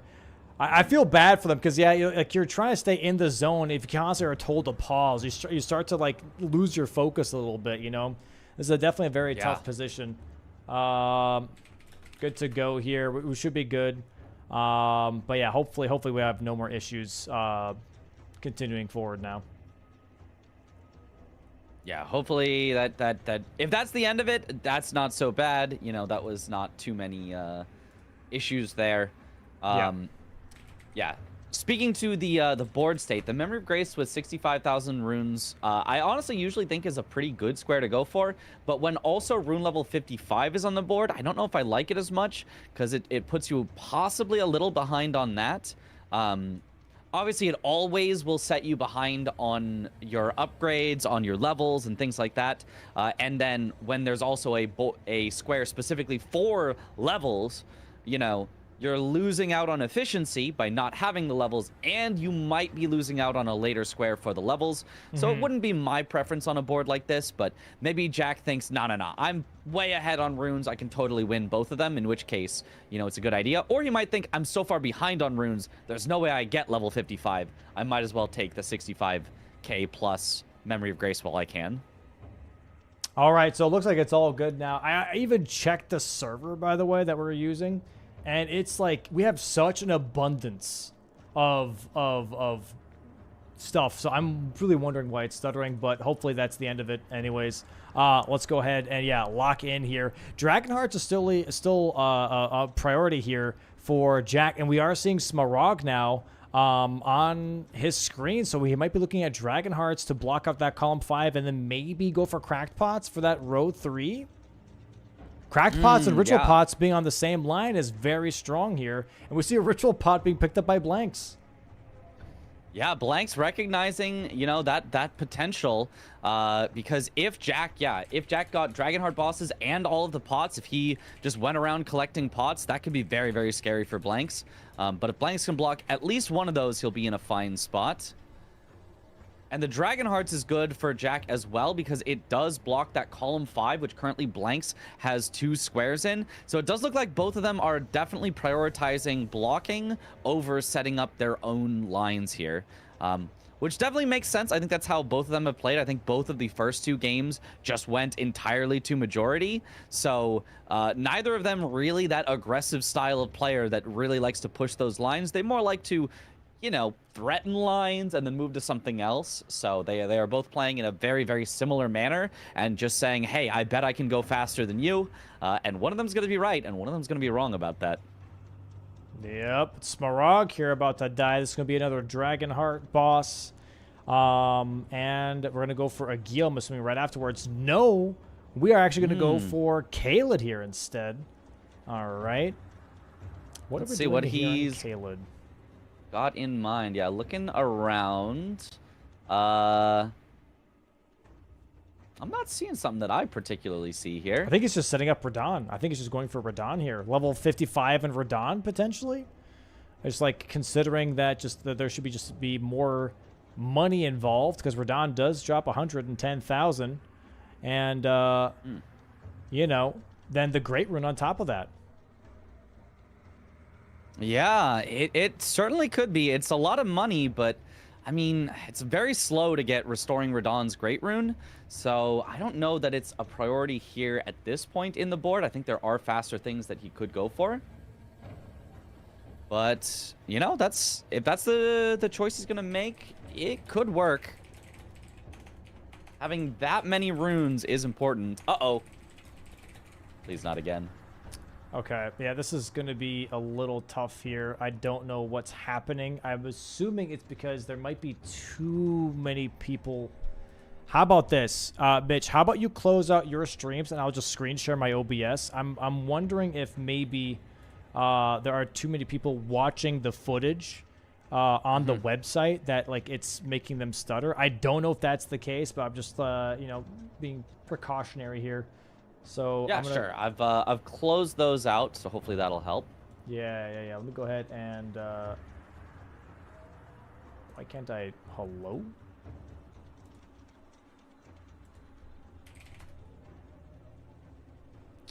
Ah, this is rough. This might be. I'm down to offer the players a reset if they want for how many hiccups there have been at this point, if they really wanted it. Let's go ahead and I'll screen share here my OBS so you can see that. All right. And then we'll go ahead and we'll see what's going on here. Why it's being buffering, I don't know. Definitely tough here. Definitely tough. It's the worst part. It's worse for the players than anybody else. You know what I mean? Yeah. Yeah, it really it gets in your head a bit having, you know, the mentals of the resetting or yeah, like even just thinking, do I want to reset, you know? And then if you don't take that offer and then you start losing later, it's like, oh man, did I make the wrong call? Like it just puts everyone in a tough position when you have to think about what is the best solution to this that is going to make everyone happy. And you know, at the end of the day, we hope to get that right, but it's always possible that it advantages one person, disadvantages another, and it's really unfortunate that happens, but hopefully they will both agree to something and both end up happy with the result.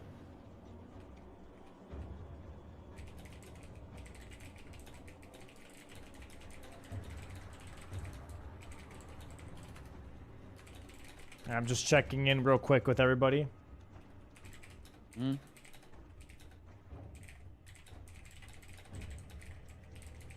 All right, let's see. Let's see.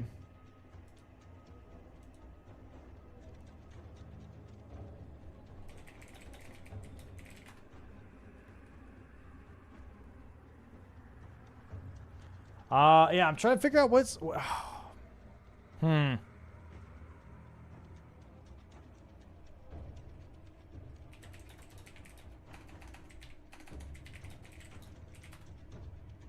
Yeah, I mean, It's a tied game right now. I don't think it's too deciding, and if both players are like, "Hey, this is a little frustrating."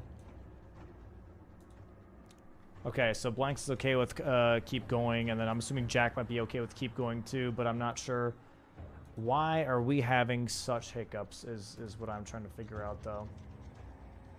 yeah, I do wonder, maybe for today we would have to not use the service if it's the service that's having an issue. I'm not sure. Which is so Or, weird. you Because know. I'm looking at the service, and the service. Let's see if it bounces back. If we have a fourth pause, we might have to move to real time or something. Because pretty much, because constant pauses just aren't it. Yeah. I don't know. I don't know what's causing it. Is the weird part, because our game 1 and game 2 were flawless, absolutely Yeah, flawless. they were so good. So I'm really not sure what's causing this. I'm trying to figure out why all of a sudden we're having issues. Yeah, that's a good question. But also nice that we, you know, you don't want to have tech issues, but you'd rather have tech issues in, you know, the preseason where we can hopefully get them fixed, sorted out. Yeah. Than, you know, in like if it was grand finals, you know, very, very end and this happened, oh man, that could, you know. Oh yeah, I'd but, lose my mind. I definitely yeah. would lose my mind for sure. But yeah, hopefully we can get it all fixed here, and then if Oh. you know we can get it smooth sailing from here, that would be great. Looks like both streams were reset. We're back to being good now, but I'm not sure if that's good enough.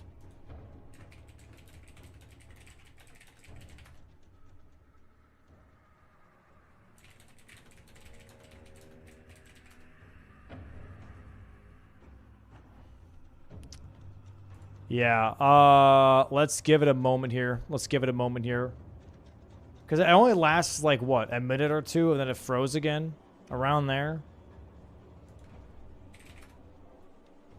Yeah. We're gonna do a quick 5-minute hold here to see if it holds up for the refs and for us on the broadcast. And if it does hold in the next 5 minutes, we'll continue. Otherwise, yeah, I'm really not sure here. This is definitely tough. Let's see here real quick. I'm gonna go ahead and reset. Player 2. Player 1.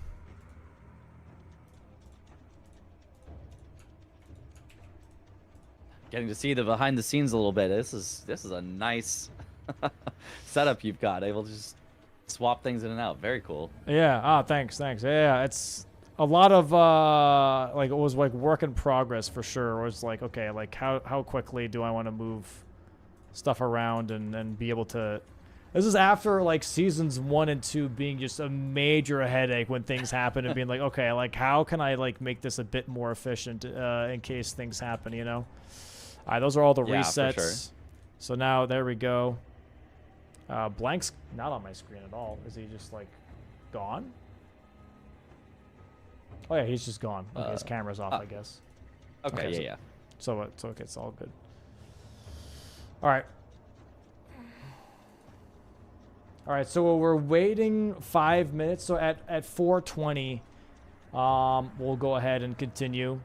If it holds up till 4:20, we'll go ahead and continue. We're pretty much taking a 5-minute break here real quick. So sorry about that, chat. I am so sorry. Players said they don't want to reset.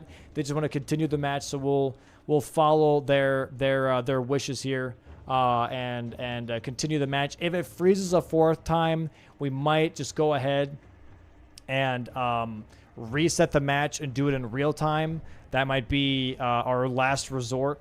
I don't know why it's happening. I generally don't, because the first 2 matches were absolutely gorgeously flawless. I had no issues to reset at all. Didn't have to reset. The players had no issues at all either. So I'm not sure what's causing it, but it's preseason, you know. So you know, hiccups be happening. Hiccups be happening. Yeah, they do be happening, but I mean, it's looking. I'm not. You know what? I'm not gonna say anything. I'm not gonna say anything. I've got the caster curse on lock, so I'm not gonna caster curse the stream. I'll caster curse the players all I want. I will not caster curse the stream. Yeah, we'll hold on for just a quick moment here. That's it. We'll hold on for just a quick moment here. Mm-hmm. Yeah, and this has already been a long day. You know, already gone to match 3, so I'm sure the players are really hoping we can finish out this match, because this could be a really, really long day if we have to reset it. Yeah, and for people wondering why there's a delay in the first place, it is to avoid any type of cheating. Pretty much the 5-minute delay negates any cheating possibility whatsoever. If that's watching the main broadcast, if that's watching their opponent, if that's anything, you get nothing from a 5-minute delay. And that's just something that we want to avoid, you know? And so the way to avoid that is with a delay. That's it. Yeah, not that we expect that anyone would ever cheat, obviously, but, you know, it's just easier to be sure for everyone. Yeah. Yeah, it's precautionary. And we have a website pretty much where we see everything in real time. The refs see everything in real time. We're just all on a delay collectively, and that just makes it all work. But for some reason, sadly, you have hiccups with tech like this, you know? Yeah, it's very fancy, very complicated tech to get all the, you know, delays working right, to get it where we get to see them right away so we can tell them if there's an issue, but, you know, stream does not get to see them right away. Like, just that split is just such a hard thing to get right, and that's, yeah, that is honestly what has caused all the tech issues, unfortunately, but, you know, we're working on it, and it is working great for most matches. It's just the occasional hiccup. Which is unfortunate, because then that's like it's almost like the news, you know, where it's like if it's good news, no one cares. As soon as, you know, there's bad news, everyone's like, oh my god, there's only bad news. Yeah, it's always terrible. It's like for the most part, it runs pretty damn well. Okay, so we only have like 60 seconds left, and then they will be counted down. Looks like nothing's happening here. Nothing's freezing up, so it might just be a little bit of a hiccup here. All right, should be all good, I think. We should be counting down here for the players in just a moment. All right, awesome. I'm excited to see the thrilling conclusion of this series. This set of games has been just back and forth all throughout, and this final game is almost tied. Blanks with only a 1 square lead, but Pepe Jack already with 2 Dragon Hearts makes it about as close as you can ask for. Yep. All right, here we go. We're about to hit 420. Right about now. There it is. And the players are going to be told, okay, we're counting down. Keep an eye on the lobby. Yep, here we go. All right, we're going to go back into the match here. Yeah, so this is going to be interesting because Moon of Noxtella is going to give Blanks column 4 progression. Dragon Hearts is going to give Jack row 3 progression. But now Blanks is also going for Cracked Pots and Ritual Pots, which is going to take out that row. So I wonder how we're going to navigate this. There is kill 5 bosses that ride a horse as well with Radon, which could be really nice. We'll see how this plays out. I'm very, very curious. It's still a very anyone's game board situation. Yeah, one other thing with Radon that I didn't mention the first time you did it. Maybe you said it and I was distracted while we were doing the tech stuff. But is the Finger Slayer blade is also there on the board, and so for that I believe they would have to go through Radon, they'd have to go through Mimic Tier, and they'd have to get down to that as well. So Radon does have a little more, synergy than I initially thought, in addition to bosses that ride the horse, and of course Restore Radon's Great Rune. And here we have it. Market, by the way, for Blanks now, because there are 2 Cracked Pots in Stormvale Castle. Is it 2 or is it 3? I'm not sure. I wanted to say 2, but now you've got me second guessing. Yeah, I can't remember. I kind of have a feeling that might be 3. Not sure, but very nice Wild Strikes fight here from Blanks. Going to be killing Margit. Going to be grabbing a Talisman Pouch. And also getting access to Godric if he ever needs to do that. I know there's definitely 2. And also maybe some talismans here. There are some talismans actually in Stormvale Castle as well. Some money here from Jack. Going to be grabbing some of the runes here in the mountaintops. Let's see what this can turn into for Jack. I'm a little surprised one Omen Killer boss is still on the board because it's one single boss that you could go kill. But I guess, it's just not in a position where either of them is worried about it too much right now. I think they're both looking at that row 3 and thinking about, okay, how can I set that up if I'm Jack, or how can I block that if I'm Blanks? Yep. We'll see. We'll see. So far, so good, though.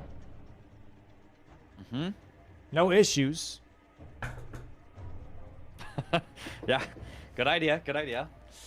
All right. So, yeah, Jack here, I believe, might be going for a Geel now. Are we going for a Geel? Yeah. Looks like it. That would be his 3rd Dragonheart boss. So a very quick cleanup there for the square that he has progressed. Should tie us up 5-5. But yeah, Blank's getting those pots. I do like, normally Cracked Pots, Ritual Pots, especially in these high numbers, can be a bit tough to get all of them and maybe not always worth it. But given that there are both of them on the board, now all of a sudden Jarberg is just like this high value play and gets you set up for both. So I do like Blanks going for the pots because you can get both at once. Falk's honestly not shredding a Geel as much as I expected it to. Yeah, I don't think he's got the upgrades in there just yet, nor the levels, really. He probably has minimum requirements, and maybe it's like a +4 or something. I'm not too sure. Lots of flying happening already off the rip. That's just, rough here. Where did he fly to? Did he just... He flew in place. That was very weird. Should be a blood proc here very soon, though. There's 2 more Cracked Pots here, though, for Blanks. Gonna quit out here. Should be getting a stagger on a Geel very soon. Oh my god, there's a nice blood proc. No stagger just yet. Oh, he probably doesn't need it, though. Oh, there it is. Never mind. He does. Boom. 3 Dragonheart bosses now. There it is for Jack. 5-5. We are tied now. Tied game here. 5-5. And we'll see now, what does this turn into for Jack? Does he want to go for Cracked Pots? Does he want to go for Ritual Pots? Does he just want to go for killing instead? We have kill Morgott, kill Melina, kill Ancestor Spirit, kill Omen Killer boss. These are a bunch of different kill squares. Kill 6 bosses in Limgrave or Weeping. That's another boss that he just got. So he's got 4, or he's got not 4, sorry. He's got 2 bosses right now for that. But he's going to go for Radon. Okay. Ooh. Interesting. Yeah, it does have the Finger Slayer blade. It does have bosses that ride a horse. It does have Restore Radon's Great Rune. So it definitely has some synergy there, has some possible value, but it does take a little while. It's not the fastest single kill, and the kill itself does not get you the square. You're going to have to go do extra stuff after. So I like the play, but I'm not sure it's the best right now. Blanks, on the other hand, I think finally going towards Moon of Noxtella. He kind of like half set it up earlier, but then didn't go all the way back, I think. But now is, I think, going to grab that and get the 6th square first.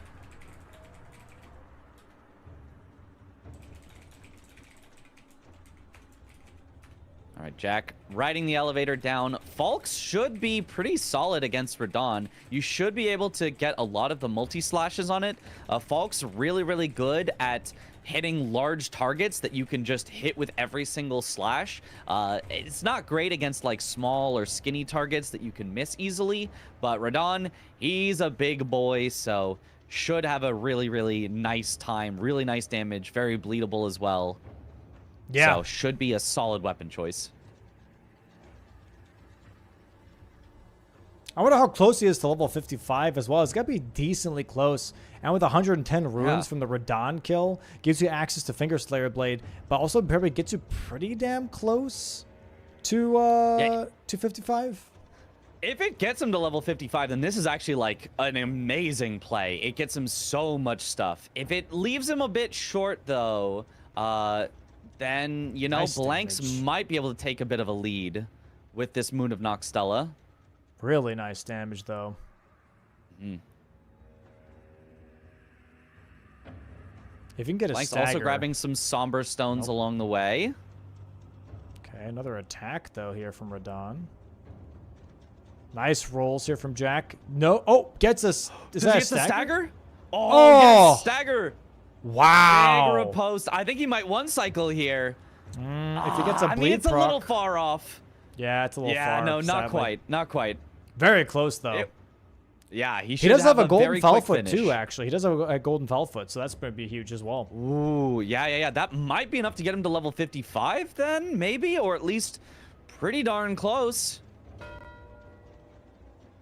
There's the Moon of Noxtella for Blanks. Marks the square.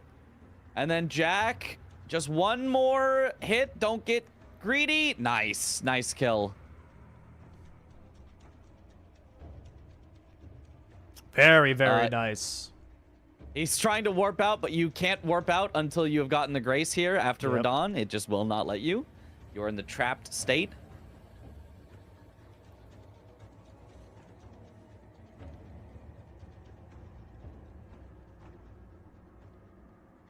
All right, and we'll see how many runes he's got here with that potential foul foot. It doesn't look like he's immediately leveling, so I don't think he thinks he has enough runes, but I have no idea the rune counts for levels, so I could not even begin to tell you how close or far he is. So we have Moon of Noxtella here for Blank, 6 to 5. What is he going for now, though? I was really expecting the Ritual Pot, Cracked Pot setup here. But instead, yeah, Jack, I think, is rushing Radon's Great Rune, I believe. Yeah, I think Blanks might be going for the Omen Killer boss. He might be going for Omen Killer and Miranda here, next to the Tree Sentinel duo. So that could be a strong individual square play. You just kill a boss and get a square, you know. Those are my favorite squares when I'm playing. Just like, oh, I kill a boss and I get a square. Awesome. Doesn't set him up, you know, with synergy, but you don't necessarily need that if you can just get a good one. No, but he's running right on by. He is ignoring that for now, at least, and heading further up generally towards the capital. I don't think he's going to the capital, but what would he be? Oh, it could be Ash of War Lightning Ram. He might be going for the Lightning Ram Ash of War over here. For row 2, I guess? Yeah. Yeah. Just to get like a bunch of setup, pretty much, you know? Yeah. It does once again feel like neither of them is really trying to do any lines. It really feels like both of them are like, nope, I'd like to win on majority. So, you know, if you're going for majority, Ash of War Lightning Ram, it's not bad. It's all right. If you're already in the capital here, getting to it isn't so bad. I think the Omen Killer boss would have been a good bit faster, but this isn't bad either.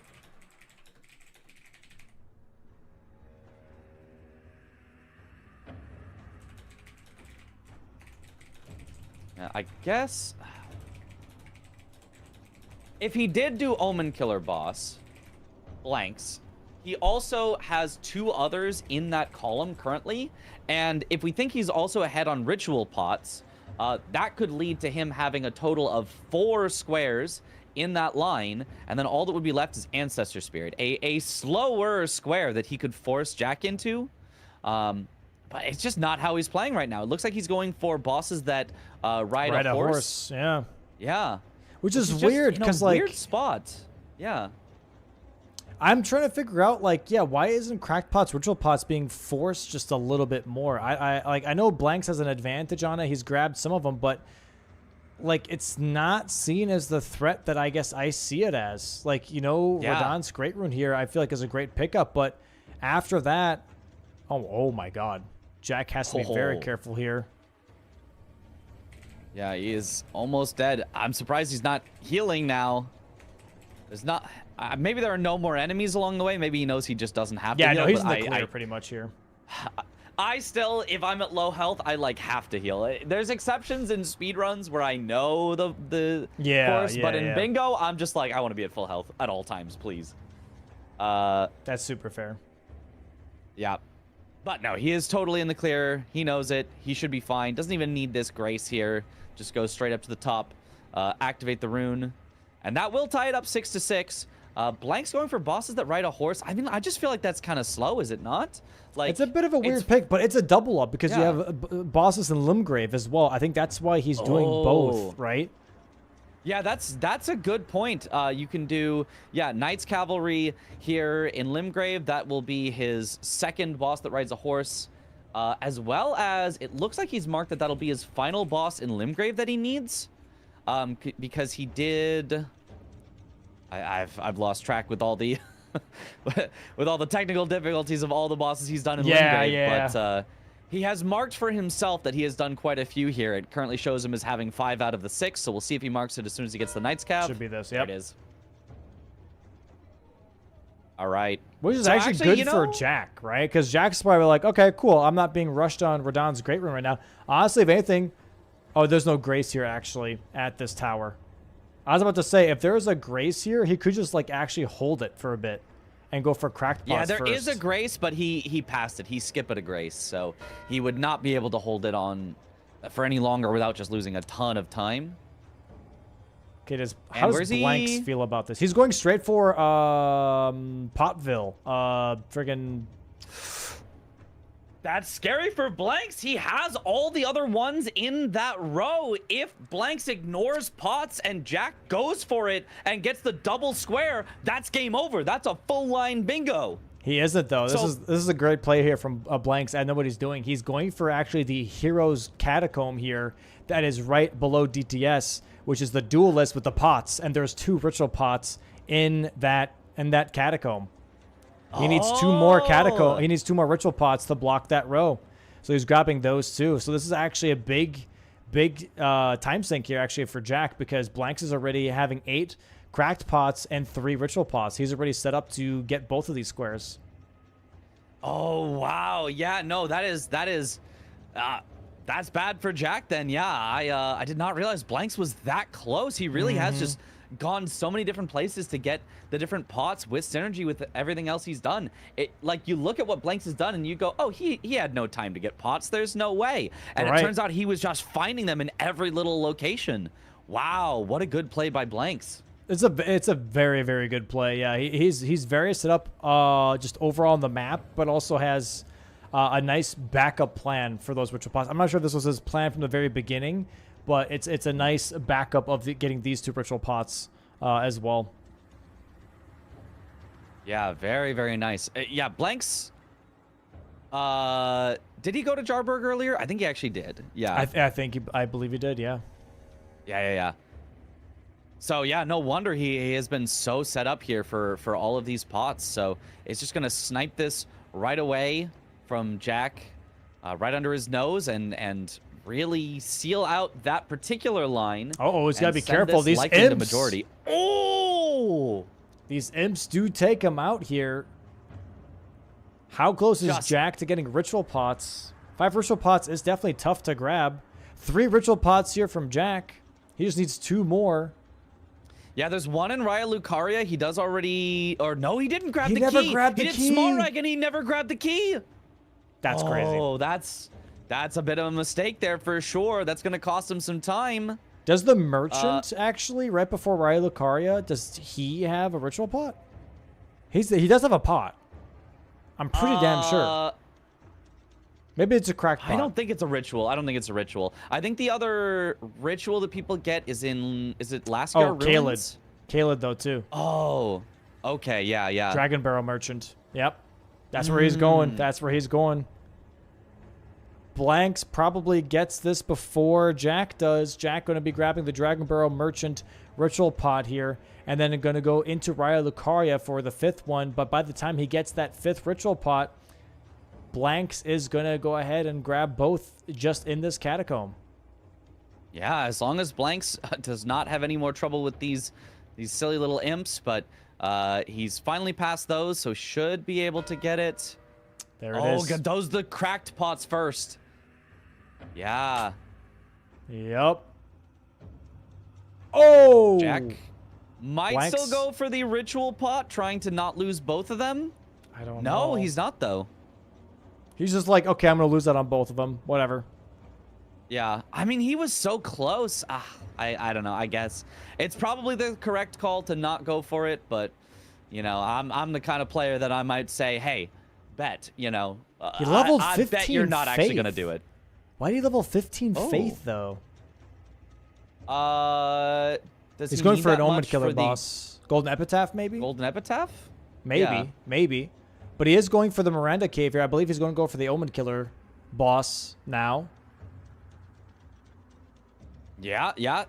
Taking away something that Blanks was very, very close to, but just didn't, you know, pull the trigger on earlier. Blanks needs one Blanks more ritual pot. double-checking. Yep, one more ritual pot.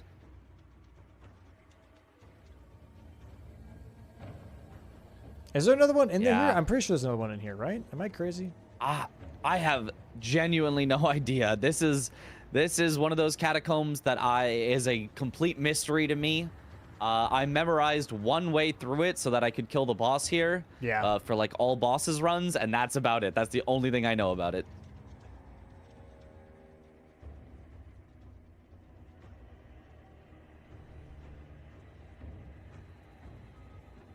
Yeah, Jack definitely gonna get this Omen Killer boss. So, but if Blanks gets ritual pots, that's gonna keep Blanks with a 2-square lead here. Wait, is there a ritual pot in here, though?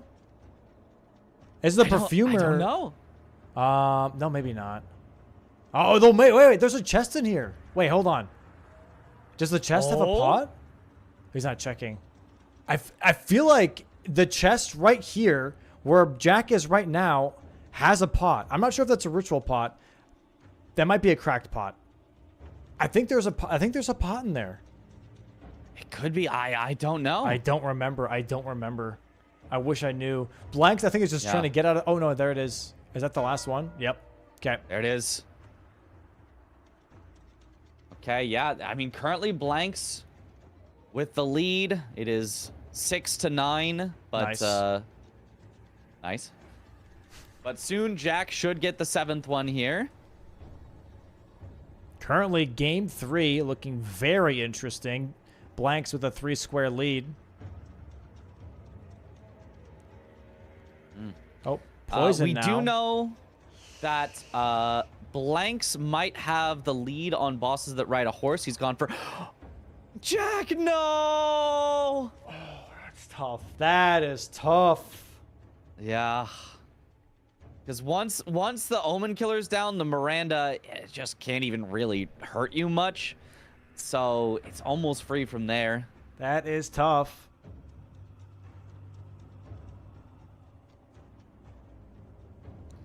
Heads back in. Yeah, I mean, losing those pots was definitely a bit of a blow. I mean, Blanks was setting up those pots definitely for a while. And now they're but... racing an Omen Killer because Blanks is going for the Omen Killer Liurnia.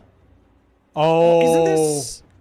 I feel like this is so much more walking. He could have raced Jack to the same Omen Killer, but I mean, it is going to be a lot squishier. It's going to be a lot given faster. That Jack died, yeah, it actually is going to be very, very close. Jack I think definitely Blanks had gets it if this. he got it first try. This could be a column 4 bingo. Ancestor Spirit. Oh my goodness, you're right. You're right. I thought the Omen Killer was Jack, so I didn't think that it was going to be that much of a threat. But Yeah. no, it might not be. They're heading into it at almost the same time, and all Blanks has to do is kill one Omen Killer, no Miranda. He just has to be careful of the extra enemies. They're both using Falks. This is going to be so much less health for Blankses. Oh, but he does get slammed. If he dies, it's going to be really bad because it's way further away to come back. Oh, he's got to be careful. Tries to go for the backstab, does not get it. What the hell is happening? Oh my gosh, it's... I don't know. The thing is that Jack has to kill Omen Killer and Miranda, though, not just the Omen Killer. Yeah, you have to fully finish off the boss. It can't just be the Omen Killer itself. Boom! Oh, but Jack gets slammed at 1 health for a second time. No, it's a disaster. Blanks, all he needs is probably one more jump attack. There it is, and he takes it. 1 Omen Killer boss. No, it's a disaster for Jack. Oh, no. That is so tough. Jack is just sitting on the floor. He's saying it's GG's.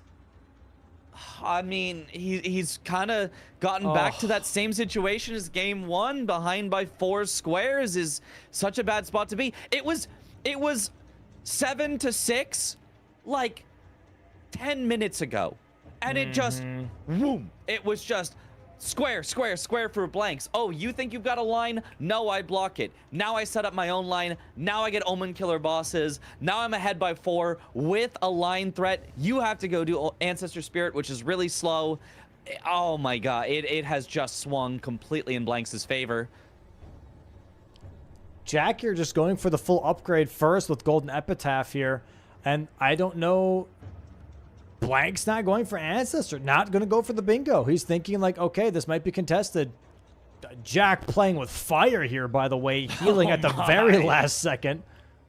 I didn't think he'd had him enough health. I thought he was actually just going to die there. Yeah, and it looks like Blanks is just like, you know what, I'm at 10.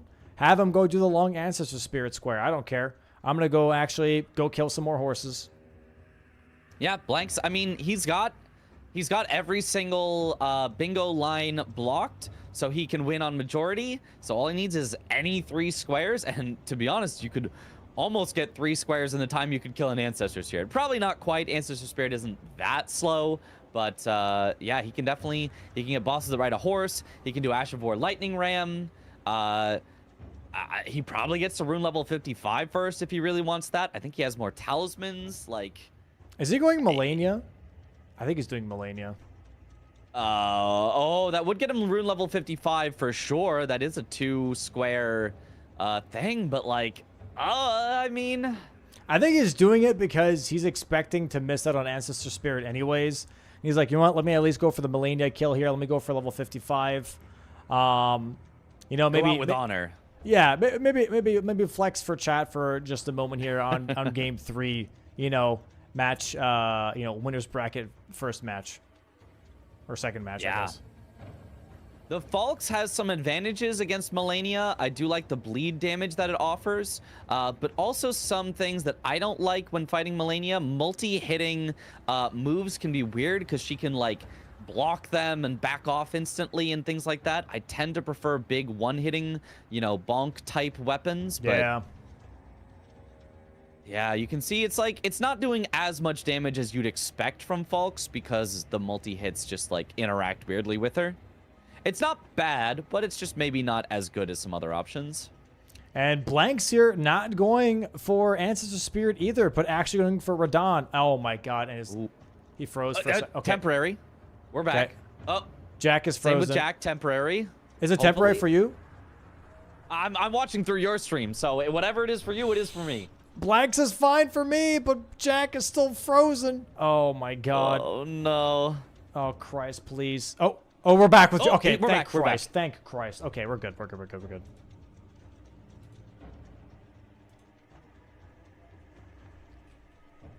Okay, Jack doing a good job against Melania, but he has had to heal a few times already, which is scary because it's just a really, really long fight, and you only have so many heals.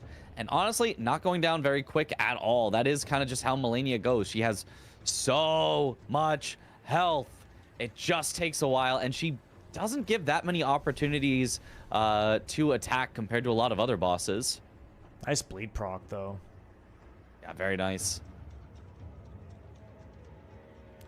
This is very interesting. Yeah. It is interesting that Blanks is kind of going for... It's weird he's going for the one that he knows Pepe Jack has already done because he saw Restore Radahn's Great Rune.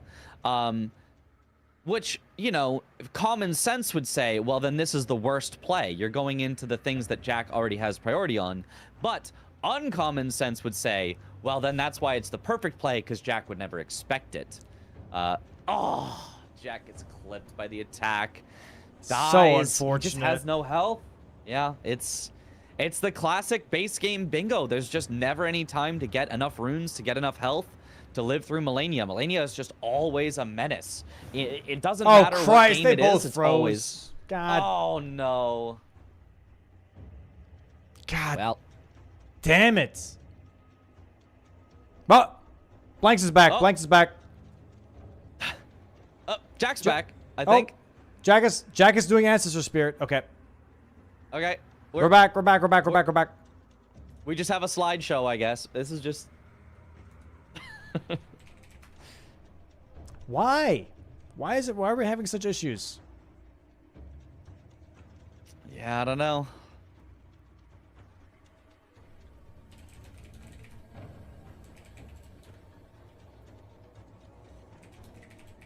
Okay, we're good. Blank is back. And we're fine. Everything's fine. Everything's fine. No worries. A very nice Radahn kill from Blanks. Only saw half of it, but it was probably pretty good. Well, saw the end. Saw that he didn't quite The get most to one critical cycle, but as soon part. as he landed. Yeah. We did see the most critical part, thank God. Yeah, yeah. Yeah, and Jack, I do agree. Obviously, he has to do Ancestor Spirit at some point. That is not a square that he is allowed to give up and still have any hope of winning. So getting it out of the way early, I think, is a smart play. He probably knows he's not contested on this. He knows Blanks isn't going to actually go for Ancestor Spirit. That's just not the way that Blanks plays. But on the does same unfortunately lose him more time. On the same token, though, you have to also be like, well, what if he does this time? Yeah, yeah. You know? What if you set up a habit that you show your opponents, oh, I never go for the lines. I never go for the lines. And then all of a sudden in the most important match, bam, rush that line, go for it immediately, and catch your opponent off guard. Would be a pretty good play. Yep. I would not be as surprised anyways. Mm-hmm. Maybe we'll see that in the full bingo brawlers season. This, you know, being the preseason, maybe he's still hiding some of those strats. But yeah, in this match, he's definitely not going for that Ancestor Spirit. Has not taken any steps in Shifra since he set up the line. I'm not sure what Jack is looking for here. Oh. He might be missing the fire. Yeah. Yeah, he's grabbing this rode fire around right it here. a little. This is the last horse boss for Blanks, by the way. Mm-hmm.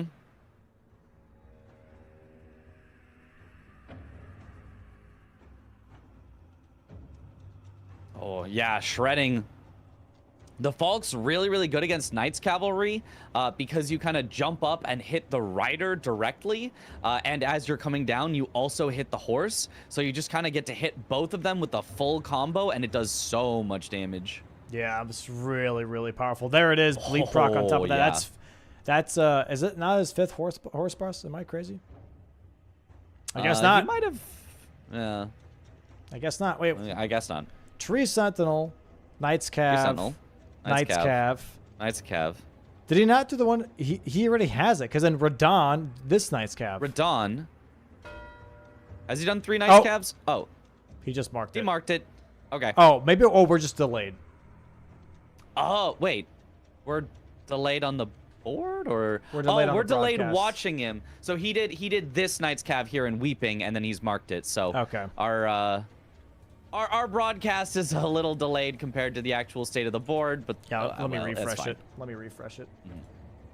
Yeah, he's in a completely different spot. Oh, he is going for Ancestor Spirit, or is that? Oh, that's Jack still just going for it. Never mind.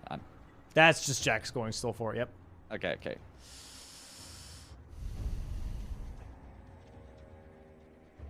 Yeah, so this is pretty much like Blank's just absolutely having so much pressure everywhere. He can pick whatever he wants. He's going to go for what seems to be maybe where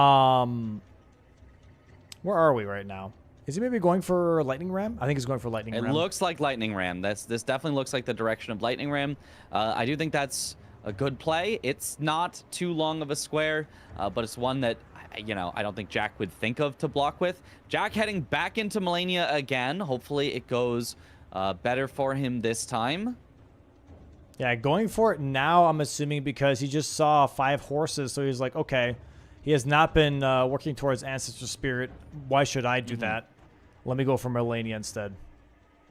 Yeah, absolutely. That's I think that is the correct play. I think if you see that you've got progress towards something and you see that your opponent is definitely not going for it, I think going for something to try to snipe them is a great idea. Oh. Great idea. Well behind, tough. But that is tough. Yeah. That leap up into the air is just kind of a bait because she just comes down and it will one-shot you. Oh. Why? Why? Okay. Maybe Blanks' his camera. Hopefully fine. It's momentary again. Oh yeah, wait. Why is his cameras? How did that happen? Uh-oh. Christ's sake. Uh-oh.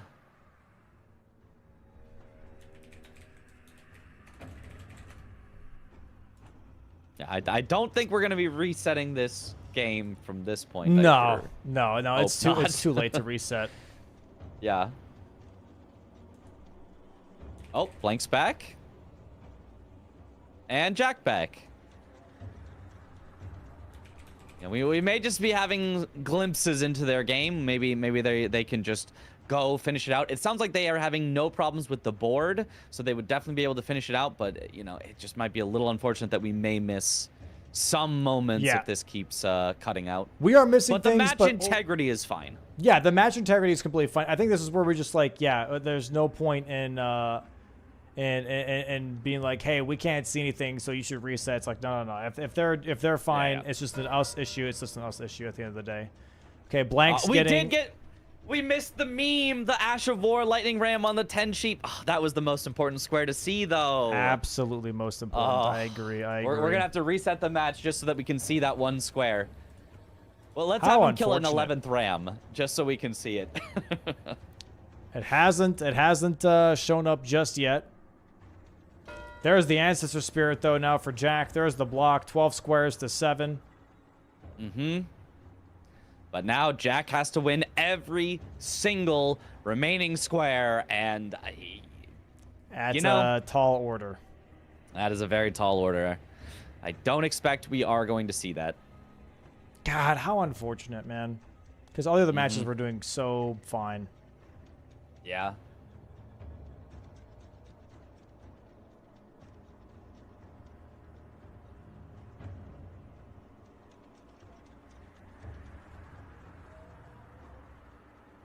All right, well, now we really have no idea what Blanks is going to finish on since we don't get to see it. But he really has his choice of any square that he wants. I wouldn't expect him to go for Melania. I feel like that is, like, almost the one way to lose from this situation is to bash your head against Melania for so long and just keep dying that you give Jack a time to come back. So I expect him to go for anything else. He has already killed Radon, so he could go for Finger Slayer Blade. I think that's a pretty safe bet. He could also go for Talismans. He has a few of those already. Remembrance Boss incant only is an interesting one that he could potentially go for, and also potentially sets you up for maybe killing Morgott, getting access to the capital. But yeah, Jack is just he's just throwing stuff. He's just spinning. You know, Jack's just having some fun with it. All right, looks like, yeah, Jack is doing Melania here. We do have Nike currently in the call with Blanks because his footage is sadly not resetting here. So we're having just one of the refs watching him on Discord live instead to make sure that obviously his gameplay is still legit. which is really, really unfortunate Yeah. that we had to resort to this. Well, hopefully it bounces back at some point. I don't know. I reached out as well to the website being like, hey, why are there hiccups? We'll try and see if we can figure out why exactly the first 2 games were absolutely beautiful and perfect, and all of a sudden game 3, like, things go down the shitter. Doesn't make a lot of sense. Yeah. So sorry to all the viewers at home as well, too. Yeah. But the fact that the first 2 games went so well, you know, gives hope that the service, it's not like the service can't handle it. It's just, you know, some sort of hopefully temporary error that we can solve. Yep. Really cool Ash of War use here from Jack, by the way. Nice bleed proc as well. Yeah, the Ash of War, the Revenger's Blade, is something you usually see on NPCs because it will micro-stagger them. But Melania also micro-staggers. One of the only, like, big major bosses in the game that does that. She's almost similar to an NPC in that way, and so using the Revenger's Blade can be very powerful. Yeah, very... Oh! Get stib-stabbed in the blib-blab there. I mean, the jump over that he was doing was really cool, but yeah, maybe a height difference or something. He was definitely in the air, but just got blasted.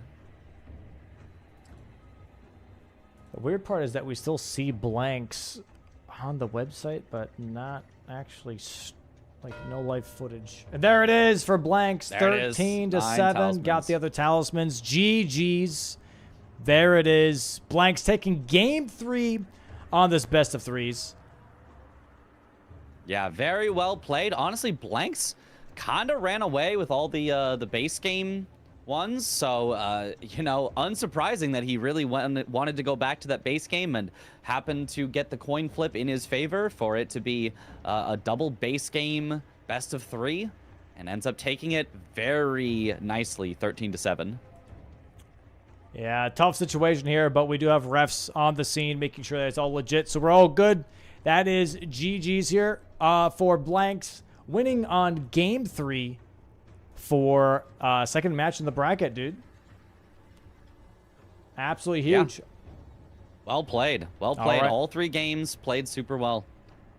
Let's go ahead and bring in the players here in just a second while I go and change this setup. All right, here we go. All right, let's go ahead and go into our post interview here with blanks. Oh, their cameras aren't here for some reason. Hold on as well.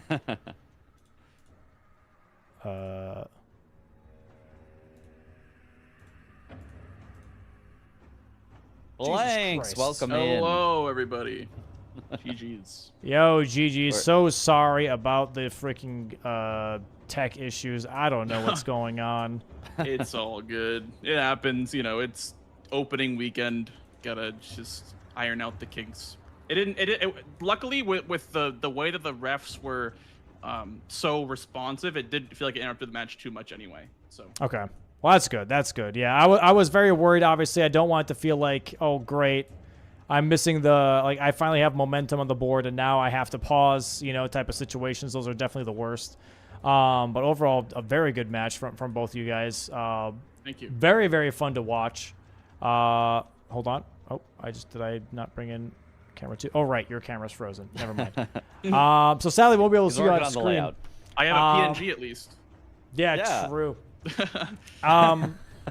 So we'll bring in Jack too, because like there's just a lot that was happening in all these games. Jack currently still fighting Melania, by the way, just for the fun of it. But let's go ahead and we'll bring in Jack as well here. GG's, Jack, welcome in. Yo, GG's.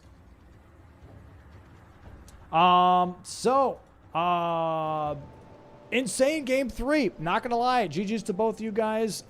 Game 1 being, I'd say, like overall, just like an early lead from blanks that he just never let go. To a game 2 where Pepe Jack had a really nice lead, and it turned into a very just intense late game from the both of you guys, which I thought was awesome to watch. Into game 3 here. Sorry to Jack as well for all the pauses. So sorry about that. I don't know what was causing it. We're looking into it. Sadly, that just happens with new website and everything. So we're working out the kinks. For game 1 and game 2, it worked beautifully. So we'll look into it for why it just like took a shit, you know, on game 3. But besides all that, how'd the best of 3s feel for you guys? Blanks, how about you go first, and Jack, obviously. I thought the best of 3 was a lot of bingo at once. Yeah. Especially for just like a quote unquote like regular season, even though this is preseason, for like a regular season match, a best of 3 format definitely adds a layer of intensity, I would say. Because with one match, you only have to play for like hour, 2 hours tops. With this, you're locked into at least 2 hours, if not like this match, possibly 3+, right? So it's definitely an endurance test for sure. And being able to keep that razor sharp focus that's required for bingo is very, very difficult with how long it goes. Yeah. Yeah, it's definitely very much an endurance match. Yeah. How about you, Jack? How'd it feel for you, the whole best of 3s in general? No, I'm looking forward to game 4. Yeah. Yeah. That was the warm up. Now the real matches get to start. Yeah. Yeah, exactly. Now we're in the afternoon. Now is prime hours. True. Now, how did it feel though in general, like for the best of 3s, just like swapping formats in between like matches and everything? Like, how'd that feel? I mean, it was fine. That's what we've been practicing the whole time. So Yeah. it felt just like a streaming of the practice season with Yeah, a I lot think- more viewers. Yeah. I think others may have less practice doing like one DLC, one base. You know what I mean? Like I think others might have just been focusing on one. I know I've been doing a lot more base game stuff. The Switch didn't really shake me or rattle me at all mentally, just because, you know, I am more comfortable on the DLC. But I don't know how you felt about it, Jack, but for me, like, I didn't really feel the like, you know, we're switching formats now, you know, now I don't know how to play anymore. Like, it surprisingly went fine. I think for me, like on any given day, I wake up and one format feels more like with my brain. And today it was DLC. I couldn't think base game today. This was not anywhere close to my best base game. So I was kind of sad to lose the coin flip, but you know, that's what we're doing here. Yeah. Yeah, I mean, I do think you did play well. I think you should give yourself some credit in the base game. I think game 1, it came down to a lot of snipes. You know, blanks. Yeah, game 1 had your number on those. And honestly, game 3, you really held in there, and I thought you had some good chances and some great possible ways to make lines or make threats or even win majority. And then there was just kind of like around the time of pots and ritual pots got taken, it just kind of swing out of your favor. So, but I do think both were very close games that you definitely had chances out of. Yeah, there were a few unfortunate things that happened in that game 3. One was I was hoping he would mark something before I got like on the Radon Great Rune elevator, so I could pivot at the Grace, so I could just like prep it and leave. Yeah. And then he marked it like midway up the elevator, and I'm like, well, is there a Grace up here? There's not. That's unfortunate. And then I was pretty surprised by, like, I have no idea where he got the ritual pots. My excuse, my emotional cushion that I'm gonna use to make me feel better about myself is like with the pauses, I had no idea like what his map progress felt like anymore. So that's me. Just for my own mental. Yeah, I think for me it was kind of similar, just because like you had marked a little bit of ambiguous squares. Like I knew you had gone to Magma Worm. Radon was kind of telegraphed with 65k Memory of Grace, but other than that, I didn't really see a whole lot of what you were up to. I was thinking maybe you'd do some kind of like Loretta 5 horse bosses because you had Radon and maybe we're starting to build a column 1.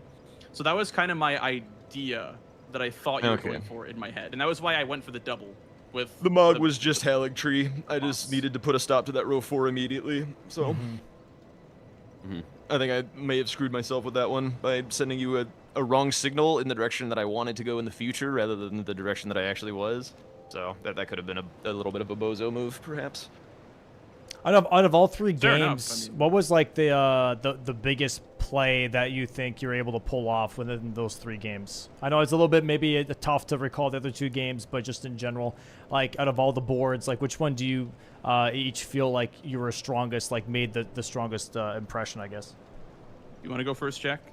I honestly feel like that's kind of an impossible question to answer without seeing back both perspectives, because like I don't know what worked and what didn't. True.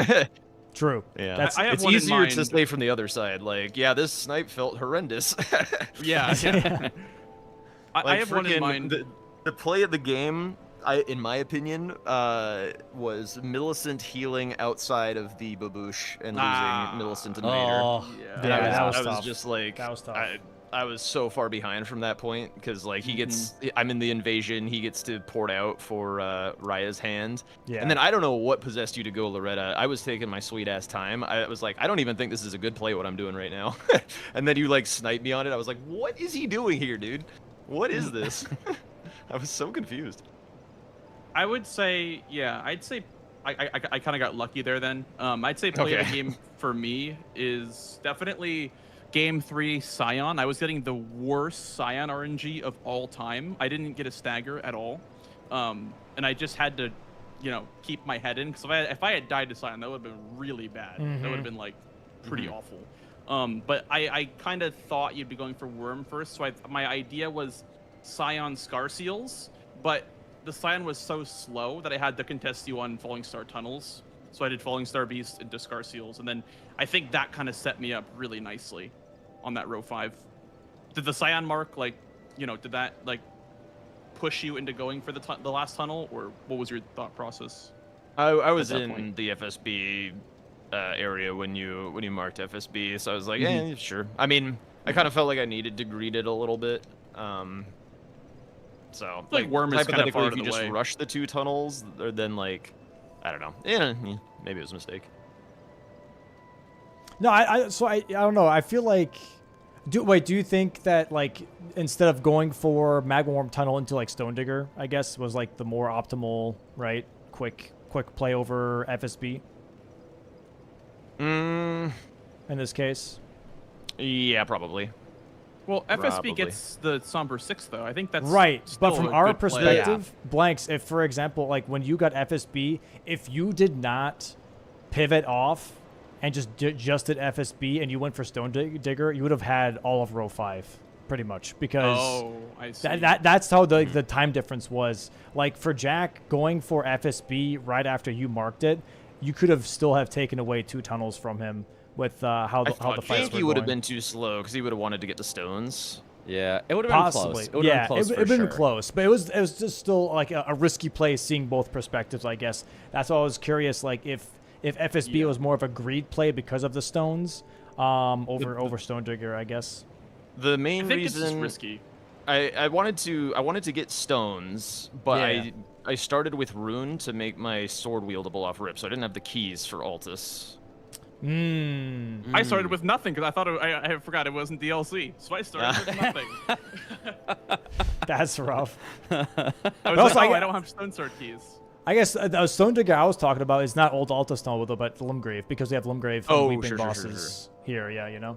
I think in this format, like it's pretty tough to be going for like 2 unsynergistic tunnels. Like I don't know, the Stone Digger troll in Limgrave is kind of slow. I think you would go Weeping if you wanted just like a really fast Really? one. Okay, because I think so. if The you Weeping look at tunnel's like very short. yeah, but if you look at Stone Yeah. Digger, right? It's a Weeping. It's a tunnel. It's a Limgrave boss, but also drops a talisman. So you have 3 Yeah. synergies there. Yeah, that it just work with depends if that. you're trying to be fast. Right. I think. Yeah, Yeah, you I can also get no, ones it's all in the up to tunnel bait, I guess, as right? well. You know, there's smithing ones in the tunnel, and I mean maybe some 2s. I don't know. Yeah, overall, I think the early game was like a big, like how do you put this? Like, there's very different ways of going about it, early game style wise, right? There's a lot of different options to lean into on this board. Like this early game board was, I think, kind of tough to make the right, like the perfect call, if you will. You know. Right. I mean, I saw row 3 because he did the Magworm. I'm like, oh, that's a Dragonheart boss. I don't really have a good one to do because Academy isn't good in this board, so I don't have a reason to go to Smaragd. So it's like I had a really tough time blocking row 3, and that's when I went all in on the pots. Yeah, where the hell did you get those, by the Yeah. way? I was very taken aback. Kale, Jarberg, and then I did the 2 in Stormvale, and then all the pots in Orisa Side Tomb. Okay, you did do Orisas. Gotcha. Yeah. I died once in the catacomb to the imps, but But pretty much as soon as you marked Radahn's Great Rune, he was already like on the way to the tomb, anyways. I was So- like, I need to block this. Yeah. Yeah. Definitely I- fortunate timing in that regard for him. I probably shouldn't have marked dragon bosses as soon as I did. I was a little like spooked by the column 5. Blanks' the occasional tendency to try and steal people's shit. So I was thinking like this column 5 is very spooky. Well, also, Yeah. Agheel's a Limgrave boss, so it makes sense. To, yeah. You know.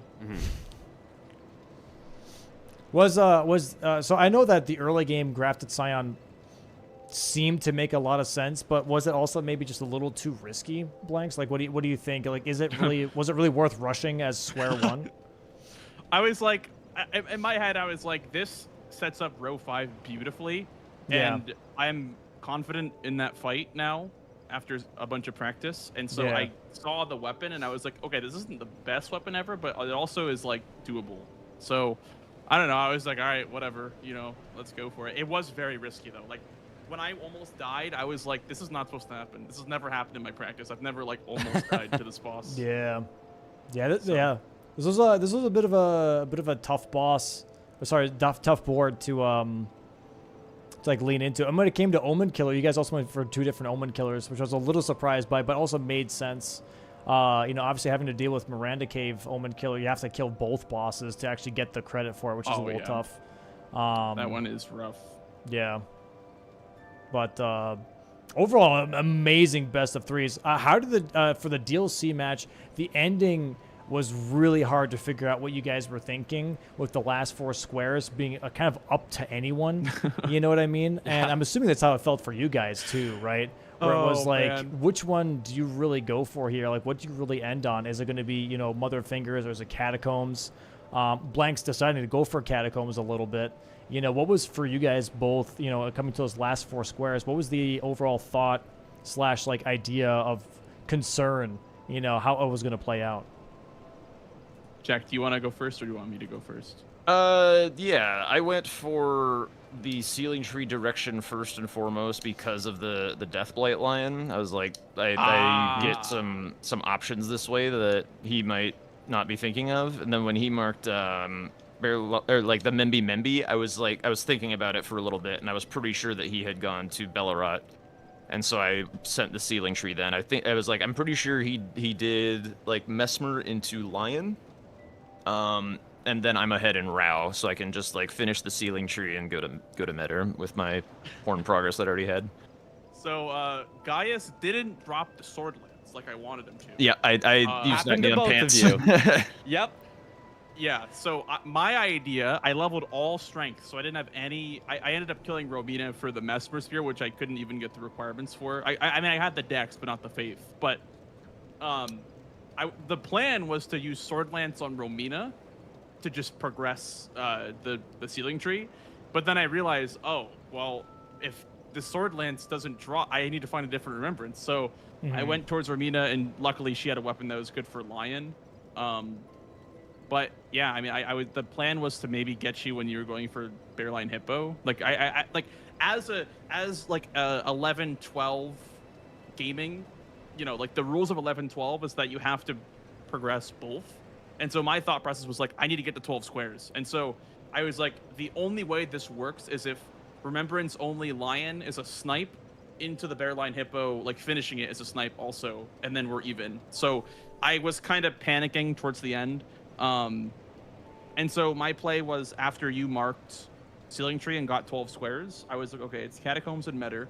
So I did the 1 Catacomb, and then I did the full Metter quest line. And so the plan was to do 1 Catacomb, send Metter. But that didn't really work because you had Metter set up kind of with talismans, I'd assume. Yeah. Yeah. Yeah. So, yeah. I mean, overall, I think you played a great DLC game. I think we both played a great DLC game. Yeah. But I think you just had a slightly better late game than I did. Yeah, I think he got the lead kind of in the mid game by forcing you into Lamenter, and then that's just a miserable spot to be. Yeah, I thought he was gonna drain the water, but I guess he wasn't going for that, or was that like a snipe? He was ahead of you, and then he pivoted out and decided to set up that line instead to force you into Lamenter, which ended up working out very, very well for him. Very well, yeah. It was honestly like less about the line. I was just like counting squares while running back section. It was like, actually, south is just better than drain. Like it truly was better. Yeah,